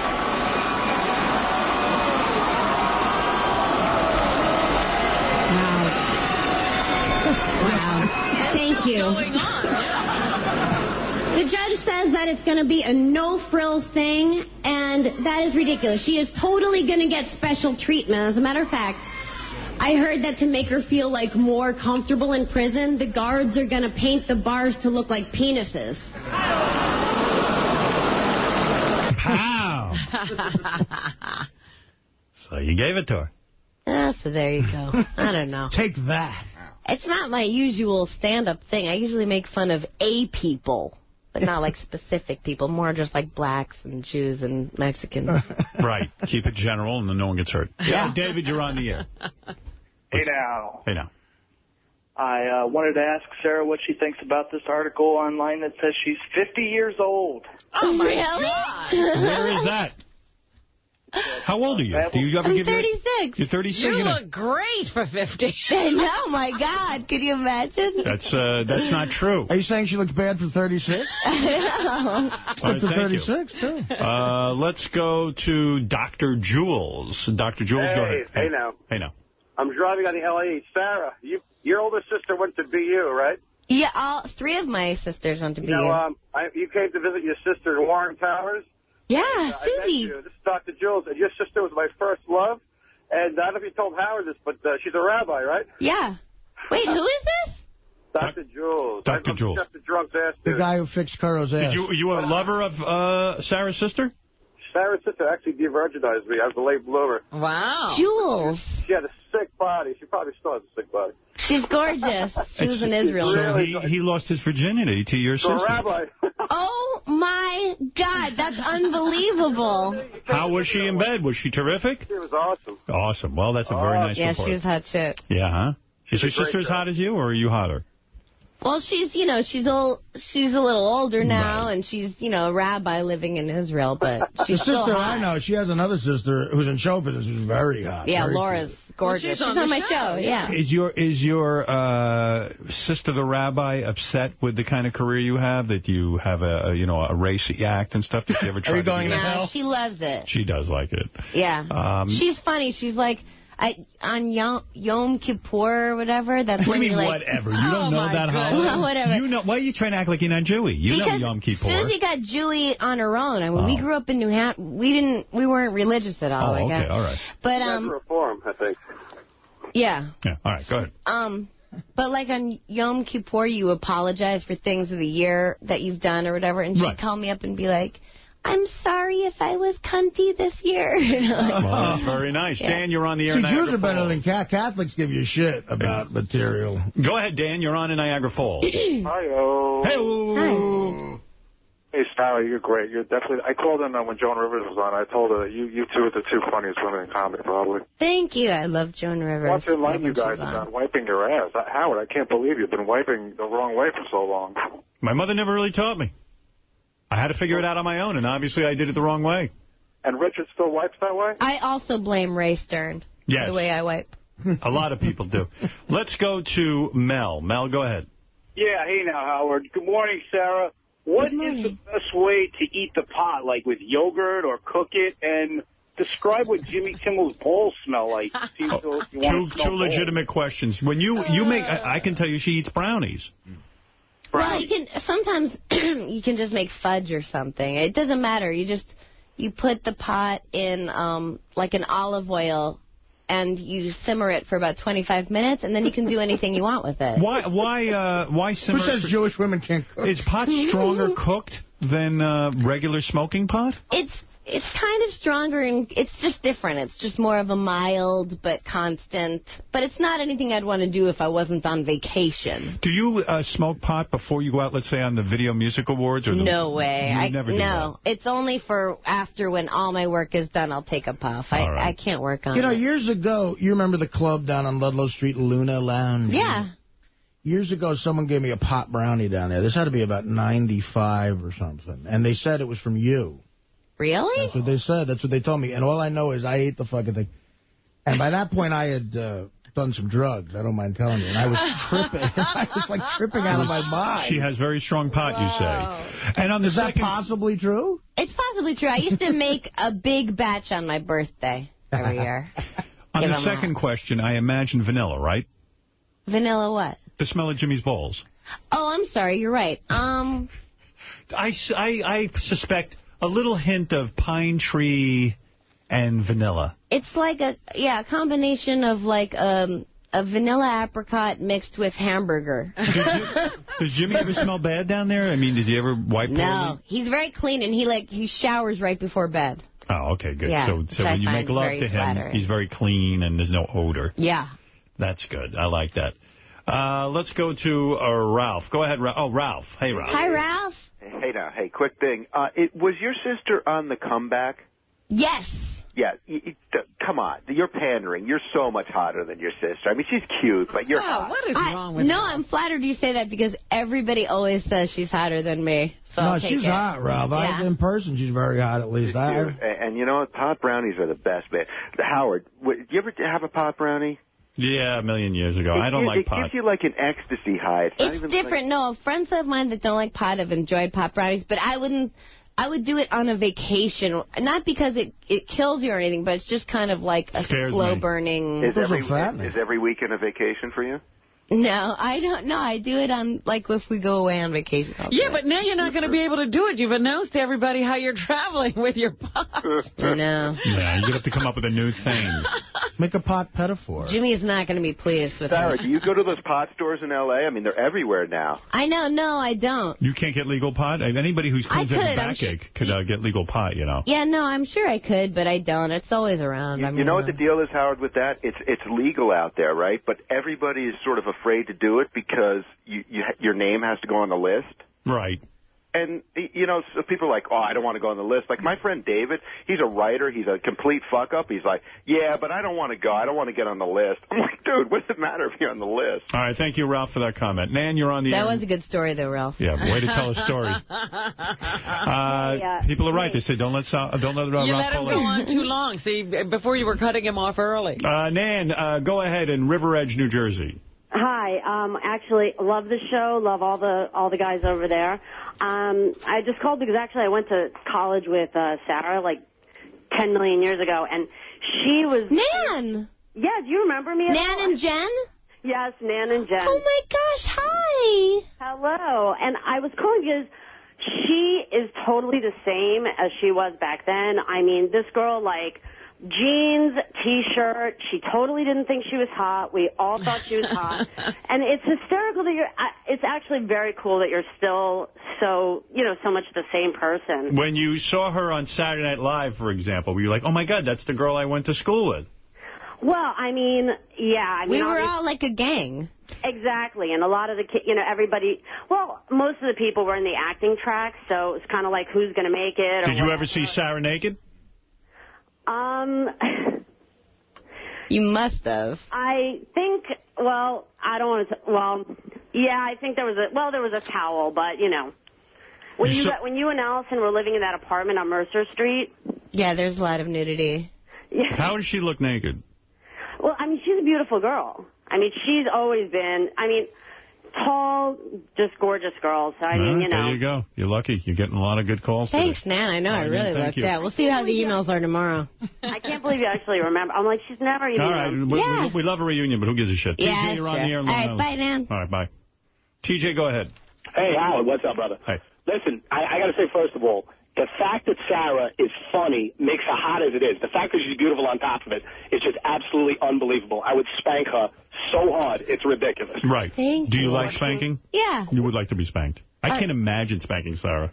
It would be so weird. Fantastic. All right, go ahead. All right, question number 2. The thing with, there was a rumor flying around that Britney Spears did a shitty performance because, they told Sarah not to joke about her. Is there any truth to that? No. No, she said already, she answered that.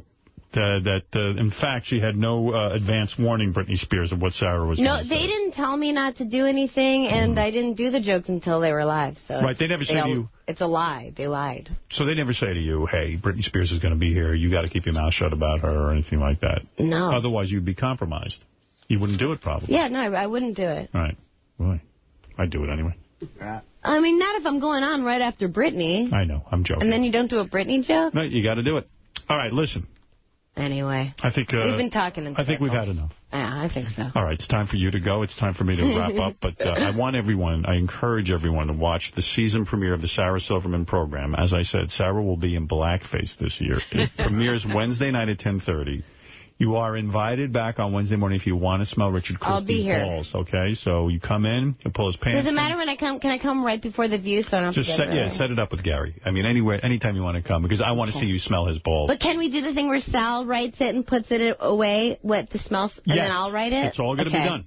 Sarah's going to perform at Carnegie Hall on November 7th. Everybody go get your tickets now. It's part of the New York Comedy Festival. It's going to be good. Yeah, Artie, you're going to be at Town Hall, right? Yes, absolutely. That's awesome. And for tickets, go to New York at nycomedyfestival.com. nycomedyfestival.com. And then when Sarah comes in on Wednesday, she will smell Richard's balls, and then she'll go to The View and smell Barbara Walters' vagina. Yeah. She's going to make a whole thing Can't help but. That's right. And that's that. What can I say? I love seeing you. You know that. I love seeing you, too. I love you. You are bubblicious.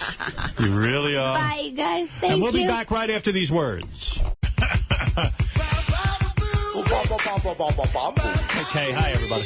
Hour 5 now of the Howard Stern program. Gary was just playing me some interesting tape. You know, I guess sports fans know about this, but I don't know anything about World Cup women's soccer. But it was like the big playoffs, and this chick who's really, really good, her coach pulled her out of the game to let this other woman play, who a couple of years ago evidently was like a big star, to play the goalie. Uh-huh. So afterwards, the girl was honest, which people are never on TV. She kind of, instead of just saying, you know, hey, the coach did what he had to do, we had a tough loss, she was just like, the coach shouldn't have pulled me out. He's playing in the past. Quite frankly, you're going to put in name people. That's very nice. But if I had been in there, this girl was on a winning streak like you wouldn't believe. And, you know, we were just saying in here, like, you know how at NBC, our show was getting huge ratings on the radio, and the program director always felt like he had to screw with it because like he wanted his name on it. It's like these coaches, you got a winning team put together. They're killing. This is what got you to the playoffs. Why would he pull the chick? But it's very unusual when a girl will get on TV and criticize the coach, but here it is. It was the wrong decision, and I think anybody that knows anything about the game knows that. There's no doubt in my mind I would have made those saves. And the fact of the matter is, it's not 2004 anymore. It's not 2004, and it's 2007. And I think you have to live in the present, and you can't live by big names. You can't live in the past. It doesn't matter what somebody did in an Olympic gold medal game in the Olympics 3 years ago. Now is what matters, and that's what I think. And you're convinced that the difference would have been made if you had been in the net? There would have been a difference. I'm extremely disappointed in his decision. I have no understanding towards it. It doesn't make any sense to me. See? That's, listen, that's when TV's good, when people are honest, but she'll learn that there's going to be a lot of repercussions for talking like that. She's already apologized. She already said that she didn't mean, she said she was singing her own praises. She wasn't trashing a teammate, but that's exactly what she was doing. You know what? It was a really emotional, honest answer. That's why it was so interesting, but now she's going to apologize. That's what's wrong with TV. Well, that's why, you mostly hate sports interviews. Yeah, because you got to go, well, it was a tough one for the team. See, that's why when Someone just wrote she's off the team now because of it.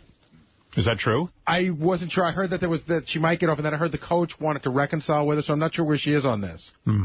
Yeah, because I'll tell you, some of the best athletes are the worst interviews. Derek Jeter, I love him to death. That is a boring interview. He's been coached. He's been coached. You know what? I mean, he says all the cliches. I mean, talking about the Mets yesterday, when they went into the Mets locker room, I really wanted one guy to sit there and just be really angry and curse and just be pissed, and none of them were. Well, Delgado for the Mets, this is very bad. I got a couple of those clips. There's Willie Randolph saying, this is just difficult Poor for Willie. us. And then Tom Glavine, who was the losing pitcher. You know what Tom Glavine said? They said, was this a disaster or something like that? And he said, no. There are much worse things that can happen. He goes, I'm disappointed, but disaster, no. There's much worse things that could happen in this world. Let me tell you something, Garrett.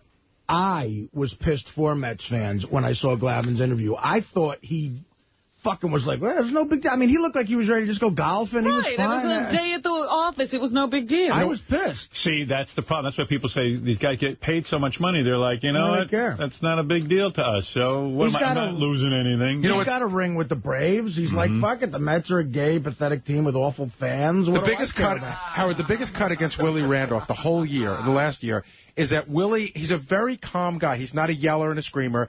And, you know, Joe Torre's the same kind of guy, and everybody loves him, but he's winning.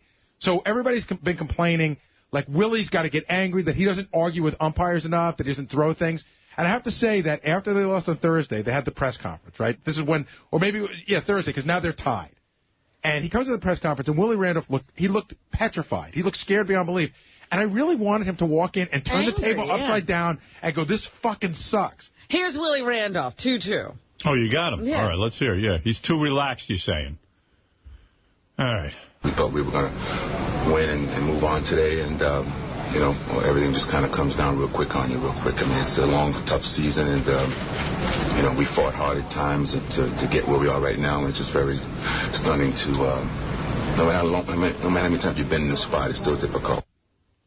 So that's not a guy who's pissed at what happened. Yeah, look, Willie, again, he'll be with the Yanks. He'll be with the Yanks again one day. It's not his... Shut up. It's not his style. It's not his style to get mad. Tom Glavine, the losing pitcher. Do you think the Yankees would use him as, let's say, third base coach? They would. They right, used to. Would they take him back? It just happened. He might have to do equipment handler before he gets back. No, not Willie. Not You're Willie. saying if you're the coach of the Mets, that probably for the Yankees you'd only be good enough to be a equipment handler. Larry Boa was the head coach of the Phillies, right? Yes. Okay, and he was the manager, the head coach, manager in baseball. Now he's the third base coach for the Yankees, and he's just as happy. Like, to me, the third base coach of the Yanks is the equivalent of manager of another team. Well, how about Lee and Mazzilli? Willie, Lee Mazzilli was part of that. Willie, the same thing. Like, in other words, it's so the Mets to you are like a farm team level, and then you got the Yankees. One day Willie's going to be coaching in the majors again, and I can't wait if it's the Yankees. He's not going anywhere. Well, no, I mean, I think he's the successor. Like, Yankee fans have spoken. We want him as the successor. Artie, do you love this? Do you love the Yankees are in again and the Mets are out? Love is a strong word. You love it. I would say right now, you told Gary this would happen. Gary all season was saying we're first place. I don't hate it. I got to say, you did say this would happen. No, he didn't. He's the one who said to me this. I told you. He said to me, you got to be looking forward to a postseason with the Mets. Yeah, I mean, look. And at the time, it probably didn't look great for the Yankees. No, the Yankees had a rough year. They had a rough year. Artie said they would be in it, and the Mets went in at the beginning. I'm a total asshole. I'll tell you right now. The only reason I watch postseason baseball is to hope that Cleveland beats the Yankees. Like, that'll make me happy. You bastard. Why don't you become a Yankee fan? Then but why would I become a Yankee fan? Why? They're New York That's the thing with Mets fans. They can never accept the fact that the Yankees win. I'll tell you why. Only watch for the Can I explain this? You know what, Garrett? Hold on. Saturday, I'm going to be at baseball's cathedral in the South Bronx. I'll tell you why. The Yankee fans they're so fucking patronizing, right? So Fred will say, You'll be at home. Why can't Mets fans, be happy for us?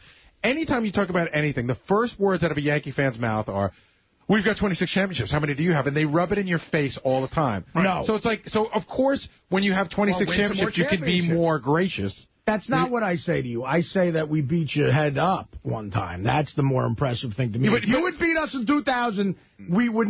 Come on. I would never bring it up to the Met fans if you beat us in 2000. But that's where Howard's right. There's nobody on either team. Well, there's some on the Yankees, but the Mets have almost no players. You really care about this. I do. Yeah, I do. You're really hurt. No, that's why I like Gary. So does Arnie. I care about it. Oh, I've never seen anything like it. You know what I find an interesting discussion is now everybody's doing the postmortem on the team. They didn't have middle relief. They didn't have these pitchers. We were doing that all season, Fred. It's the same team that was in first place opening day up until maybe 3 weeks ago. That's right. All right, thank you. So Doug, go ahead. You're on the air. For the Mets, this is very bad. Yeah, go ahead, Doug. Hey, Artie, you got to be honest about Friday night, man. Look, I was standing right behind you. I could tell you what that girl was wearing. Were you at Springsteen? Yeah. It was awesome show, right? Unbelievable. Okay, look, dude. You were holding her hand all night. I didn't hold her. I did not hold her hand once. Artie. Look. I know you were drunk. I saw you with the Jack and water. Artie, were you holding the girl's hand? No, I wasn't. What happened was we took a couple of pictures together. Oh, my God. What is going on? Nothing is going on. Are you accusing me of being an emotional friend? Yes. I'm not capable of that. Yes, you are. We can see. A physical friend, maybe. Did you go back to her hotel room with her? No, I did not. Did he walk her back to you? How did you end the evening? I dropped her off at her hotel. And how did you end the evening? That's it. I said, take care, good night. No kiss? No, Handshake? not a kiss goodnight. No, it's not that way. Not even like a friendly little peck. What'd you have for breakfast? Dude, let me... Dude, did you see me kiss her on any level like that or anything? No kissing. But right, okay. I mean, but was he holding her hand? He was holding her hand. I was not holding... You're lying about that. You're lying about that. Artie, look, At one point, she was cold. Artie, she was cold. So you put your arm around her. During Backstreet, she was cold. She couldn't be cold. All right. Thank you, sir. All right. Now with the fat jokes, how dare you? Yeah, she could be cold.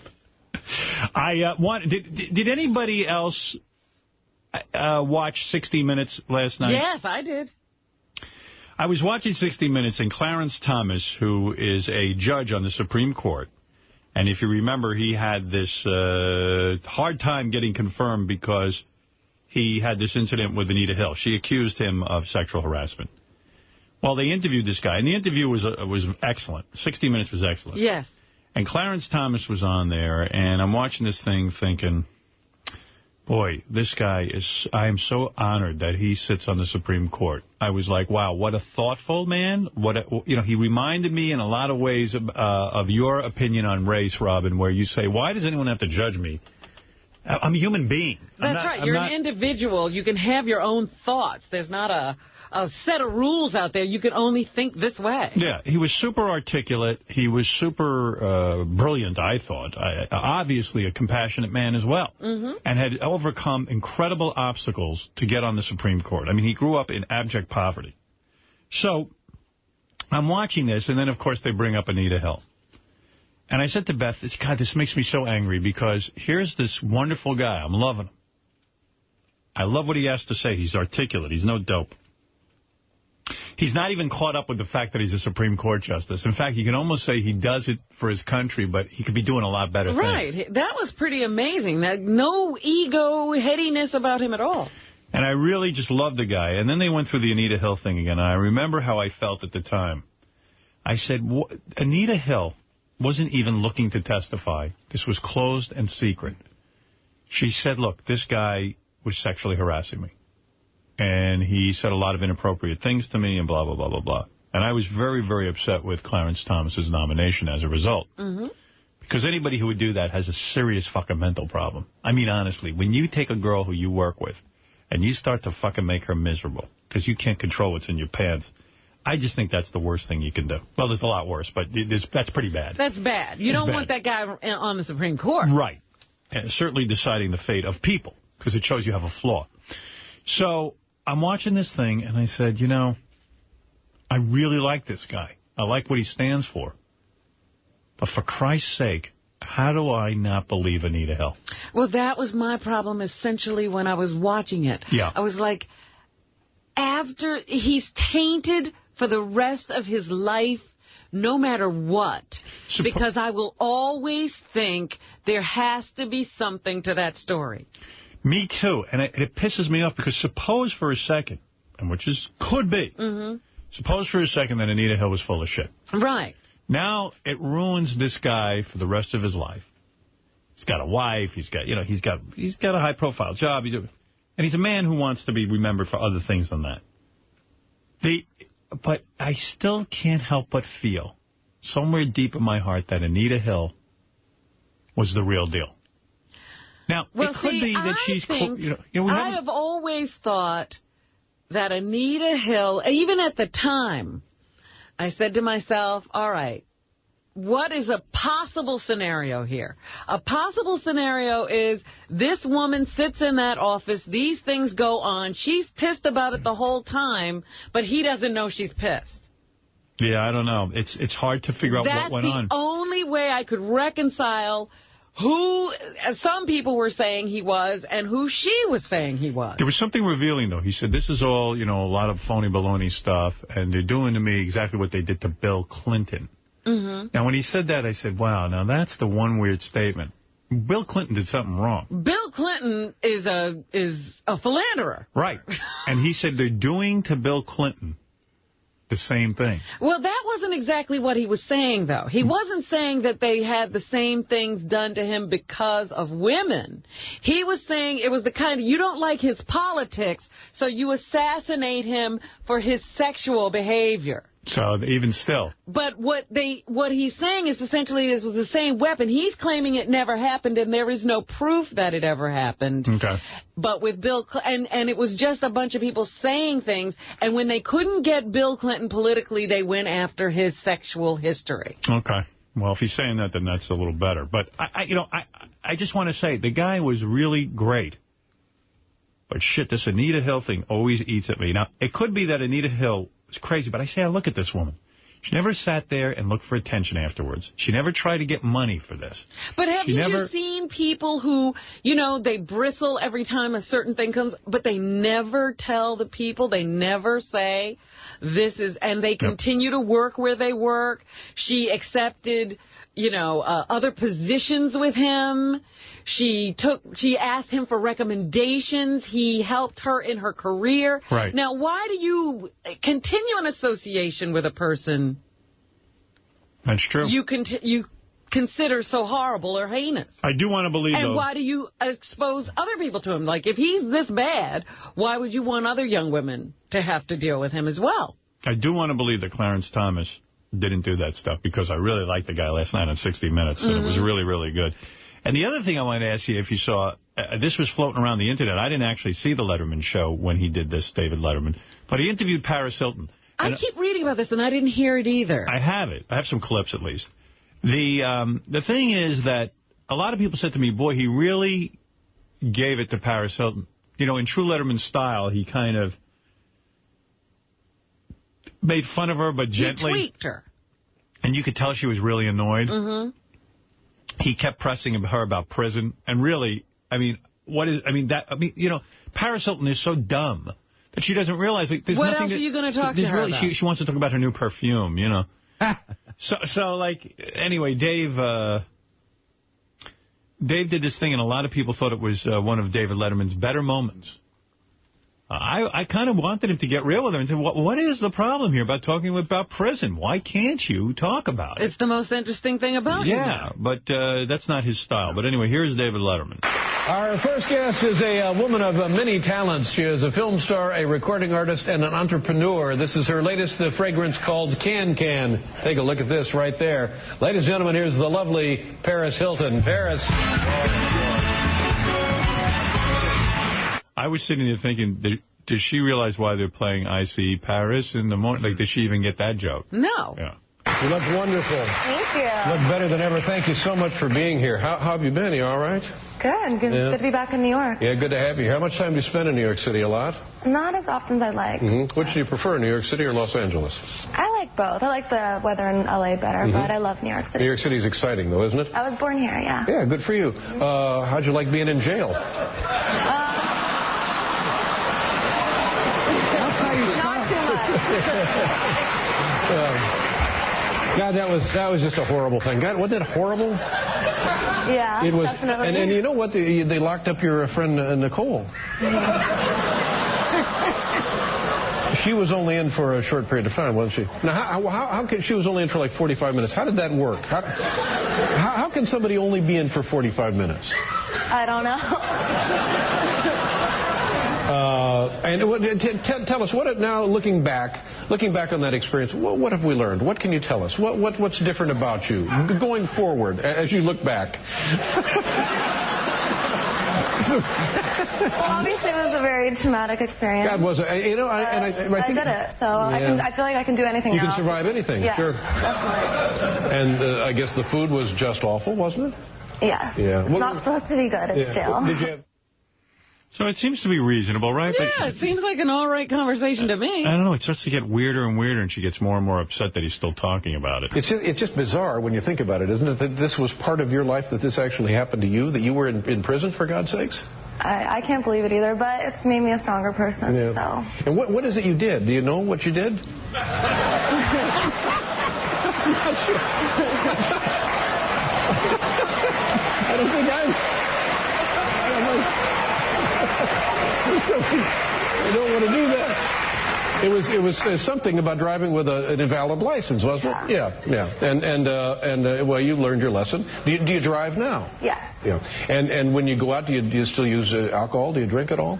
If I have a driver, no. You have a driver. That's very important. If you're going to go out and you're going to have something to drink, you should have a designated driver. Everyone should, definitely. Yeah. Well, that's good. And do you have your friends treated you differently since you've been out of the slammer? People think that I was really strong, that I went through it, so. God, it was just ugly, wasn't it? Have you made... But I've moved on with my life, so I don't really want to talk about it anymore. I know. Well, I appreciate that.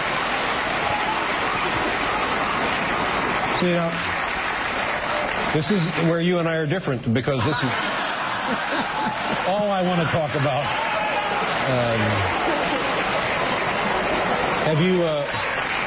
Did you make any friends while you were in jail?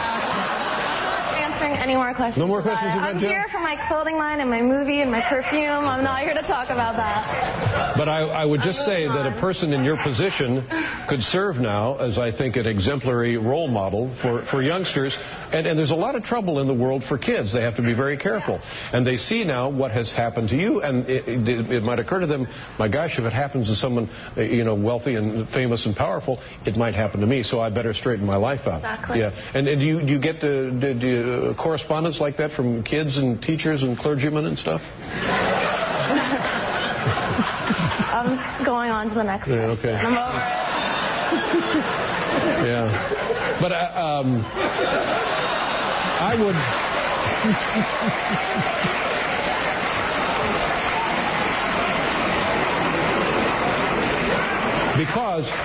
because in all seriousness now, this could be your legacy. This as a contribution to the young people of this country.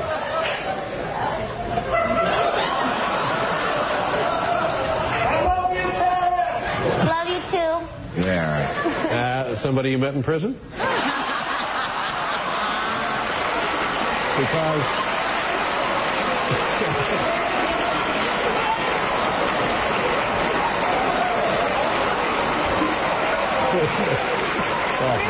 I know. No, we really should. I know. Well, I haven't seen you because you know what happened. The week that you were supposed to be on the show, you had to go away. So now I haven't seen you since. No, but now you're making me sad that I came because you're please don't be sad. Are you really sad?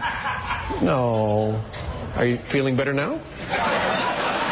Stop talking about it, yeah. I'll buy you a parakeet. Man, he is at his condescending best there. You know, he was owed that interview. He has worked so hard to make her interesting in the past. Yeah. Well, good for you, Dave. Yeah, right? So that was a very uncomfortable... You have to look at it, too. It's very, very uncomfortable. I mean, yeah, as anybody who's like I was saying before, the point with Sarah in the award show as a comic or any type of humorist or whatever, if she's in your presence, there's so much about her that's negative and interesting and crazy in the news. It's like just touching her and saying anything, you're going to get a reaction. It's like... I would love to interview her. I mean, yeah, obviously that would be unbelievable. I would take a very different approach. I would open her up. Well, I would. This show is very different because of, you have a unique style, but also there's no audience. You don't have to be a slave to that laugh every 2 seconds. Yeah, and that's the problem. And it's longer form. You can long form it. Yeah. You don't have to have, a 5-minute interview. Yeah, that would be the ultimate thing, but her ass ain't never coming in here. Hey, Vinny, you're on the air. Go ahead, please. Hey, Howard, how are you? Hi. Awesome. Listen, it's been a while since we've heard from Fred. I was wondering if we could do the Fred segment. Fred.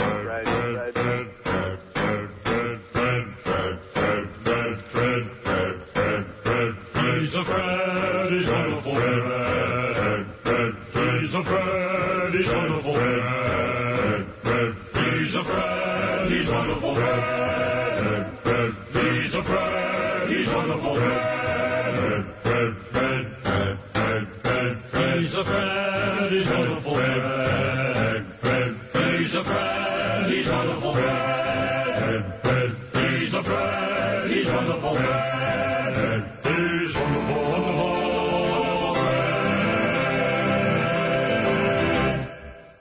All right, Fred, what do you have to say? Is there anything you can tell us? Go Yankees. That's it. That's it. What about Sal and Christina? You have nothing to comment on? You don't want to talk about anything I think they're on the Titanic. And they're going down. And that's sad. I wonder... And the nice thing about today coming in was that she actually opened up, and I got a different perspective on her. Because we only got to hear from Sal. Yeah, I didn't realize she hated him quite that much. Fred, answer me this. On a scale of 1 to 10. And I have to say another thing. I think Keith Abloh, while he's very, very good, he said to me, two of the stupidest things I've ever heard a human being say in the air. A, to contact the emotional friend again. I disagree with you, but go ahead. Because, you know, it's like telling a crack addict, oh, yeah, go ahead, hang out with your crack buddies. I don't believe that. I want to ask Howard why. And the other thing was when he said for Artie to have, you know, a child. Because, in my situation. Yeah. So, like, those are two examples of where I think he's a little, I don't know. On a scale of 1 to 10, the Sal and Christine moment on the show, is it a 10 being good, 1 being bad? I think it's an 11. You think it's an 11? I think it's 11. Highly. Robin, a successful segment? Definitely. All right. Artie, your question? My question is, now, you say you agree with Dr. Abelo when he said that Sal should allow Christine to talk to this. They're not up to it. Let me okay, this is my question. And because you being in therapy and a bit wiser, I'm sure, than I, might have a different viewpoint than me that I can't see. Is it because my only reasoning would be to allow that would be to show that the relationship is that strong and it can withhold this and it's really no big deal. Is that why you let that happen? Because other than that, I can't see any problem. Right, I'll tell you why I believe Abelo was right. Right. And this is going to take me 3 seconds to explain. First of all, when you're in a relationship with somebody, I don't care who it is, as soon as you become insecure, it sucks dick. Right. All right. So the idea that Sal is now allowing... In other words, we're all adults here. One of the things I know that you hate about relationships, when even you'd say about Dana as much as you loved her, oh, she's going to tell me what to do. Absolutely. Okay. Yeah. Sal should never put himself in the position of being the parent to Christine. I'm not allowing you to talk to someone, to see someone. You know what the opposite attitude is? Listen, I'm going to work to save this marriage because I'm into you. If you feel strongly about this guy, go see him. Go fuck his brains out if that's what you got to do. Just let me know. That's a weird permission. I mean, I agree with everything except fucking saying that. The second Beth wants to be with another guy, I want to know. But on what level? Physically or emotionally? Yeah, emotionally or physically. I want to know. But wait a minute. What does it mean to you if she says she wants to be with another guy? You let her go? It means that the relationship is going south. Well, see, he already knows the relationship's going south. So the fact is, she is going to go south. If it's not, I'd rather be with the enemy, this guy, than a guy enemy I don't know.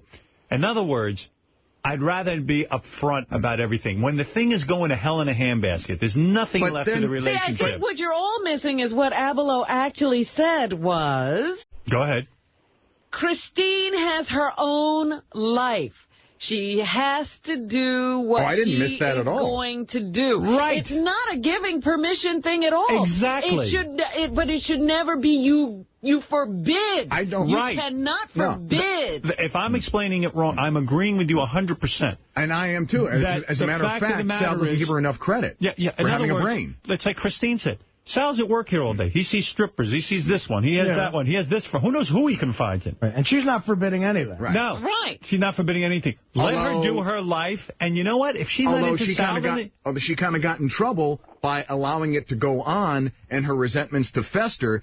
That's why we're in the situation that we're in now. But that's why she had to run to her emotional friend. Sal can't be in a position where he's got to allow and not allow. Right. And she's got to want to be with Sal. That, but you know what? You're dealing with two people who are in critical condition. And Robin would know as a nurse, you bring the patient in, what's the first thing that you do? You patch him up. You try to stabilize the patient. These guys are DOA Fred, practically. You can't stabilize the patient, however, by saying, oh, don't talk to that guy. Sir, are you satisfied with the Fred segment? I think it was awesome. I think you're insane for thinking that Sal should tell his wife to go and fuck her brains out. Do whatever she wants. She's going to do it anyway. But at that point, there is no relationship. Right. That's right. Okay, so let's learn that. Let's learn that. If Beth wants to go fuck another guy, it's up to me to decide. See, but you're making that leap that... Let me ask you this. You're an in-touch sort of cosmopolitan sense, emotional guy, right? Sure. I mean, would you really have an issue if Beth had a guy friend who she... Of course I'd have an issue. Okay, so do you think that's a mature thinking or a mature way to think? I think that I would never be in a position to say to her, you're not allowed. She said to me up front, like she has ex-boyfriends that she used to talk to all the time and this and that and the other thing. I never sat her down and said, look, you want to be in a relationship with me, you're not allowed to talk to your ex-boyfriend or you're not allowed to talk to this one or that one. If she had turned to me and said, listen, I don't want you talking to this girl that I dated and that one, I would have had a hard time with somebody telling me what I can and can't do. Right, but if the fact of the matter is, I don't have a desire to talk to these women because I am really not... I'm in such a healthy place with this relationship. It's not even an issue for me. But and the fact that if I had a woman who says to me, you're not allowed to do this. Yeah. No, I know. Hey, look. It would bug me. Well, why don't you turn it around? He was talking about you forbidding Beth. That's right. And, it sounds like you're equating her speaking to this guy on an emotional level to fucking him. It sounds like you're putting them on the same level. And you know what I mean? Like I mean, she's saying it's not on the same level. So if Beth told you there's a guy I can't stop just speaking to on the phone a couple of times a day, you would end the relationship? You'd go, you want to spend time with this guy on any level, so we can't be together. I'd be very jealous. Right. And I'd have to work through my own shit, because what is it that I can't allow her to have her own life? So what you're telling... She's a separate person. Robin talks about healthy relationships, and she's right. Robin has male friends and stuff. Yeah. She ain't stopping talking to male friends.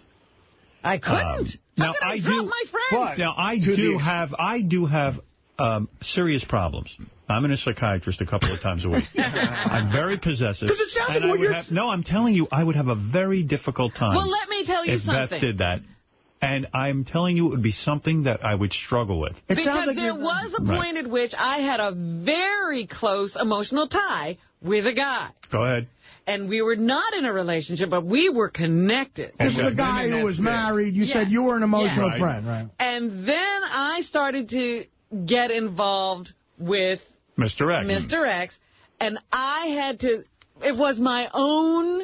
Right. This was too much. I couldn't separate my feelings from this guy to him. Thank you. And I said, you know what? I can't keep that up. But nobody told you. Nobody said it. Nobody said to you. If he had said to you, listen, Robin, no talking to your emotional friend. I said goodbye to him. That's right. Can I say, first of all, I'm jealous. I don't think I've ever had that kind of connection with a woman when it wasn't physical, to where I would feel like this is cheating. We're connecting so well emotionally that this feels like cheating. It does sound like a big waste of time. But Howard, I'll tell you, it sounds like you're saying... It might have been a waste of relationship for him, but for me, it was great. So it sounds like, Howard, you're saying that Sal's situation right now is he's fucked, because clearly Christine still wants to talk to the guy. That's right. So you... Sal was put in the awkward position of having to say to his wife, guess what, 4-year-old? You're not allowed. Do your parents ever not like some of your friends? Yeah. And they say you can't see them, and you want to say fuck you to them? Yeah. He was put in the unfortunate position of having to be the parent and say, you're not allowed to do that. My parents would say that. He doesn't know how to talk to her about that. He could say, by doing what you're doing, that continues to hurt me. Dr. Abelo said, take her hand and tell her you love her. Right. And you know what? And say, God, it's killing me that you have this friend, but you know what? I don't ever want to be in a position to tell you not to do something. I love you. I'm going to try and stay with this. I might not be able to handle it. Because you haven't asked. I still talk to this person. Right. Right. And but so... You vixen. Well, you are a whore. Does Florentine know about it? Oh, God, help me. Jimmy, get up, tell her she can't talk to this guy. When were you talking to him? When were you talking? I was in Delaware this weekend. We're all too insecure. You're absolutely right. I still talk to this person, but I managed my feelings for him. You know, I said, that cannot go on. We're still friends. You are hogging Fred's segment again. My parents... Fred, thank you. I know everything. You all know nothing, but you fail to recognize. Fred had way too much time in this Wait, Howard, bottom line, though. Bottom line, if you were Sal, currently today in Sal's position, you're saying you would break it off with Christine. I would. That's what it sounds like you're saying. I would. You would break it off if you were Sal. And let me tell you something. That's not right. That means I'm being controlling. But that's how you think. And I'm telling her. Now, what I'm saying is, what Dr. Abel was saying was the healthy thing to do. But that's unrealistic. It's unrealistic. You don't have much to give. That's right. That's what I'm saying. That is exactly what I'm saying.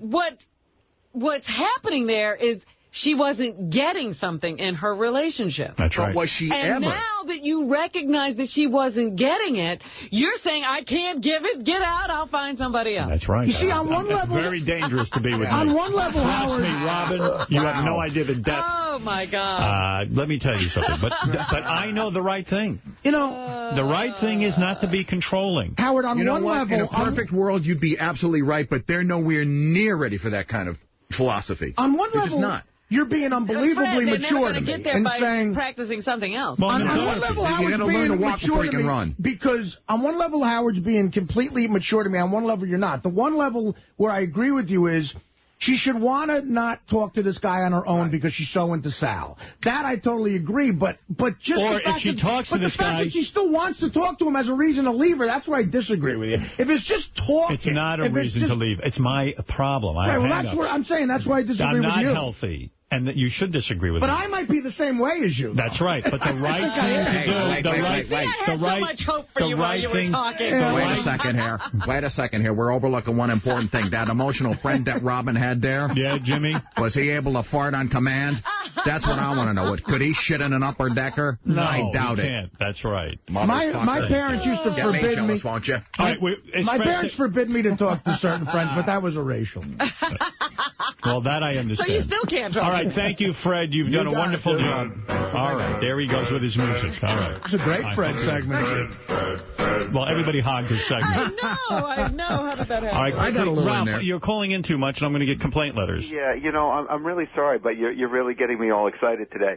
Can I go back to the Fred segment for a minute? Quickly. Fred sort of... You better. That's not what I'm calling about, but Fred, you're sort of projecting when you're talking about the marriage being disaster and this kind of thing, because you had a problem in your marriage, and I think you're sort of projecting whatever you went through onto Sal. They have a different situation. No, let me tell you something. Not true, Fred dude. is not doing that, and I'll tell you why. Why? Fred and his wife had a lot in common, and she took the marriage seriously. I saw what was going on here. Christine is miles apart from Sal, and Sal's miles apart from her, and it didn't look good. It didn't look good. No, you know what? It was really interesting to me. They're the same distance apart. Yeah. But it occurs at different times. When Christine is open, Sal is closed. When Christine closes down, Sal opens up. Yeah, I think they're close. I think they're closer than they think they are. Yeah. Ralph, was the segment with Christine and Sal everything you wanted it to be? Did it satisfy you? Oh my God, it was so great. And again, I got to say, like, you got to give it up to him, because it's kind of hard for him to navigate through this in that room of all you people. You know, Yeah, Sal did. Sal was amazing and Christine honest. as well. No, I mean Dr. Abelow. Oh, Dr. Abelow, for sure. He was great. And Robin made me back off at one point, and she was right, because I let them got real, and you were getting jokey. You were being like Christine. All right, very good. I got uncomfortable for a minute, but I backed off. Thank you. I deserve high praise for listening. You did fine. Thank you. Can I talk about Letterman for a second? I'm wonderful. Yes, quickly, Ralph. Letterman. Quickly. I don't know how you can defend that. I love Letterman, but he was a complete asshole. This is a guy who sucked off Paris Hilton for the ratings and stuff for years now, and then she comes in, and now he's like, okay, you know what? I'm just going to put the hammer down on her and fuck her and just insult her. That was insulting. I don't like Paris Hilton in any way, shape, or form, but that's like that's what the... No, you're wrong, and I'm going to tell you why you're wrong about Letterman. I'm not. Let me respond, and I'll tell you why, because... The president of Iran came in, and the dean of the Columbia University... No, not the same thing. I'm going to tell you what. He started out, it was an uncomfortable topic to bring up, that she was in prison. Right away. You want to hear the answer or not? Okay. All right. In fact, I'll hang up on you, that way you can't respond. Quickly, Letterman brought her in and started asking her about prison. And the audience reacted, and it was fun. There was a time in that interview when Letterman was asking the first couple of questions. As you heard, Robin, it was going along smoothly. Yes. If Paris Hilton would have said to him, I did learn something about prison. I learned that, I don't want my life to go that way. I've got a pretty special life. I've had tremendous success. I have friends. I have family. There are people who do look up to me, believe it or not, Dave. And the fact of the matter is, I do want to make better of my life. In fact, when I was in prison, sitting and eating a bologna sandwich and being incarcerated and being around people who are troubled, I did come to some conclusions about my life. Now, Dave was forced in a way. He cannot, as an interviewer, be put off and not be allowed to ask about prison. And when he asked her about it, she suddenly clammed up. The audience was laughing because she was clamming up, and that's when it turned into this uncomfortable thing. And he's a comedian, and he went with it. She could have said at any time, answered his questions, and that would have said to him, you know what, this is an introspective, thoughtful person. No, she should have answered the questions, and Dave was put in a weird position, and he had to make something out of nothing. I would have handled it differently, but nevertheless, Paris Hilton can't go on a talk show and not have a certain responsibility to answer a question. Can I ask Ralph a question? I hung up on him. That's why I got my words out. Because it's funny because this is the thing. Like, if Paris Hilton were here, right, and you did the old Letterman interview, we're nice to her and everything like that, Ralph would have called in afterwards and go, how could you let her off the hook? No, but you not understand the point I'm making. When a Paris Hilton comes on the show, she's got to answer questions. Those questions were not hard. They were softball questions. What was prison like? It's no different than what Larry King asked her. Yes, it's a different environment, but it's the same question.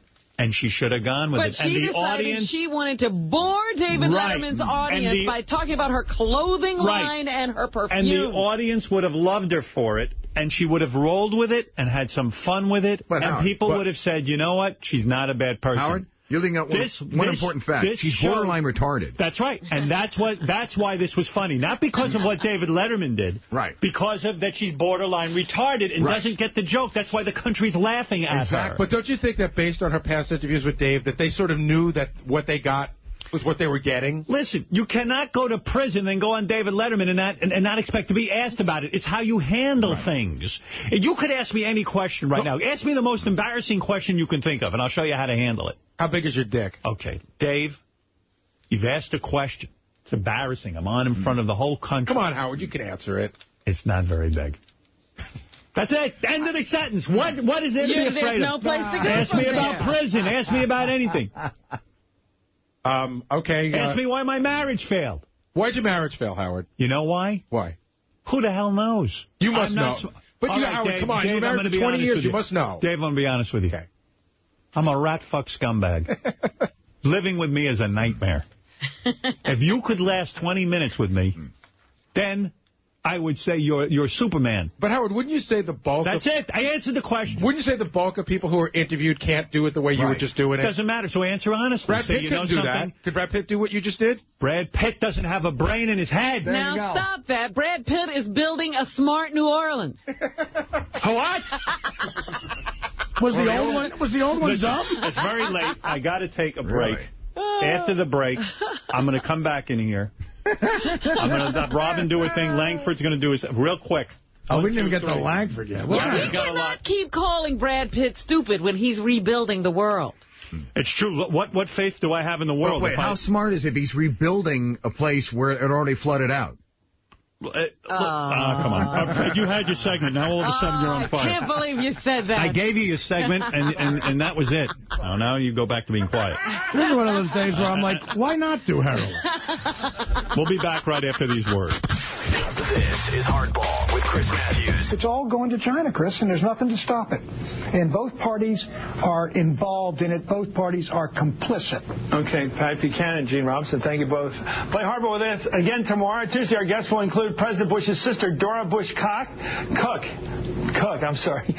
Dora Bush Cook. The Howard Stern Show. Bush Cocky. We'll be there. We will be there if you fuck up. That's right. Okay, quick. Steve Langford, get in here. John Hine, get in here, please. Steve Langford, Howard 100 News. He's got important breaking stories that we all must hear. Just some of the stories. Just some of the stories. Just some of the stories we're working on in the Howard 100 newsroom. A former Stern Show guest found dead at his home in Phoenix. David Hahn Schmidt, who made a name for himself buying and selling celebrity sex tapes, apparently committed suicide. Schmidt was last on the Stern Show about a year ago, screening the Dustin Diamond Screech porno video. Schmidt was facing up to 2 years in federal prison for allegedly trying to extort Tom Cruise for some wedding photos Schmidt had obtained. You know what? I read that story about the Tom Cruise extortion plot. I didn't realize that was the guy who had done the show. What an honor. Thank you. I remember that guy. We're always involved. Yeah, boy, what an impressive guest list. That guy was shady. So he killed himself? Apparently. I'm sorry to hear that. Really am. And what about other news, Steve? Also today, the killers of comedy apparently getting clubbed by the Cubs in Chicago. The Reverend Bob, Beetlejuice, Sal, Shuley, and the Iron Sheik bringing down the house near Wrigley Field for their first show Friday night, but then apparently given the bum's rush when the Cubs suddenly clinched a playoff spot. The comedy club canceling the second show the Killers of Comedy were to have done, but the Killers, stand-up guys in more ways than one, reportedly staying to drink with their fans at the bar. All right, very nice. How big of them?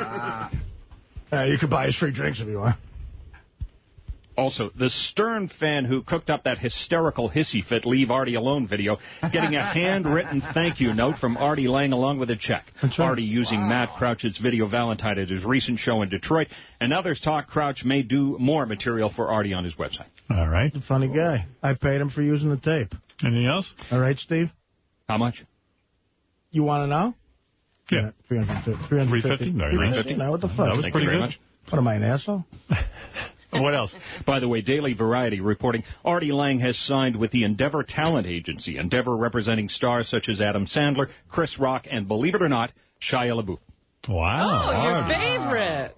We're looking at me and Shia are looking at a buddy comedy. I would go see that. No wonder you use his name all the time. No, I'm crowbarring it in wherever I can, Ron. What else you got there, Steve? The Red Peters Comedy Hour, tonight, 7 Eastern, Howard 101. Stern News You Know to the Howard 100 News tip line, 877-33-SIRIUS, choose channel 100, or email us to howard100news at sirius-radio.com. All right, Steve, thank you and the whole news department for your reports. John Hine, what do you have to say for yourself? The wrap-up show every day at 11 o'clock. What do you got there today? Well, Sal and his wife Christine sat down with Dr. Keith Abloh in an attempt to open their emotional doors. And now everyone is wondering if there's any hope for their marriage. What did you think of the interview, number one? And number two, what did you come away with? I thought the interview was really good because you did learn more about Christine and Sal, where they're coming from. I don't know I don't know how they're going to fix what they've got. It seems like, can they ever really trust each other? You are a happily married man. I know that for a fact. You don't even masturbate. You only have sex with your wife. Do they have a shot? I think they have a shot because I don't think Sal's any different from when they first met, and I don't know how different Christine is from when they first met. So they kind of knew what they were getting into in the first place. Do you think Christine loves Sal? Yes, I do. All right, there you go. Then there's Hey, John, what time are you coming home? Emotional friend. Not that guy again. Yeah, I don't know. Your wife's looking kind of cute. What else you got? Well, we're going to go over everything that we've learned whether Sal and Christine are living double lives, what Christine's laugh and Sal's one-liners really meant during that segment, if Artie's emotional friend, which we just heard, was awkward, who here would be okay with Christine talking to the real emotional friend, and we'll speculate on the future of the happy couple. We're all fine with her talking. I'm for it. We love it. Plus, Sarah Silverman didn't feel guilty about her Paris and Britney jokes, but a comparison to Melissa Rivers definitely struck some kind of chord. Weird chord, yeah. We'll discuss Sarah's interview and how she looked today, her experience with Artie and Teddy at the Playboy Mansion, how she doesn't sell pot, but she might need to find a new way to travel with it, and how her desire to smell Richard's balls will soon be fulfilled. Plus, the aftermath of the Mets choke, the return of Scott the Engineer, Howard's new holiday gift policy, and everything else that happened on today's show. All right, Johnny, thank you. John Hine, you got a full plate. We hope to get to that sometime before noon.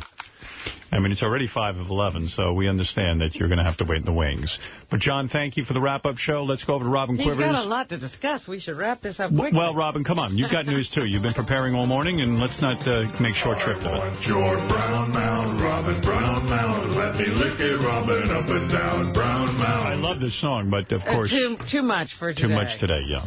Sad news in the Rock family. Chris Rock's brother, Charles... is dead. Whoa. Died some time ago in a homeless shelter. Really? Basically, I mean, he got sick in the homeless shelter anyway. They say he was abusing drugs or abusing alcohol for 20 years. He was 52 years old and was living in absolute squalor at the time of his death. They say he wasn't always this way. He graduated from college and got accepted into a prestigious junior executive program. It wasn't until Chris Rock's career took off that Charles began abusing alcohol. Do you mean they see a tie there, that it was hard for him to... That's what's in this article, that he couldn't stand... I guess he was older than Chris, obviously, and there was his little brother surpassing him.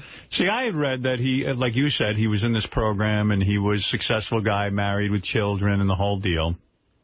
And they didn't, in this article I read, attribute it to Chris Rock's success, but they said that when his marriage fell apart... But that's also, your life taking a turn for the worse. I think that they were claiming sort of that's what kind of did it to the brother. When did that happen? Did it happen at the same time Chris Rock started to see his career take off? I know for me, I would not want to be Chris Rock's brother and not have a big career. Listen, it's been very hard on my sister. I mean, you're a phenom. I mean, you're like a supernova. A juggernaut. I mean, what sister can live with? See, no, if it was a brother, it's a different thing. When it's a boy and a girl, for some reason, the same rival. I mean, obviously, I'm kidding. My sister's supportive, and I haven't taken off. But your sister's way more together than you. Absolutely. But, you know, when you said the name of the kid, when you said his brother at first, I was taken aback, because he has a brother named Tony Rock. Right. And we've had him on. He does have you really? Yeah. Oh, yeah, he does stand-up. Yeah. So that would be the guy, if one guy's really jealous and upset, it would be Tony. Because the other brother wasn't in show business in any way, doesn't say he ever had anything to do with show business. Oh. Well, Chris, we're sorry to hear that, I'm sure. Well, not only that, the worst part of the story is because when he went into the hospital, nobody knew who he was. Right. He was put in some anonymous grave with a bunch of other people. And it wasn't until recently that Chris found out his brother was dead. And they were able to hold a memorial service in their home church in Brooklyn for him. Are you one of these people who gets on a guy like Chris Rock for allowing that to happen to his brother? I mean, I hope I'm not. I mean, like, if Chris Rock is worth $15 million, how much should he give his brother? $1 million? What does that mean? No, let me tell you something. When you have a brother, what are you going to do? You first of all, when you have a brother who's troubled, an alcoholic, etc., throwing money at the situation ain't going to help me. I'm sure Chris has tried to help him, probably tried to get him into therapy. He was in a number of treatment programs. Yeah. I am sure he tried. Because I know Chris, and I know what kind of guy he is. But the fact is, sometimes these people go so off the deep end that you got to get away from them because your life is threatened, or you're insecure or unsure whether the person's safe. And also, you got to sometimes say, there's nothing I can do. And it's awful. And then you do lose track of these people. They live on the streets. And there's no way he would even know what his brother was up to. I had a friend who had a brother like this. And quite frankly, there was no getting him under control. He died. Yeah. He died on the street. And if you're a celebrity with money, those people can take you around some real shady people. That's right. Then, yeah. But also, we then do the story, and it's like, oh, he didn't do enough. But you don't know what they went through, and you don't know how difficult or bad this guy's problems were. By the way, when some of Chris's movies flopped, that must have helped the brother. I think he had a moment of you think clarity. A little upturn? Yeah. Anytime Chris Chris purposely made some bad movies. I'm sure after... hoping that his brother would turn his life around. What I said? Didn't his brother see... I think I love my wife. Didn't that somehow make him feel better? No. Keep hope alive. Anyway, Chris Rock, we love him. He's a friend of the show, and I'm sorry to hear that. Yeah. All right. Eric Clapton is now writing his book and weighing in on his relationship with George Harrison and the women they shared. He now says that George Harrison wanted to sleep with Paula, that's a new one. Patty's sister. Wow. And Eric was dating Paula at the time. So George Harrison had a thing for Eric Clapton's women. And Clapton had a thing for his women. He was Why don't the two of them just suck each other off? Yeah, what the fuck? And he wrote Layla. Isn't it amazing? That was George's wife. These wealthy rock stars, they meet girls every day. But they get so that eventually they go after each other. They're like vampires. They feed off each other. Well, that's what he said. I mean, it's ridiculous. Well, you know... I coveted Patty because she belonged to a powerful man who seemed to have everything I wanted. You carried out a semi-secret affair until the Harrisons split up in 1977. She married Clapton 2 years later, but they parted ways in 1988 after years of infidelity on his part. Rather than being a mature relationship, it was built on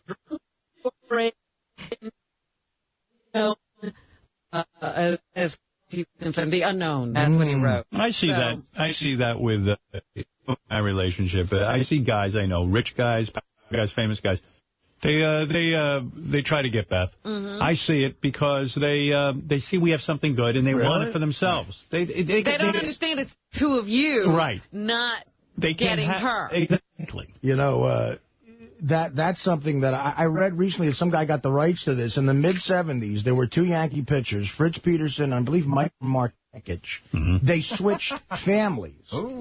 Like, they started cheating on each other with each other's wives. Wow. And then not only married the other one's wife, but took their kids and dog and family and everything. He's like,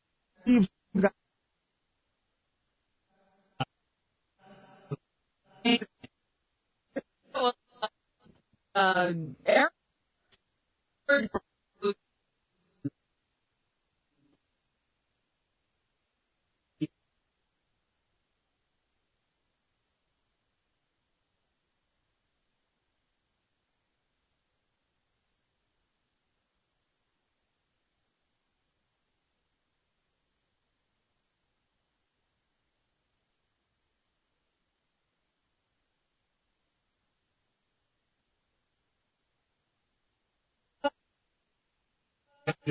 up.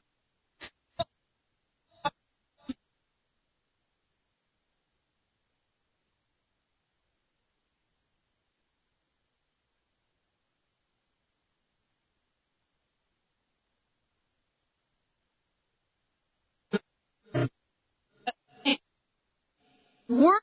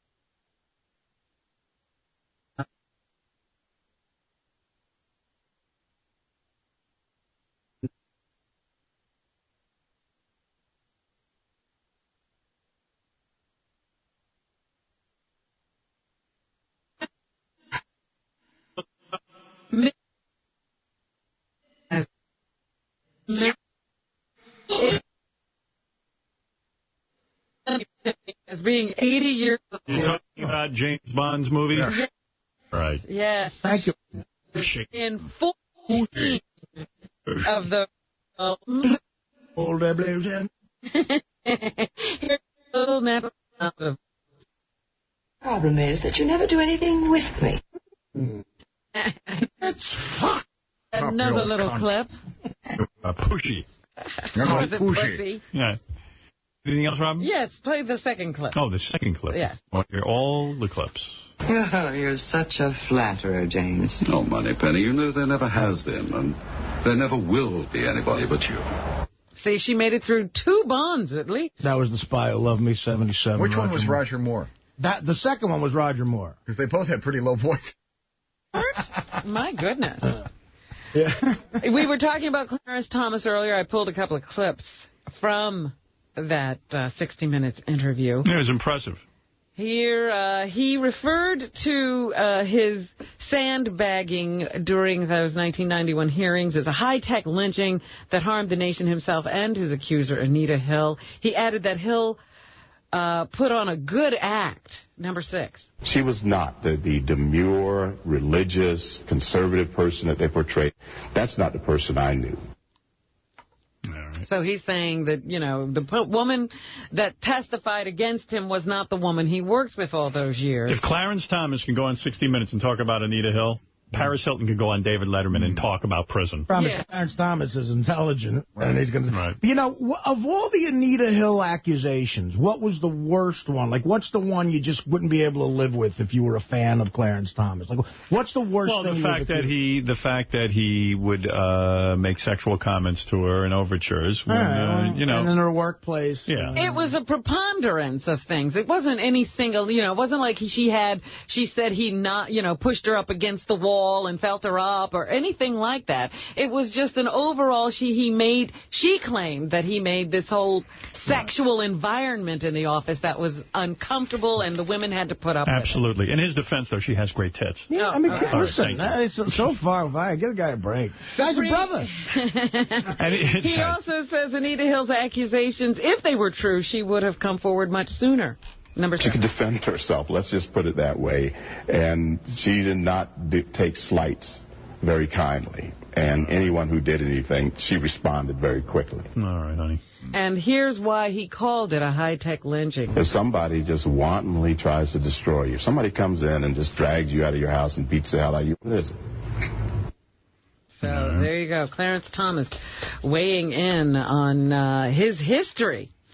The president of Duke University has apologized publicly for the first time for his school's treatment of 3 former Duke lacrosse players falsely accused of raping an exotic dancer during an off-campus party. Number 9. The fact is that we did not get it right, causing the families to feel abandoned when they were most in need of support. This was a mistake. I take responsibility for it, and I apologize for it. All right. A little too late, I think. Yeah. The News and Observer reports Richard Broadhead's apology came Saturday during a speech at the Duke Law School where a 2-day conference focusing on the lacrosse case was being held. All right, Robin. Democrats are once again criticizing the United States. This time it's the dialogue between the U.S. and Iran.